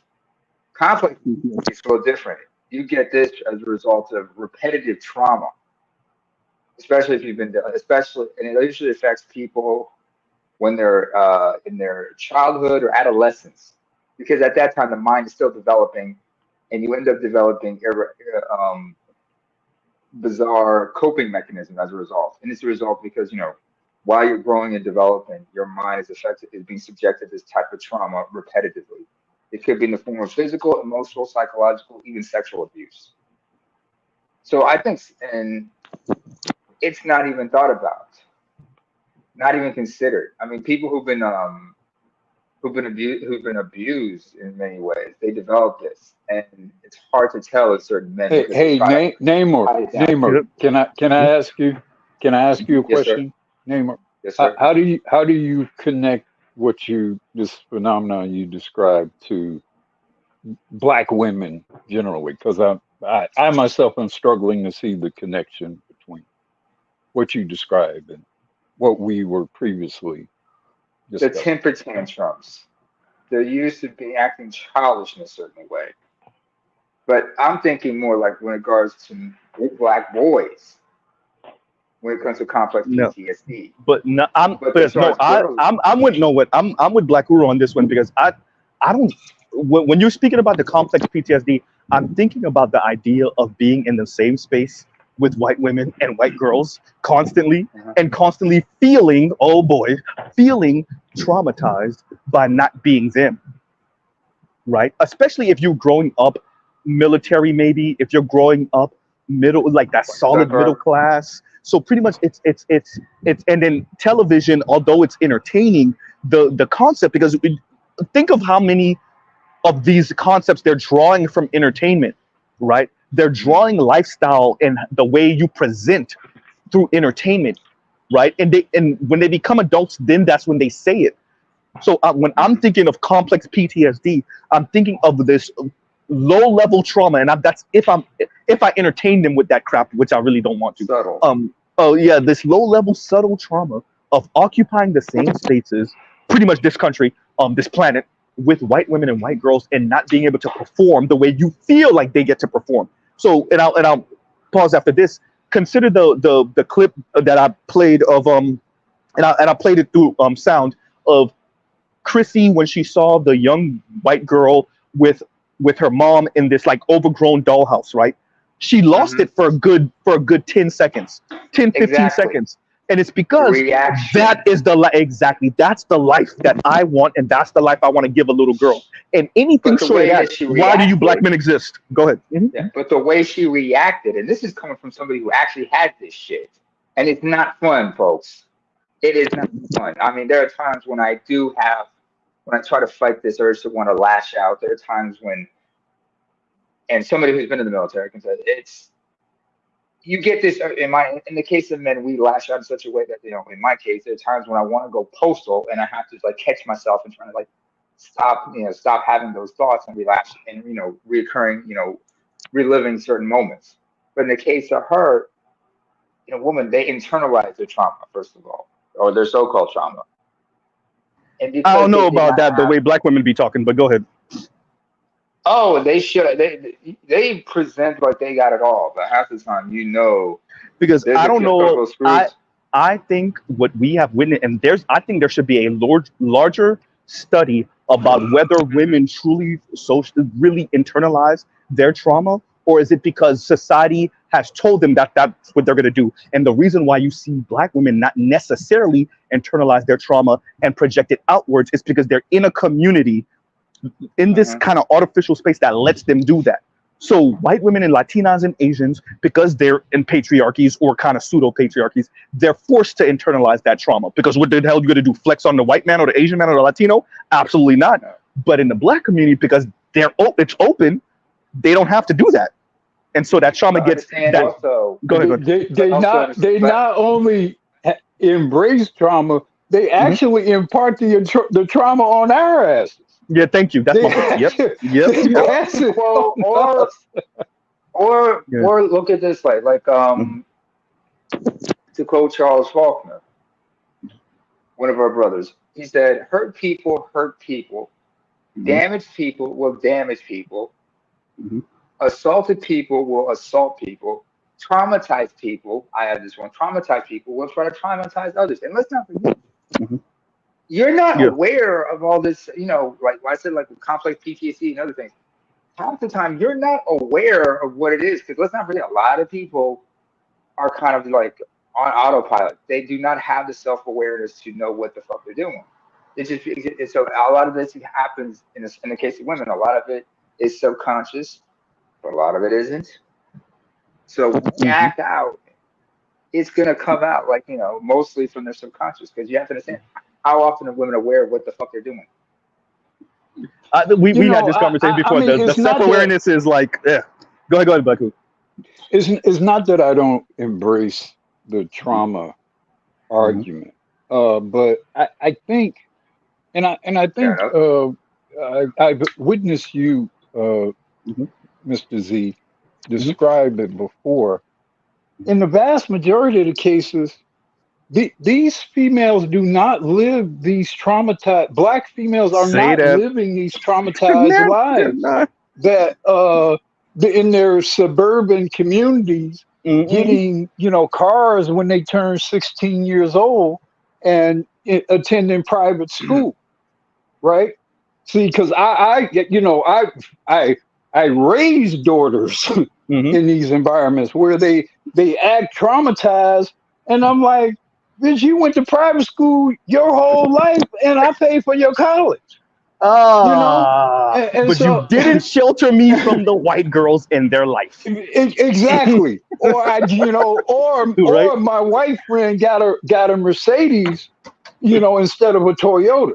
And you got me a Corolla, and my white girlfriend got an A-class Benz. Exactly. So a lot of this trauma is made up. It's fictional. It's not even real, and it's a kind of a fallacious trauma bonding thing because it's rewarded. A lot of it is financed. A lot of it is glorified now in the media. It's a source of power. It's a source of social status attributed with this fallacious victimization. And I'll go back to what I said earlier. When you take away the responsibility of making and raising a family, you breed a very selfish female.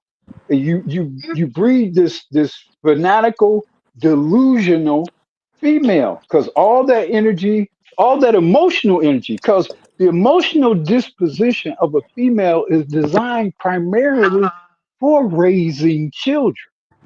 It's designed for raising children. So what happens when they're not having children and raising children?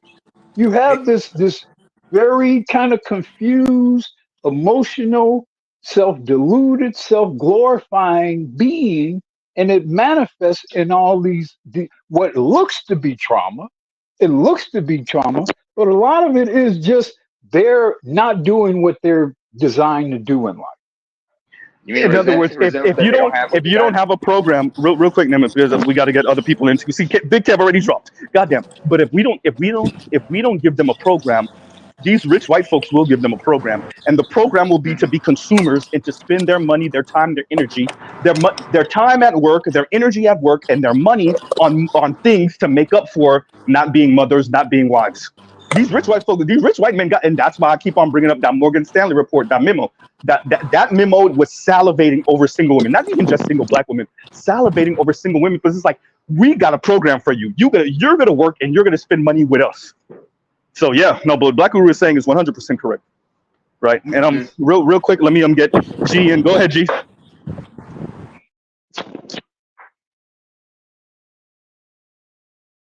Yellow. Okay, I guess G. Next, who's next? Hey, Z, Mr. Z, Big Kev is in the middle of a superset. He'll be back in a few minutes. Okay. Yeah, go ahead. Hey, Z, I just want to say one thing to Uru. One of the things that he was saying about people artificializing their their situations and stuff like that for attention. That the need to belong is compelling. So if people could kind of like I guess they try to picture try to make their situation with someone else to I guess for approval or whatever, and it's backwards as hell in my opinion.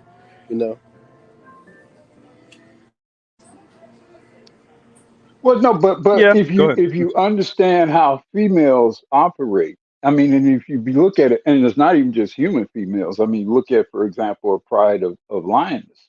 The whole motivation for them to move together, to act together, to think and emote together is very natural to mammalian females, including those who happen to be humans. It happens amongst chimpanzees, I mean, so this whole, okay, your trauma, You're in trauma, so I'm in trauma, so we all are in trauma. It's a very sort of natural thing for females to do, but it's unhealthy in the current environment because it's artificially, as Mr. Z was describing, it's artificially created. It's not natural and necessary towards for a holistic human community.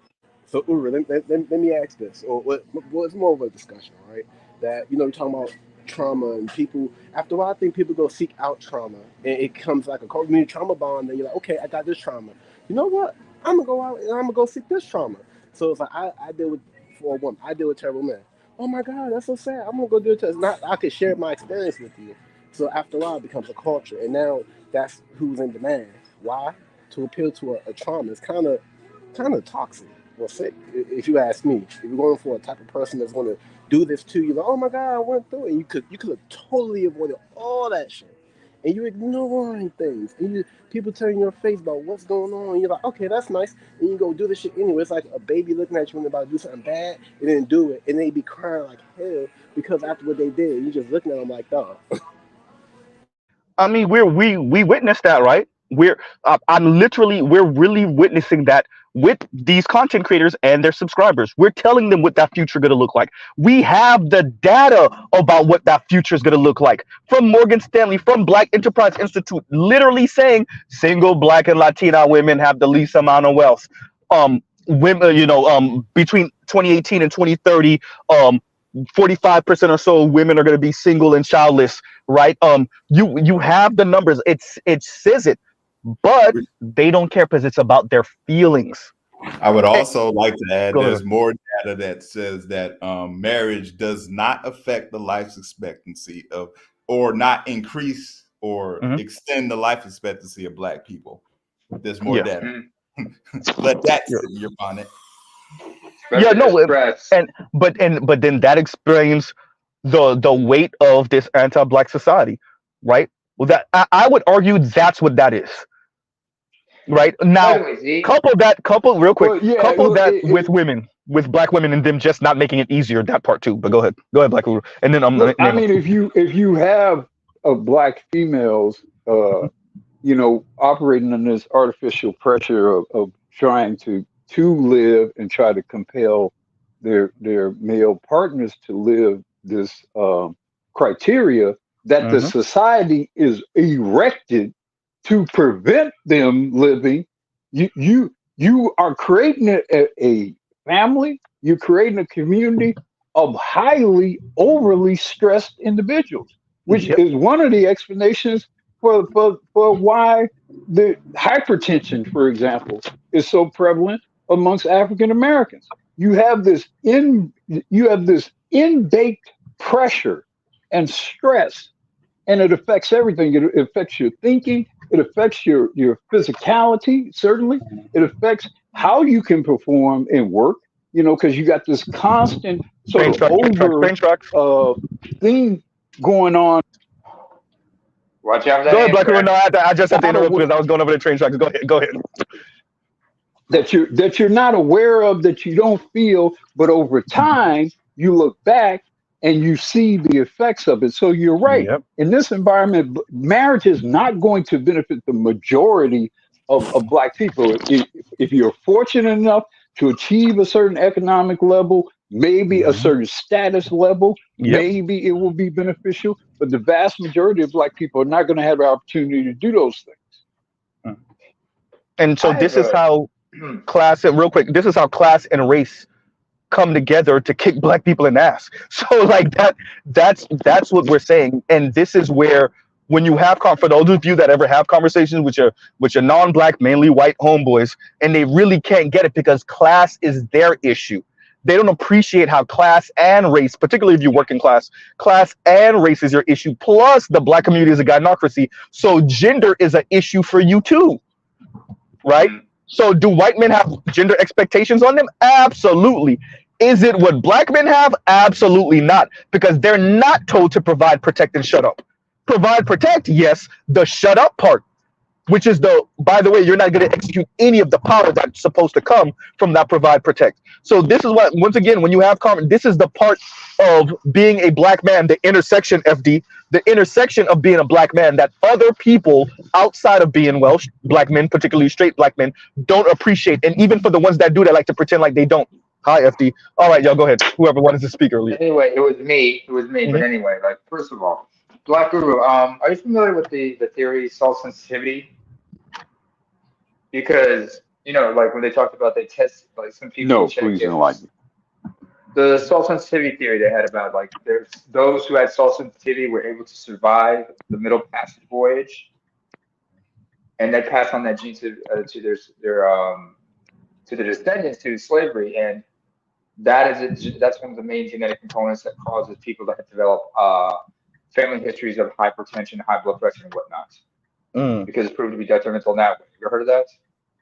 It's been discussed like in among African American studies for like years, for decades.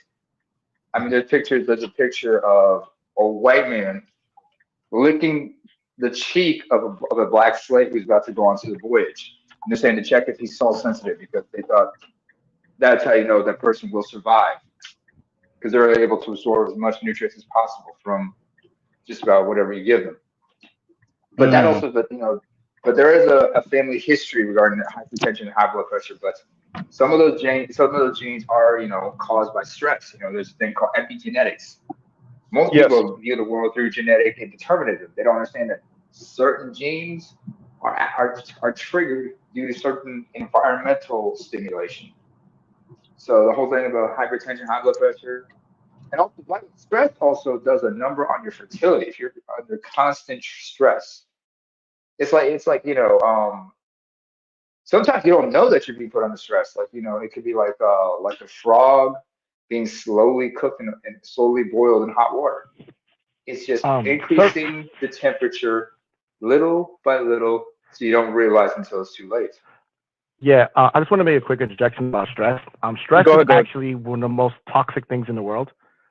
Like stress literally is probably more reactive to human beings than anything else. Any carcinogenic, any disease, stress is actually more dangerous, to the point where I believe the thing you're calling for is cortisol. Yeah, yes. What happens is that stress, you have two different cholesterol, like HDL and ADL. And so what happens is that when you have low LDL levels and high HDL levels, I think I might get too confused, but it's one of those. It actually decomposes your body. So stress actually breaks down your body, and it literally kills you. So where people say if you are very stressed out, it will eventually kill you. Because you will get sick, because it will destroy it will weaken your immune system, it will weaken your ability to like inversely, you have less stress and good cholesterol, your ability to withstand disease is better, your ability to think is better, you have more energy. Literally, your body interprets stress as if you're dying. That's how your body interprets stress. Just a moment. Just a moment. Sure. Sorry to interrupt. But I did not say cholesterol. Namer, you can't maximize the time. Go ahead. I said, no, there's a thing we got to mention here. When we're talking about stress, we're talking about long-term exposure to a hormone called cortisol. It's the opposite of serotonin.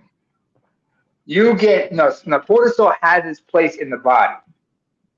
It has its place, especially when you're dealing with stressful situations, like if you're in threat or danger. It raises when you experience what they call fight or flight.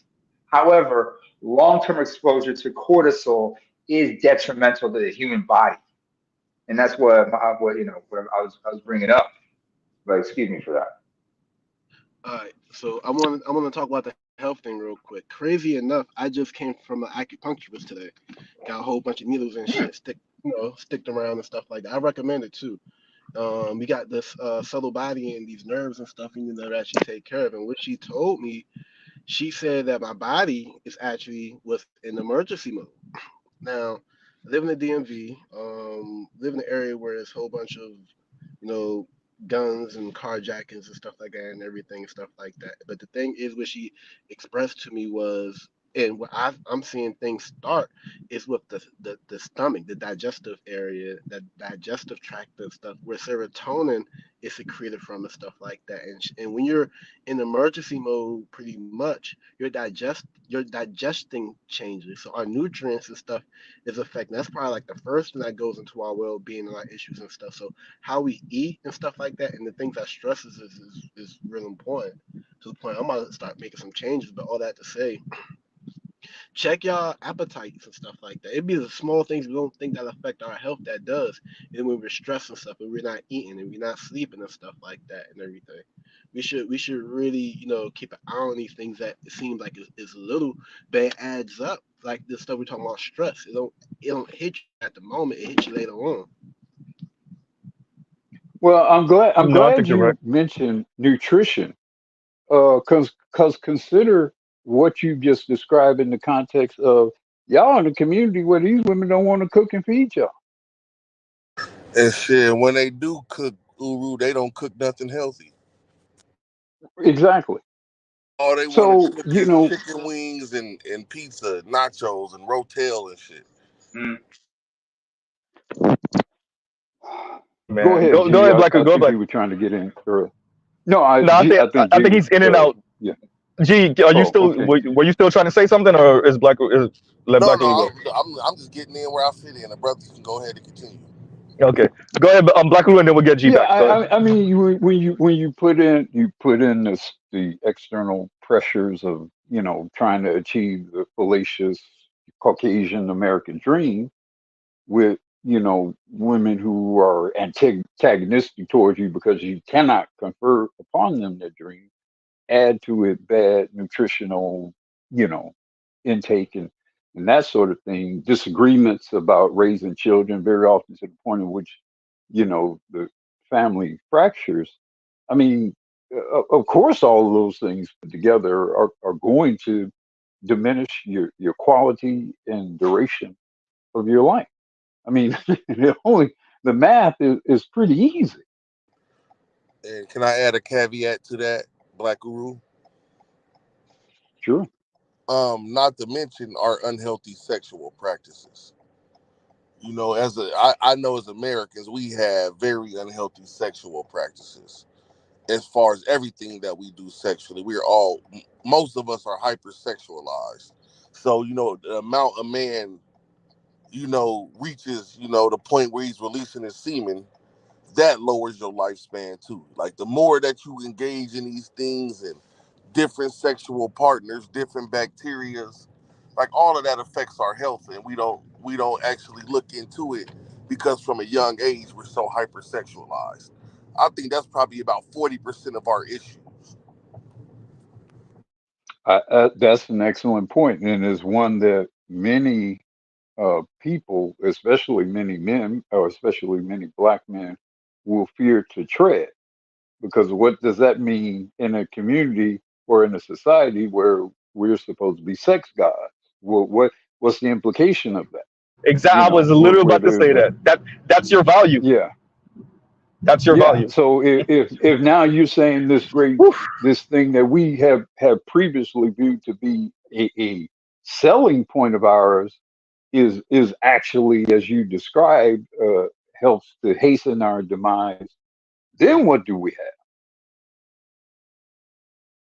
Seriously, like it's all coupled with we just have a bad lifestyle as a culture in this place. Some of us have been able to elevate out of our bad living styles and standards in the things that we do, but most of us are caught in that cycle. Like I got aunts and cousins that they don't even drink water. Like they just drink pop all day. They drink soda all day. And I'm just like, that nigga from the Midwest when he starts saying pop. Go ahead. Yeah. You already know. You know what I'm saying? I'd had to say soda because I know y'all don't say pop. Yeah. Hey, I got on Roger about that one time. I was like, what weirdos say pop? And that nigga said, what weirdos say soda? Go ahead, G. Go ahead. No, actually, us old ones will say soda pop. Soda pop. Yeah, it really was. That's what it used to be called. That's what it used to be called. Go ahead, G. Go ahead. But no, like the more I've been, getting healthy, I've been losing weight and stuff, and I've just been learning, like, your stomach, what the brothers was talking about with the cortisol and your stress, in your stomach and what you eat, your sleeping patterns, all of that affects your reproductive system. But your reproductive system is more than just the semen that you ejaculate. Like it has things to do with like your nerves and your stem cells and your brain development and what semen actually is. Like, I'm just learning more about myself. I don't know a lot about all the chemicals we produce, but I definitely know we're definitely hypersexualized. We're not supposed to have sex that much. We're not supposed to release our seed that much. When you think about what sex, when you think about what reproduction is, you should think that it would be a stressful thing on our body, mental, emotionally, physically, given the purpose of it. It is to create another human being. Of course, that should be taxing. It's only natural that it would be. Stressful? Nah, actually, sex is very He said, relieving. wait, he said taxing, not stressful. Yeah, but taxing? Difference. I don't know about that. I don't know about taxing. I mean, well, of course, you've had men who died in the saddle, as they say. Richard Pryor's father, for example. It's a certain good dictator. For a healthy man. Huh? Come again? It's good cardio for a healthy man. Yeah, it's cardio. That's what it is. It's stress reliever. It's cardio, and you understand that in this world, also, let's not forget, women love to stress men out, and there's a reason for that. It's more like, they're trying to set you up to leave you, or they're trying to make you as unattractive to other females. Because you ever seen guys when they are under constant stress, their testosterone starts to diminish. It affects it, after having so much, having a high level of cortisol in their bodies for so long. That's why some people develop the dad bod. That's why some people's metabolisms are all fucked up. Not to mention, like we said, the genetic aspects of it. Yeah, well, and this has, and it comes from also the woman's insecurities, because she sees you're trying to uplift yourself, but she's going to try to bring you down because she realized she can't uplift herself like you are trying to. She can't develop up like you. You know when we'll fix that? What? Breaking up with her. Exactly. Vincent, I know all about that. So let me read this real quick. Let me read this real quick. Real quick. And KMS says, program shift. Pookie and Ray Ray are exceptional in at least one metric. Why? Because a black woman is dealing with them. We all have value. Taxation without representation. No, seriously though. Seriously. No, but no. I mean, go. By the way, who's in charge of the stepdaddy union, and as well as the CompuService Association? Because they're hysterical. No, but seriously, DGS. The union of I'm saying the union of stepdaddies, right? Union stepdaddies. I mean, they're also demanding new benefits, even though the union's been in contract negotiations with the state. But the state is giving them a hard time regarding medical benefits. Because these guys need all that release from that. They need some healthy outlets so they don't destroy themselves with the stress and everything. Hell, what do you think Nas was talking about the song "Breathe"? Stress is not all you get. You just need to breathe. But that's the thing about sex isn't the answer to relieve stress all the time. No, it's not. We need the energy from the energy that we put into pursuing women and sex. A lot of that is your creative energy that you're using. Yeah. I wanted to touch this subject real quick because y'all are talking about the sympathetic, and y'all talking about sympathetic system and the parasympathetic system in your brain and your nervous system. So basically, when people are in fight or flight, it's your sympathetic nervous system reacting. But what it does is it slows down your digestion. So whether you're drinking water or sugar, you're still not digesting at the same rate, so you're bound to gain weight. And a lot of women, especially black women, seem to have that fight or flight issue where they're not shutting down and they're on edge, so they gain weight regardless. You know what I'm saying? So when you're in a survival mode, your body wants to burn calories, but it's shutting down your your digestion because you're in that mode. So you think about when women are pregnant and their mind is in that mode, they're fucking up their babies while they're first, second, third trimester. Yeah. Yeah, and I wish I had time because I go into the science shit real deep. But yeah, so their internal temperature is higher just for being in that fight or flight type of mode because their digestion is shut down. And their blood pressure is higher. So you're already developing a baby with higher blood pressure. That's why a lot of them complain about the resources and things they need, but it's like the medications and seeing a doctor won't fix your situation. It's actually the situation that you find yourself in. Mm. You know what, Leon? Interesting you mentioned that because, like we were talking about, like what I told we mentioned sex and everything. Here's something people forget about, especially like what's his face mentioned about digestion and everything. Some people are emotional eaters. Some people will resort to risky behaviors as a coping mechanism. That's why you have so many people who like to drink coffee. Like saying decenter men. Go ahead. Yeah, well, that too, motherfuckers. But I'm talking about like those are self-destructive. I'm talking about smoking, drinking, caffeine consumption. What phrase did you use, Nema? Self-destructive. How is it not self-destructive to say F that? I'd rather be single and broke. Oh, Z, tell the lady at the drive-thru window I said hi. Anyway, what? Not hysterical on that one? What the fuck? But like I said, some people just like these self-destructive behaviors, like emotional eating and whatnot. It's self-destructive too. Go ahead. Yeah, it's self-destructive. Emotional eating is self-destructive. I mean, I've had to worry about that myself. Decenter men. And no, it's not Popeyes. Go ahead, yo. Oh, you have Bojangles? No, hysterical. I want my check back, motherfucker. I want my money back. Go ahead, yo. We know.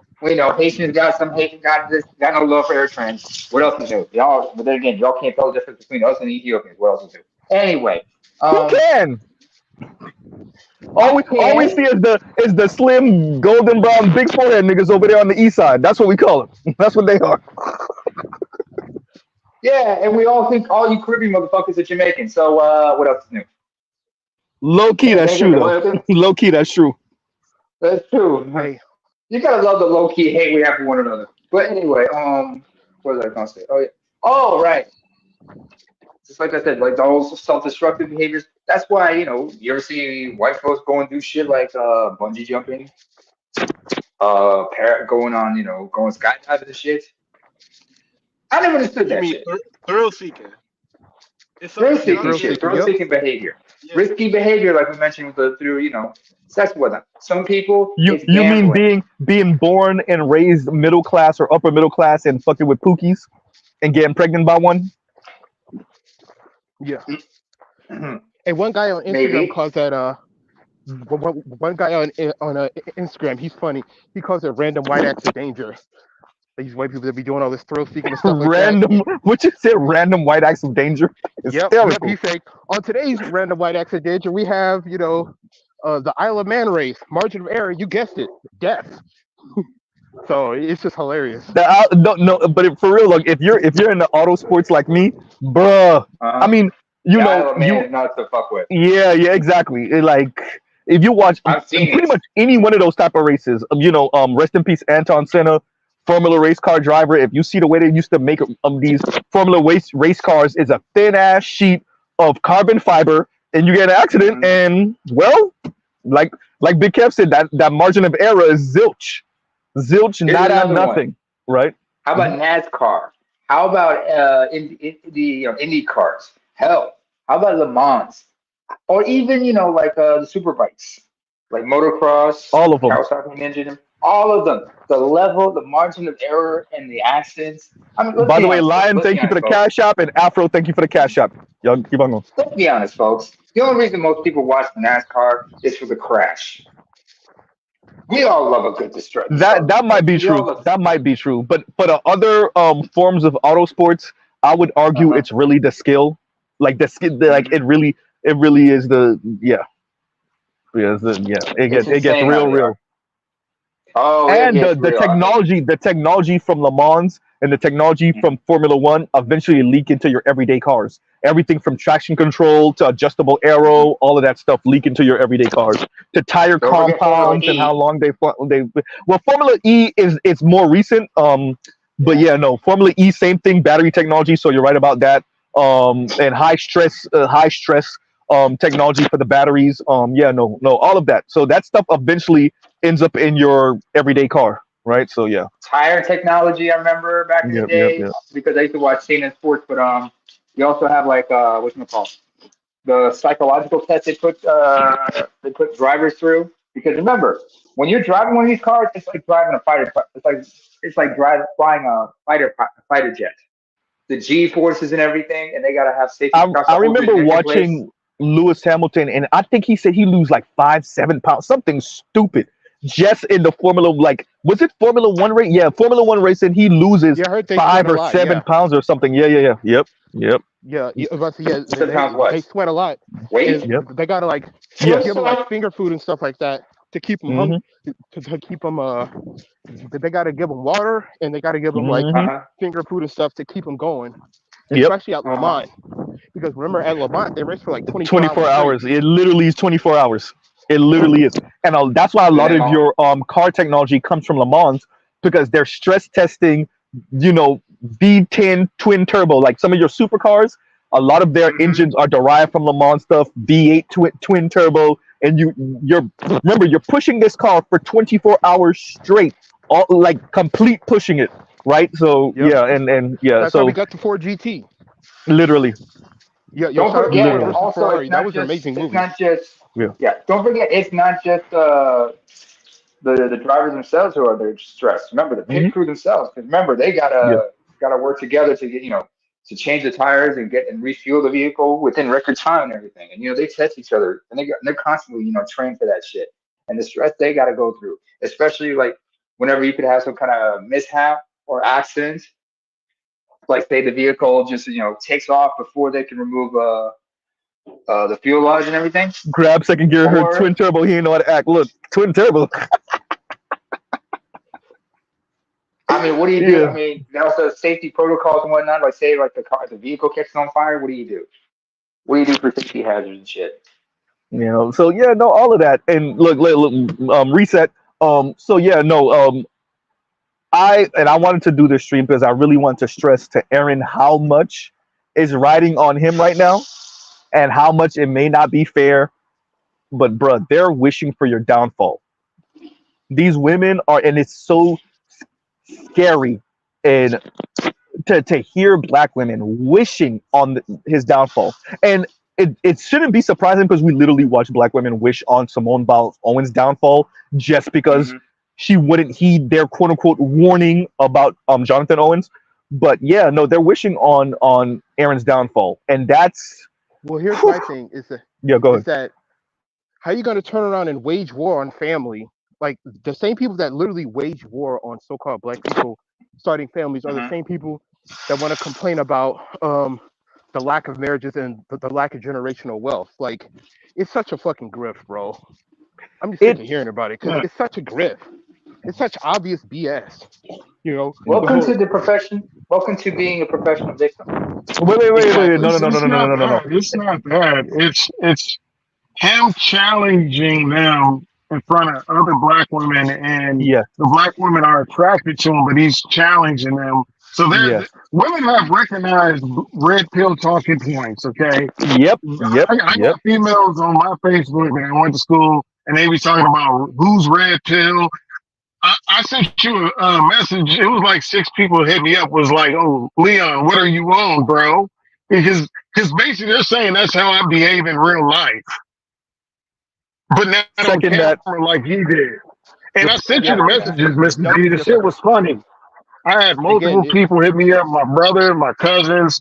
I had females hit me up. Oh, so this is how you act. But see, they don't want that publicly, because that's going to change how black males behave. Like, you already seen older women talking about concubine black males not acting right. You see that women are saying this class of guys are red pill and all this type of shit, and they're going about asking questions to find out if you're red pill or not. Again, it's like these people. Again, that's why I don't take that stuff seriously. It's because these people, the same niggas that want to run around talk about black love and black family and building generational wealth are the exact same niggas who want to be anti-male, anti-family. They want to be anti-wealth building. They love casual and frivolous divorce. You know what I mean? And it's like, pick a damn struggle. Like you can't sit up there because think about it. Like, us in America as a society, we've been shitting on fathers and husbands for the last 60 years, especially so-called black fathers and husbands, only to find out that not only is it true that most so-called black men are actually involved fathers if they even have children, but the reality is that despite what we've been told in despite what we've been told through the media, for a man having a family or should I say having a wife and kids is actually more of a burden on him than it is on them. Because we're always being told how the man's not doing enough. In reality, it's the exact opposite. These dudes are getting stressed out from having a family, and now And the that wife most brothers have complaining. basically said right, and now that most brothers have basically said to hell with it, there's, I, we're seeing what I happens don't. when people devalue Well, fathers and I husbands. don't. I don't think. I there don't was think a Wait, brothers. wait, wait. I Let don't let think let brothers. Uru go and then Leon. Black Uru and then Leon. Sorry, Elder Privilege Leon. Go ahead. Go ahead, well, Black Uru. there's a time when men did not listen to women as much. Like in certain like Arab countries. It takes three women to confirm witnessing, for Actually, example, too. in court. You know, or two. Okay, my bad. No. Because You're right. generally the word of a woman does not count as much amongst men, and it should not. And our biggest problem is we actually think we're supposed to believe and listen to women as we Ooh, do Believe that's of so all men. women. sexist. That's so sexist. Yeah. I think. I think. Well, yeah, I mean, but here's the thing. Now, here's the other thing too. I'm glad you said that. The other brother mentioned, question: Are you red pill? Uh, I think one of the biggest mistakes that men make is you guys don't embrace what you are, and you don't proudly proclaim it. If someone I asked me do. was I red pill, I would say you damn right I'm red pill, I do. and I would go on ad nauseum about what that means and why, and why it explains my position. Empower what you are. You need to make manifest what you are to the point in which then, because what they do is they label something and then they have you afraid to define and defend what it is, which then enables them to define what you are. So the last thing you Exactly. want them to do is to use a term like red pill and then let them define it and then let them be able to use it back against you at will. This sounds a I lot agree. like, you know, I'm sorry to be a little childish when I say this. Actually, I'm not.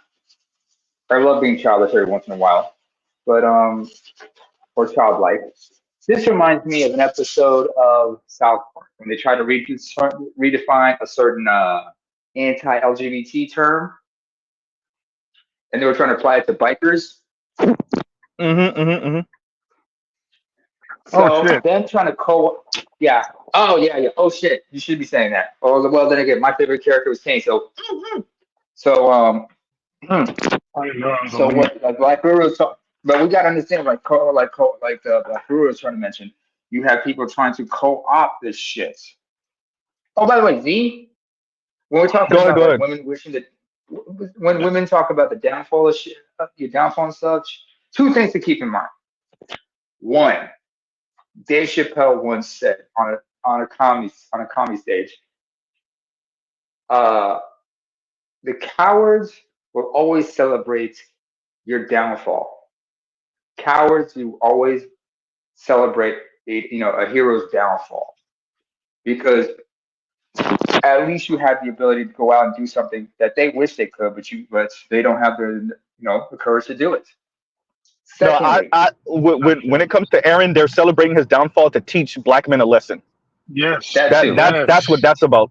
So That so too. But wait, hold on, sir, if I may. I was already next. I was If I already may. next, but Wait, yeah. wait. No, name, I gotta cut you off because I gotta let Vince go and then let Leon go and then you get back. Go ahead, Vince, and then Leon. Okay, so marriage isn't a reason for the position that black guys find themselves in. It's not marriage. It's actually like I say, like I bought my house 10 years ago. So if a brother's making the same money I'm making, my house is 80% worth more than for a guy that makes the same money that I'm making to move into my neighborhood. My house is $120,000 more.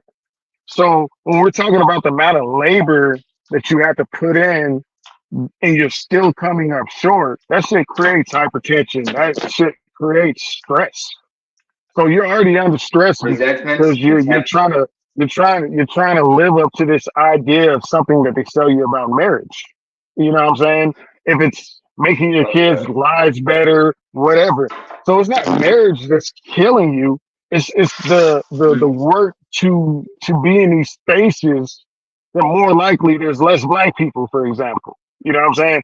So I don't blame marriage. I blame the economic situation that people find themselves in. Like I said, I can look at a guy that moved in my neighborhood 2 weeks ago, and I can give a quarter of the effort to produce the same thing he produces. But the outcome is I don't know what he owes, and my payment isn't what his payment is, and my interest rate ain't 7%. So I can pull up in a new car with the same effort that he's giving to pay for that fucking house. Then just let that accumulate. Wait, Leon. Let me clarify that because I know what you're saying. What Leon is saying is he could pull up in a new car while paying for the house and the car for what the other man is just paying for the house for. So yeah, go ahead. Well, yeah, if I could just jump in too, Well, because I think this is that's all I'm saying. It's like let me read this real quick, Leon, and then you finish. Because our white brothers are doing pretty. I mean, our black brothers married to other women are doing pretty good, and some of their life expectancy still is the same. And it's like we start fucked up from middle school when we start working. Our high school, or the amount of hours that we put in. And I'm just saying we do more stressful physical labor than any other group in America, really. But yeah, I got to roll. Yeah. Peace out. All right, and let me read this real quick, and then I know Socrates was trying to go. Give me a second. And Ross says women aren't in survival mode. It's a scam being sold to men. They're very comfortable doing the things they are doing. True. They are manipulating men by triggering your natural desire to protect them. Oh boy. Yeah. As a matter of fact, going into that. So this idea, and y'all kind of were speaking to it before, we're this idea of them quote unquote queering their relationships, which is I put money on it, and I'm saying this is what it is: provide, protect, and shut up. Don't use any of that power that's supposed to come from your providership and your protection, even if it's $1 more. This idea that and like Tracy Ellis Ross said this, and who else said this too? Tracy Ellis Ross said this, another celebrity said this too, another black woman celebrity said this, which is pretty much like maybe they're ahead of their time in the way they think of relationships. It was Tia Mowry. I think it was Tia Mowry. Was it Tia? It might have been Tia. But Tracy Ellis Ross said this. I want to say it was Tia also, which is they're ahead of their time. And what they're really saying is, I want a dude that got it. I just don't want him to act like he got it. What's so hard about that? Right? So, being victim of circumstance, being victim of your economic situation, that's yes and no, right? That's yes, because we do see what the marriage rate is saying, but that's not the men, it's the women. The women are the ones that's saying, yeah, but you can't practice husband the way he practices husband. So yeah, no. Once again, 26% of poor Americans are married, 39% of, no, sorry, I said it the wrong way. 26% of working class. Goddamn, I said it the wrong way again. 26% of poor Americans, 39% of working class, and 56% of middle class and above Americans are married. That is a function of class and income that the women decided that they don't want to marry going further down on the economic ladder, right? So going to, adding a little bit to what Roger's saying. But yeah, y'all go ahead. Mr. Z, Mhm. I wanted to finish my thought earlier. Go Like ahead. I said, the other thought, yeah, I can be long-winded, but I get accused of that many times.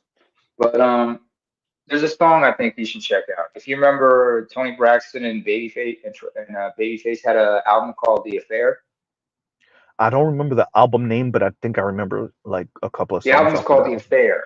Yeah. The album's called "The Affair," and there's a song and that really symbolizes the resentment and the vindictiveness of women. It's called Mhm. "I Wish" it's I Wish, and it's Tony singing "I Mhm. wish all these bad things happen to you. I Oh hope yeah, there's a lot of songs like that from black women. Whitney No, but got a this is song the like that thing. too. I learned from the best. Whitney got a song like that. There's a lot of songs like that. I learned from the best. That's my brother's jam. Right. But you know what? Yeah. Here's another song. Yeah. Whitney Houston, Deborah Cox, Mhm. same script, different cast. Yeah. It's basically like, they talk about once a cheater, always a cheater. Yeah. Because basically, but if you listen to the song, you'll understand what I mean. Because Whitney is actually talking to Deborah, and it's a Deborah Cox in the sense that I was in your shoes before. Before he left me for you, he left another chick for me and joined up with me. Mm-hmm. I should have seen this coming, but you got to learn the hard way. And Cox is like, la la la la. I'm not listening. But anyway, continue. Oh, thank you, Detro. I'll bust the windows out your car. There's a zillion songs like that from women, particularly black women. Wait, my car is talking, y'all. Bust the window comes to mind of Patrice O'Neal. Wait. Damn, you interrupted it, Name. My car was just telling me, you live in South Florida. It's probably going to rain and maybe flood. Go ahead. Go ahead. Flood worse than Dubai? Right. Go ahead. But anyway, no. I mean, these songs and by the way, so now that we're seeing this more and more, this is why I love social media. Now that you see more and more women wishing ill on black men, more and more black women wishing ill on black men, because I really want to stress that. I don't want us to get too far from that. Wishing the downfall of Aaron to prove a point. Aaron the plumber. And that's why, and I want black men to, bro. If you're with a girl, if you got a girlfriend, you might look at your wife sideways. If they see this and they have something, not even just negative to say, but any type of wishing on his downfall, any type of that's what you get, any type of hey, understand all of that is once again wishing on his downfall to prove a point. Right, and the point for them is, well, that's why you're not supposed to talk to black women that way, and you're not supposed to talk about black women that way. Yawn. Right, so especially for you young brothers, if this comes up in conversation amongst friends and whatever, understand what these women are saying. They're saying Aaron deserves everything he get because he had the unmitigated goal to not let black women talk to him all type of crazy. Hey Z, that reminds me. Go ahead. Response? Okay. You know what would be the correct response to like Yep. a woman saying that to her dude or whatever like that? The proper response should be, "Fuck that," and then just have the argument. Fuck it, because that's like it. I don't know. It should just make sense to me. It just don't. Because it's not supposed to. Bro. It's just shit, bro. I don't know. Well, here's one thing that I think you young men should think and talk more about, and become activists about, and that is this phenomenon of if by chance you appear in social media, you do a YouTube or TikTok, and you say or do something that some percentage of black women just dislike for whatever reason, that they can call your employer and get you fired. I think you again, you young men need to create some sort of activism towards protecting yourself from that, because to me this seems like a formula that is going to grow in prevalence, and the success of getting him fired is definitely going to be a motivator and an impetus for a lot of black women to do similar things to other black men in social media. So I just think, I don't think an employer should be.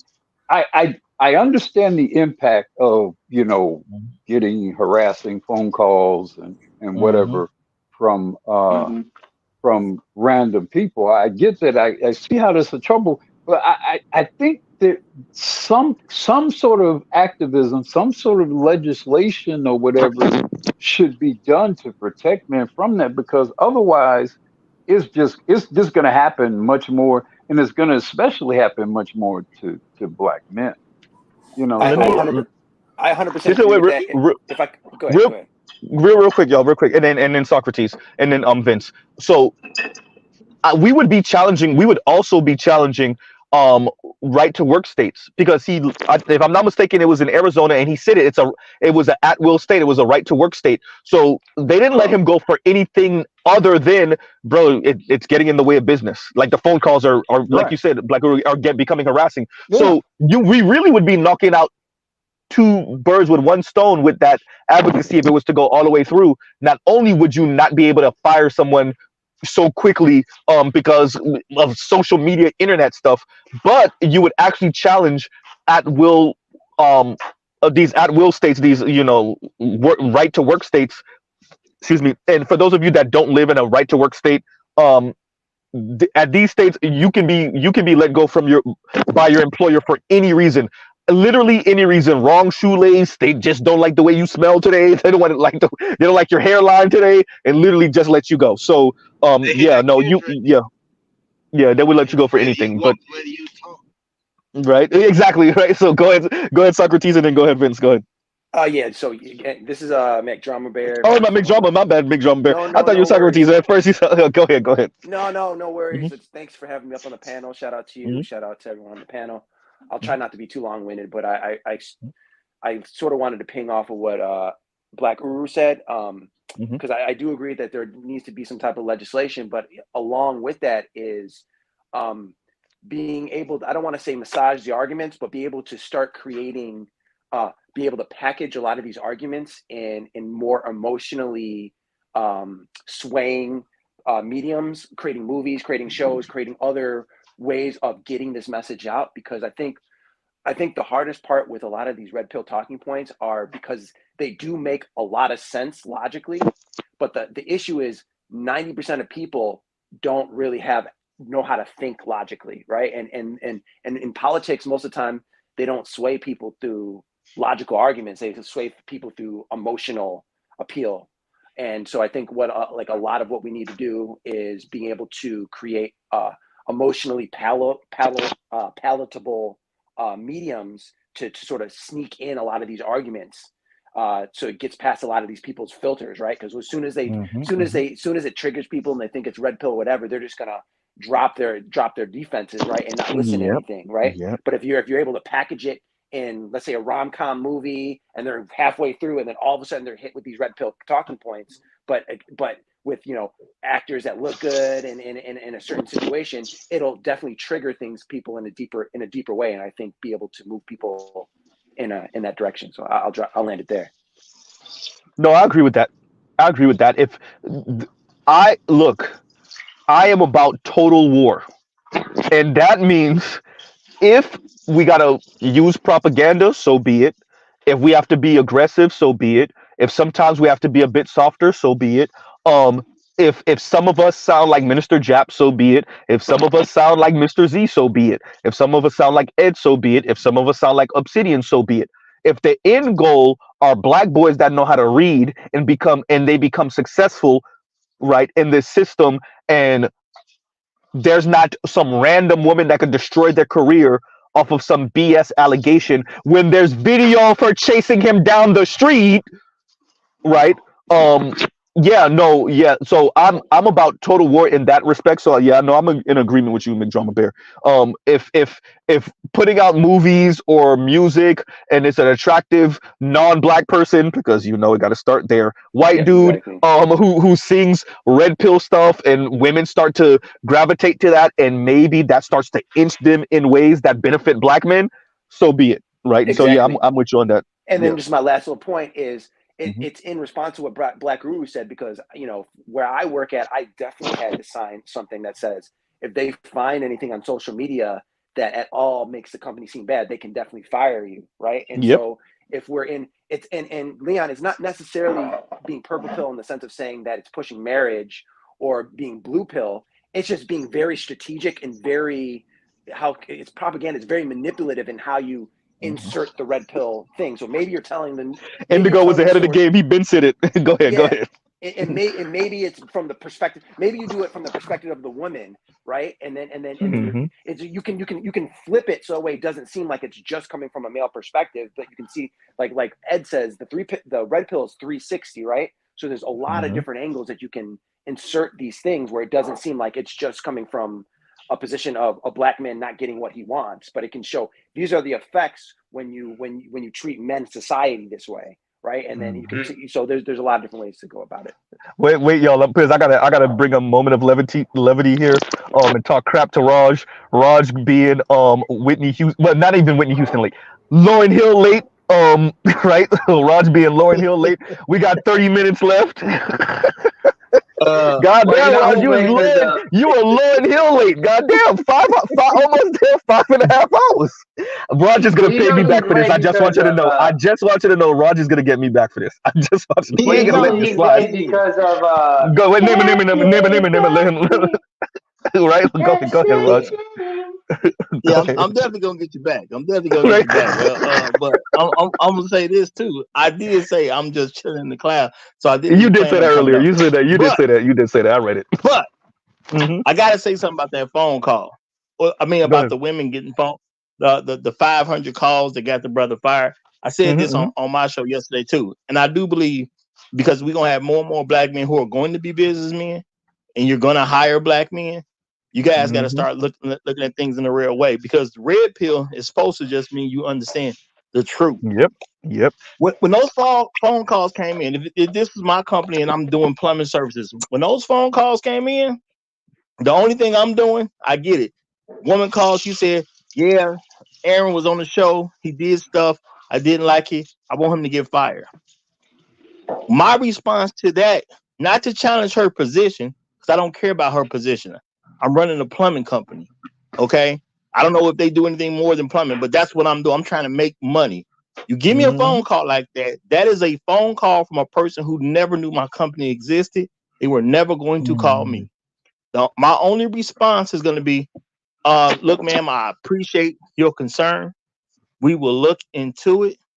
Is there any plumbing services that you need right now? And I promise you, we will not send him. Now you're gonna tell me if you got some plumbing services or not. Now more than likely you ain't gonna have none. Okay, man. Well, you know what I'm saying. If you don't have any plumbing services, then we wish you well, and we'll look into what you talked about. Now I'm gonna hang up the phone. We gotta act like, as men in general, that this is not a bad thing. I got people calling me that wasn't never gonna call me. Some of these calls gonna be in an area that I can service, and I might get some business out of it.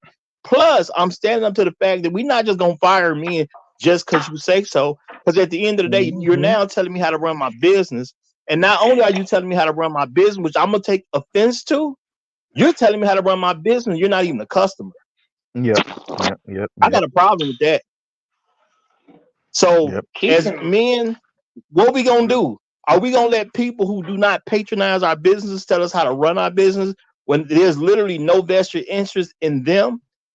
Or we gonna look at what's good for our company? The good thing is to convert a phone call into money. That's it. That's all I'm gonna be looking to do. That's all I wanted to say. But that's No, the I'm agreeing thing, with right? that. But that's the thing, Roger. That's what it also ties into red pill, because I'm pretty sure that dude that was running that business, depending on where he worked, was a white dude. And Yeah. let's be real about this thing. There is more of them, regardless of race, than us. No. That is true. Yeah, But even as a I white mean, man, I'm running a business. I got phone calls that I was never going to get. How many dollars can I convert into this from this phone call? That is my only concern.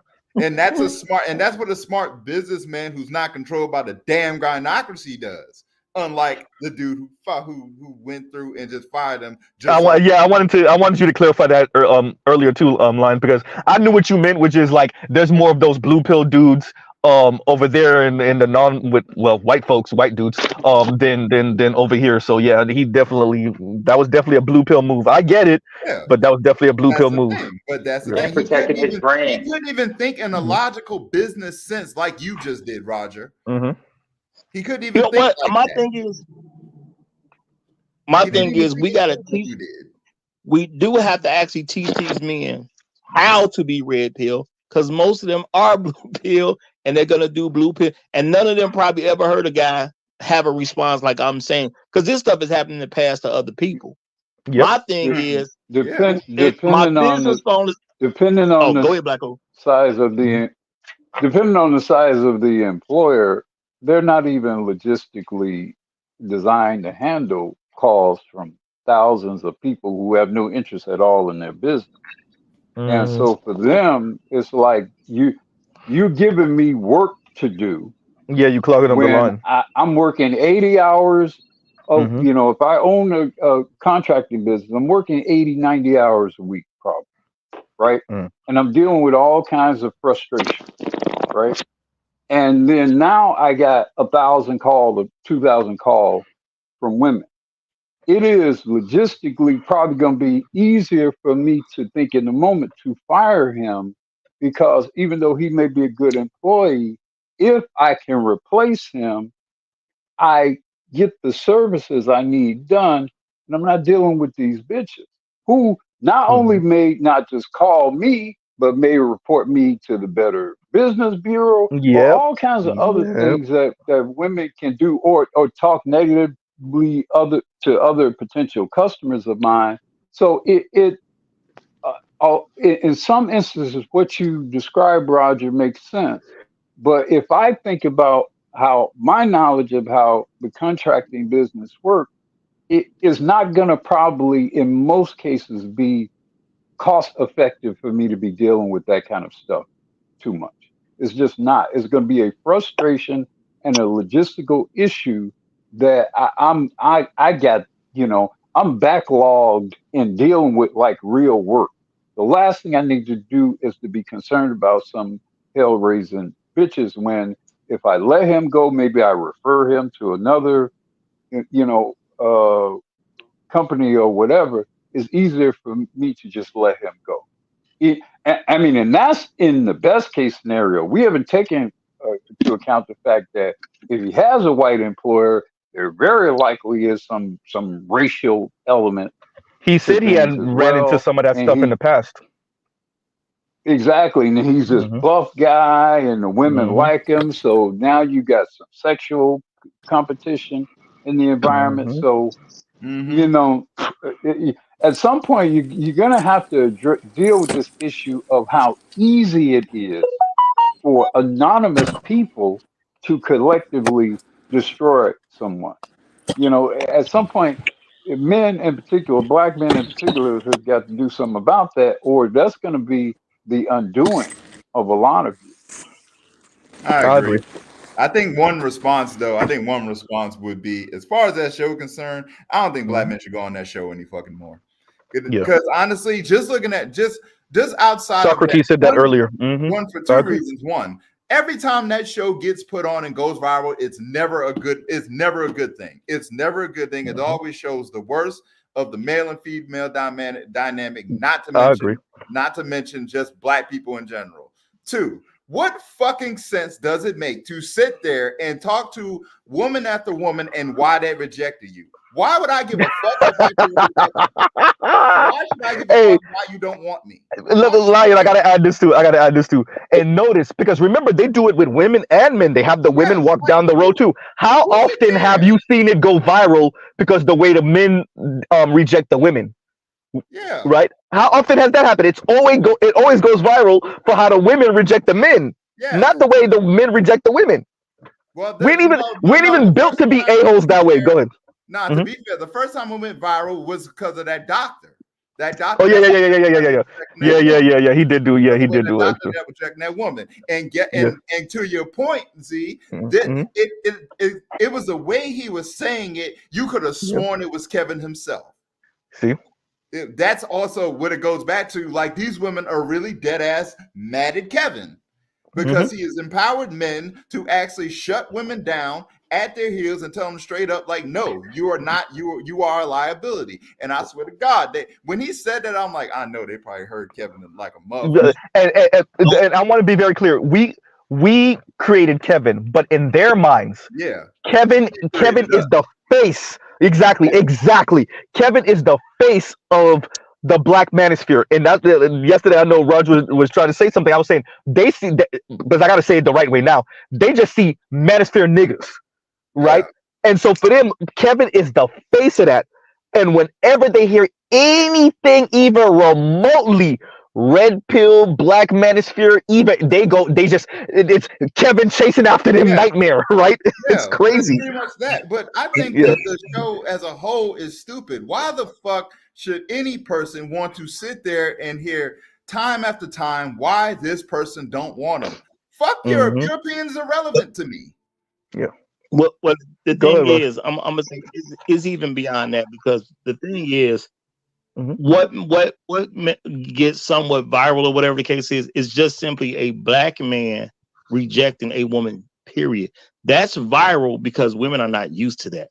That's just what it is. Yes. Kevin Samuels just put extra sauce on it, but they're not used to Black men rejecting a woman, especially not in public. Yes. But I also want to say this too, because I read the super chat. I got to deal with what the results are. The results were that they fired the guy. At the end of the day, he ain't the first guy to get fired because somebody called a company. Point blank, period. If I'm running a company and my work phone rings, I'm trying to convert a phone call into dollars. That is my only concern. That's why people go into business, to make money. I understand they're going to call regardless. You see what I'm saying? Most people are going to do something simple and easy, and they're going to let it go. I'm going to get, say I get 2,000 calls. I'm going to take them 2,000 calls, try to convert some of them into some services, and nothing's going to happen. And what are they going to do after that? Nothing, because most people are just lazy. They're just having an emotional reaction because a man said something to a woman, and they don't believe Black men should be in position to talk down to Black women or to not accept a Black woman. And that's all it is at the end. So the 2,000 calls going to come regardless of what I do to this man. So I'm going to take that 2,000 calls that I have to take no matter what, and he's still going to have his job. And hopefully I get 3 or 4, maybe even 5 or 6 business deals because somebody's close enough for me to do business with. But once again, Roger, it's not for a business owner that is not a cost-effective thing to do. Yeah. Not in the contracting business. In the contracting business, you want people calling you who actually need your work, not some random Harridan females. You know, look. But that's Roger. In the contracting business, you got to focus on getting work done in a timely and cost-effective manner, with minimal, frustration and disruption and negative potential impact on reputation, which is a huge thing. And again, you get a certain group of hell-raising, vengeful females, and they got you on your business sexually harassing women, and all kinds of bullshit that women can create today. It's just not cost effective. I mean, this notion where you're going to convert, and here's the other thing too, what percentage of those women are even in the geographical area to which you can actually even perform services for? Yeah. If Raj said that. 95% of these females are Yeah. not even geographically located to you, then it's really kind of a waste. Whatever margin of business. And here's the other thing too, frankly. Here's the other thing too. You know, how many women are you gonna make money off of in a contracting in plumbing business? Most of your money is gonna be made from men. But Most of your money is gonna be made from men. Between you, Uru, and Raj, y'all are using smart male business logic. Exactly. Unfortunately, that is just us in this fucking space. Exactly. Outside of this fucking space, the majority of men do not think like that. 100%. That's the problem. Wait. Before anybody go, 20 minutes. We got to do a hard stop in 20 minutes. Let me read this super chat real quick. And KMS, because Roger already answered it, but KMS says, Roger report, we are assuming that the plumbing company didn't do that. Plugged calls network with frivolous complaints is preventing me from generating revenue with calls that matter. Time is money. True indeed. But Roger already addressed that. And thank you for the super chat, KMS. Thank you for the super chat. And let me read this next one. And KMS says the most cost-effective strategy based on how black women acted is not to deal with black women. Hashtag protect your livelihood. But yeah, and I get what KMS is saying. I don't know where to stand on it because I agree with like KMS and Black. We're on one side, and then I agree with Raj on the other. This is the one time I'm like really split. But I said at its core is to it's starting with line, and then I think that's better you trying to go line and then finish up, and then better you starting with that show. Black men should dead ass boycott that show. Yeah. Or should we just have the brothers that have nothing to lose be the ones to go on the show and flame them? Yeah. Maybe we should say maybe we should have Operation Kamikaze with the good-looking brothers that have nothing to lose. Right. You're gonna go on the show to do nothing but listen to women reject you over and over and over again. And on top of that, if you stand up for yourself, God forbid you do, you could get fired. Why the fuck would you sign up for that? But that's kind of why I'm saying what I'm saying, because once the phone calls start, we gotta let better you go after Raj. Go ahead, Raj. Yeah, I'm coming after better you. Yeah, I'm just saying once phone calls start, they already started, and you can't stop them at that point. They're just something you have to deal with. Because I have to deal with it anyway, I'm not gonna fire the guy, and I'm gonna create an environment to say to other men, y'all, if this works, they'll keep doing it. That's the only thing I do know. If it works, they'll keep it up. If it doesn't work, they'll stop. That's all I know. Maybe that's not the best business advice, but I do know if it works, they'll continue to do it. If we act like it don't matter, they're going to stop. And go ahead, better you, and I'll read this and then name it. Go ahead.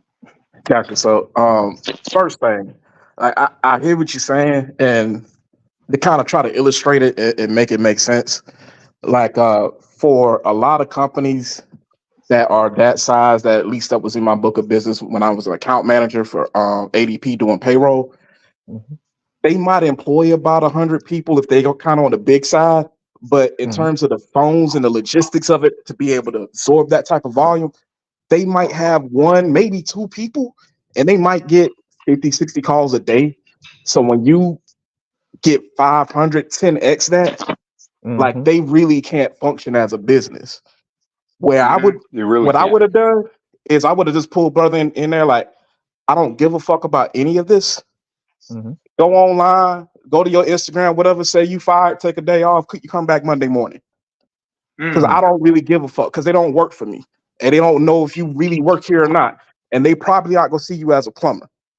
Like, just being honest. The other thing of it is, the reason why I came back up here was because 100% what Mr. Uru was just saying a few minutes ago, like, right to work is some bullshit. And I agree 100%, not only because of this whole situation. Like, I recently went through a situation where, because of some shit, like, just people not rocking with you, like, you can be performing and doing your job, and just because, I really just don't like this Negro, I can make up anything as long as it's not a federally protected classification. As long as I say I'm not firing you because of your race, your sexuality, your gender, your religion, it's all game. Like you could literally come in And here they and be the replace best you with person somebody of your in the. ilk. Say what? And they replace you with somebody of your ilk, just to cover their asses, just to keep the bases covered. They like say they fire your ass instead of you. They replace you with another black man who may be just as or even more capable, and for less. Well, this is the thing. A lot of times when black in corporate, from what I've seen, this has been my experience. You don't even get replaced. What happens is if it's say for instance, hey, we only have one black male manager, or we only have 2 or 3 black managers, period, in this particular space. A lot of times, what I've seen happen, they get fired, and what they'll do is they'll spread everybody out that was on their teams, and they'll wait to hire and replace that person, and then they'll try to in Becky, and then they'll try to, you know what I'm saying, whoever they really want, Brad or whatnot. Like most of the time. But real talk. And you're exactly right. And what they do is they will tweak the job title or the job title so that it does not appear that they directly replace the black person with a white person. They change up the rules, the roles, or et cetera, or whatever to kind of disguise that's what I see. That's facts. That's when they doing some real wicked work right there. But yeah, that's facts. Thank you for clarifying, better you. And black and real quick. And KMS says black women, and thank you for the super chat. Black women are literally making themselves a liability. Raj enters the chat. The Raj report enters the chat because this is his shit right here, right? And I agree, right? And thank you for the super chat, KMS. Let me read this one. A Split Jim says, it's like a Negro being sold for slavery, and then the Negro acting uppity, bruh. That's yeah. Actually, yes. I don't even really got much to say about that. Absolutely. Let me read Danny King's comment because he was like, Z, are you gonna read my comment? And he said, I came back, and thank you for the super chat. I came back. I was here at the beginning of the stream. Are y'all brainstorming how to make Aaron a mayor? Excuse me, because that made me laugh. Are y'all brainstorming on how to make Aaron mayor or the mansphere or something? No, just having a convo that's gonna end in about 15 or so minutes. But yeah. Go ahead. By the way, we're actually trying to recruit him for the cruise ship. The cruise ship idea. You know what's crazy? Jay Moore was in the comments earlier, and he said that. He was in the comments earlier, and Jay Moore was like, "Bro, we can have this dude working on the plumbing in the cruise ship." So shout out to Jay Moore. We gonna get him right, but he can make big money on that one. I know some people working on cruise ships and everything. They can make big money. But anyway, what I wanted to say was, first of all, nowadays you don't see guys going to bars and stuff like that, right? So women aren't competing to see who rejects them. That's what the point. Shout out to the pubs closing all over the UK. Go ahead. Yeah. The pubs are still open because guys need somewhere to drink just to get away from their wives. Secondly, or their girlfriends, and plus, drinking is a social thing for a lot of folks. But you have this whole thing about women rejecting dudes through using the balloons and shit. That's what it is. It's basically because since the shutdown and since the manosphere blow up, guys don't like to go to bars or guys don't go to bars and whatnot to hang out and just holler. Pause for a second, Namu. Pause for a second. Damie King, you did not call this man Turtle Man. Damie King asked, is Turtle Man our mascot now or what? Not our mascot. I think he represents, it's not him. It's the way black women responded to him, right? And it shows this very visceral reaction and response to a black man standing up for himself. So that's why you see so many people reviewing it. Right? Go ahead. Yeah, but that picture, that thumbnail you have of him, I thought maybe he likes to cosplay and stuff like that. That's what I was thinking. No, I think that's his way of embracing being called a Ninja Turtle or look like a turtle, right? And that's him trolling back, be like, fine, I am, and right, Cowabunga. So exactly. That's why I said Cowabunga, dude. Exactly. Yeah, exactly. So the best thing to come out of this is him to actually become more successful he was before this started. You need to make women need to see him being better off. So anything a black man can do to help his brother be in a better position, we should do that, because that should be the price of trying to make a black man lose his job. We put him in a better position. And I said that earlier. Exactly. And Exactly. also to your point, I don't know if you saw the video of the dude. I don't know what restaurant he's from. Wait, pause. Not Redman, I'll be that. Go ahead, Line. Go ahead. Nah, but I love that song. Point about, you remember I don't know if y'all saw the video of the dude who's getting played by those two whales when they were making fun of his outfit, and he was like, "Ain't I fresh though?" You know, it turns out then it turns out the shirt he was wearing, the line, they actually recruited him and actually to be a model for them for their line, and gave him a bunch of free shirts.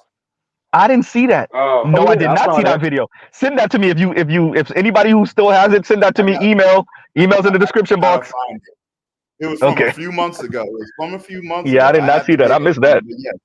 The line, the clothing line of that shirt he was wearing, they contacted. Yeah. You know, you remind me of a that's the way it's supposed to go. Scene. You remind me of a favorite scene in A Different World. I think Heavy D was on the on this episode. You know, love Heavy D. Rest in peace.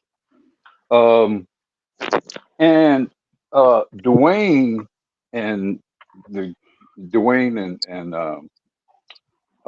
Whitley were beefing, I think, or something like this, maybe before they were married, but they were doing their love-hate thing, I guess. And Dwayne is dancing to Heavy, you know, and he's being somewhat clunky about how he's doing it. And Whitney says to him, "You're doing it wrong." And Dwayne says back to her, "But yeah, I'm doing it."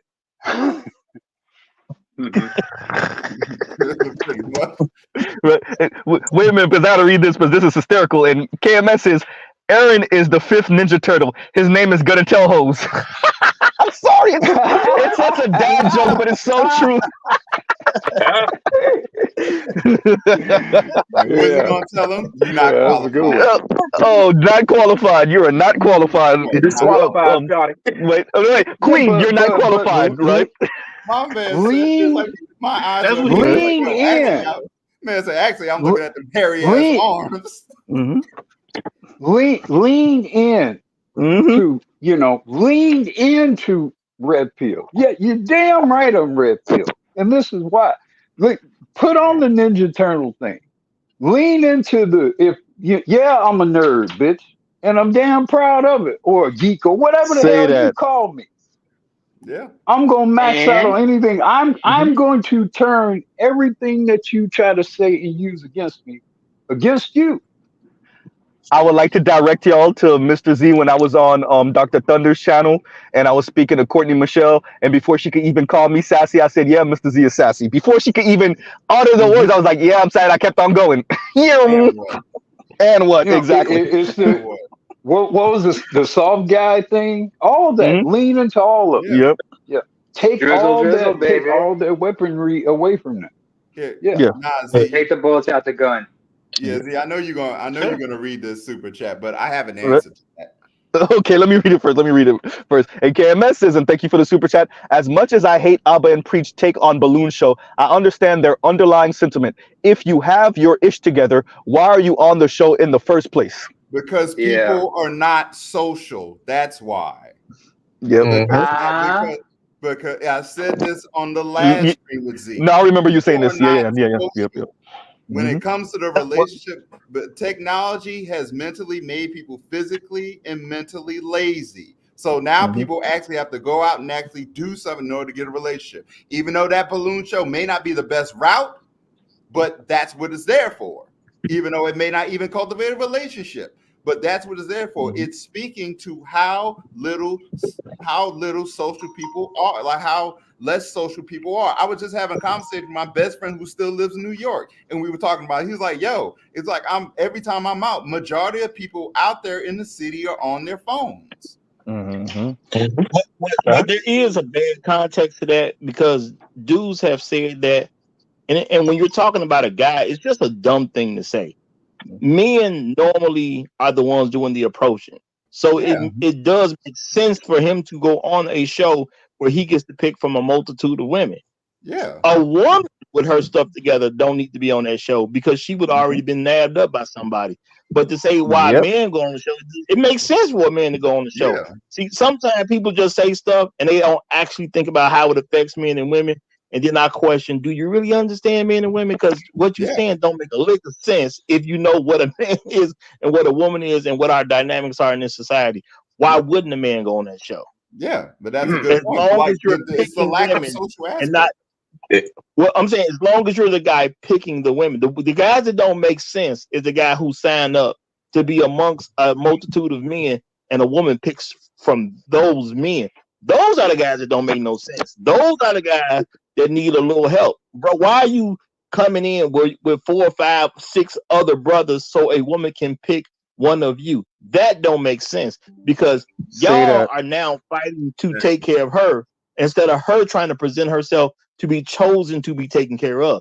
That makes sense for a woman to do. It don't make sense for a man to fight another man in any way so he can pay for some broad. That don't make sense. Exactly. His name is Roger. Yeah, it's and kind of he's like right. the Bachelor Say that. and the Bachelorette shows. I definitely get the Bachelor show. I definitely get that. You know, that's fantastic. You know, just get to pick a bunch of, grabbing female. But men going on the Bachelorette show, I'm assuming that at least half of those guys are gay. Let me read this I don't see it. because this speaks exactly to what y'all saying. And Trell says a man with his ish together needs the opportunity to be around higher quality of women.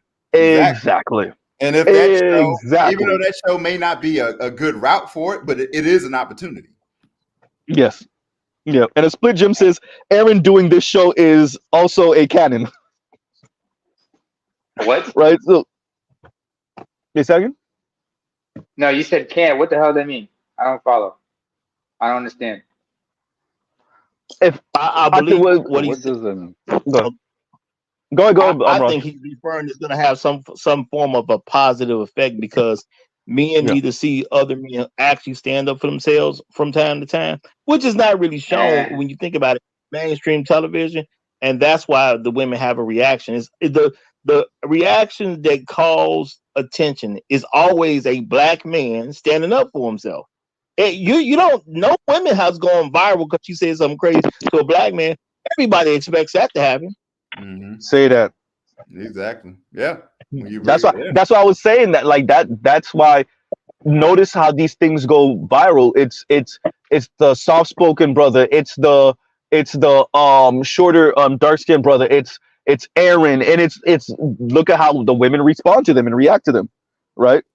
So no, I agree with that. As we're talking, there's a social aspect. As we're talking, that doesn't get talked about. True.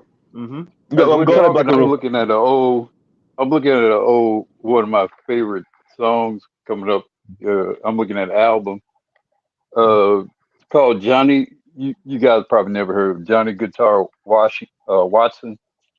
He was a popular sort of like R&B singer, 70s, 80s, or whatever.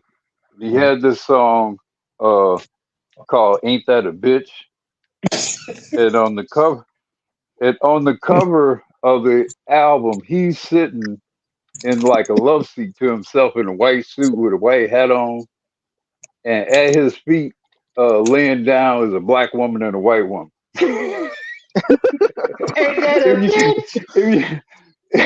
Google that image. I'm Googling. I'm thinking, bitch. You're right. Google Ain't that a bitch? Ain't that a bitch? And they're at his feet. Oh, and this is the best part. He's sitting on the couch with his dog, and on the floor are the women. Oh. Shout out to everybody involved in that picture. Period.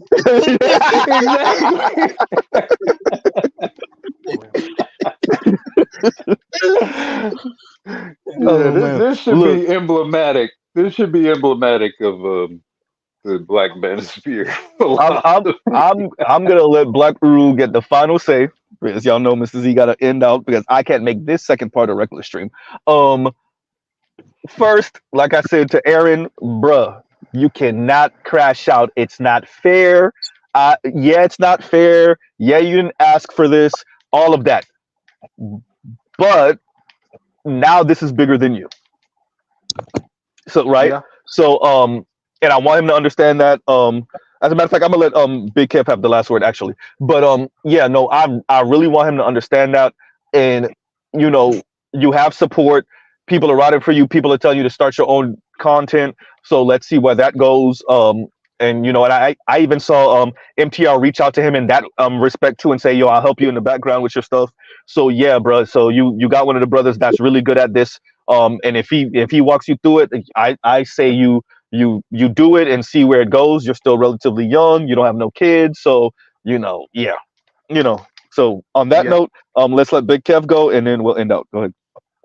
Sorry about that, man. I was at the gym earlier, man, and that's the reason why I wasn't speaking, man. But shout out to the Roswell Report, man. You made a good point with your one super chat. Unfortunately, that is a sad reality when you said that it's not survival mode; it's just manipulation. You know, you were definitely cooking with that comment, man. But overall, man, again, it's just one of those things where it's like the thing that a lot of people are gonna have to accept is that the solutions that we always talk about we need to seek, the solutions are already there. It's just a matter of just applying the information, man. You know, instead of people talk about say what's the solution, instead the thing that we should say is that if you want to think about a solution, somebody else has already come up with it. You know what I mean? Because when you look at books like The Miseducation of the Negro, Shahrazad Ali's book, hell, even Dr. Amos Wilson's book, Blueprint for Black Power. It's like the solutions are already there. The solutions are already written down. It's just the fact that, you know, it's written down, you know, and as what unfortunately as what Tito said, you know, as grandpa used to tell him, it's like, you know, a lot of niggas just don't like to read. You know, if you want to hide something from niggas, just put it in a book. Or is it possible that we don't want the solution because we want to do what we want to do? And there's a burden in knowledge, right? Yep. There's a burden in like not being ignorant and being declaimed ignorant. Yep. Right. Now we already know, like when it comes to the law, like their ignorance of the law is no excuse. But like in everyday life, people use ignorance as a way to kind of skirt going through things like, yo, I didn't know. Well, right. So I think I agree with Negroes don't want to read. I agree with that. I think also it's I don't want to know, so I don't have the weight of like knowing I'm messing up. Right. So no, I think it's a bit of that also. Yeah. Right. And on that note, we will pause right here. Love, peace, and chicken grease. Y'all have a great rest of y'all day. Y'all go check out other Black Manosphere content, other non-Manosphere content. Shout out to the panel. Thank you for coming up. Shout out to the chat. Thank you for being engaged for the whole hysterical. Thank you for being part of the stream the whole time. And we will pause right here and Mr. Z out. All right, y'all. Mr. Z gotta go. I got things to do. All right, y'all. Mr. Z out. Yo. See you later. Peace to everybody. Y'all take care. Have a good weekend. Y'all ain't shit. God bless y'all for it. Be easy, fellas. Yep.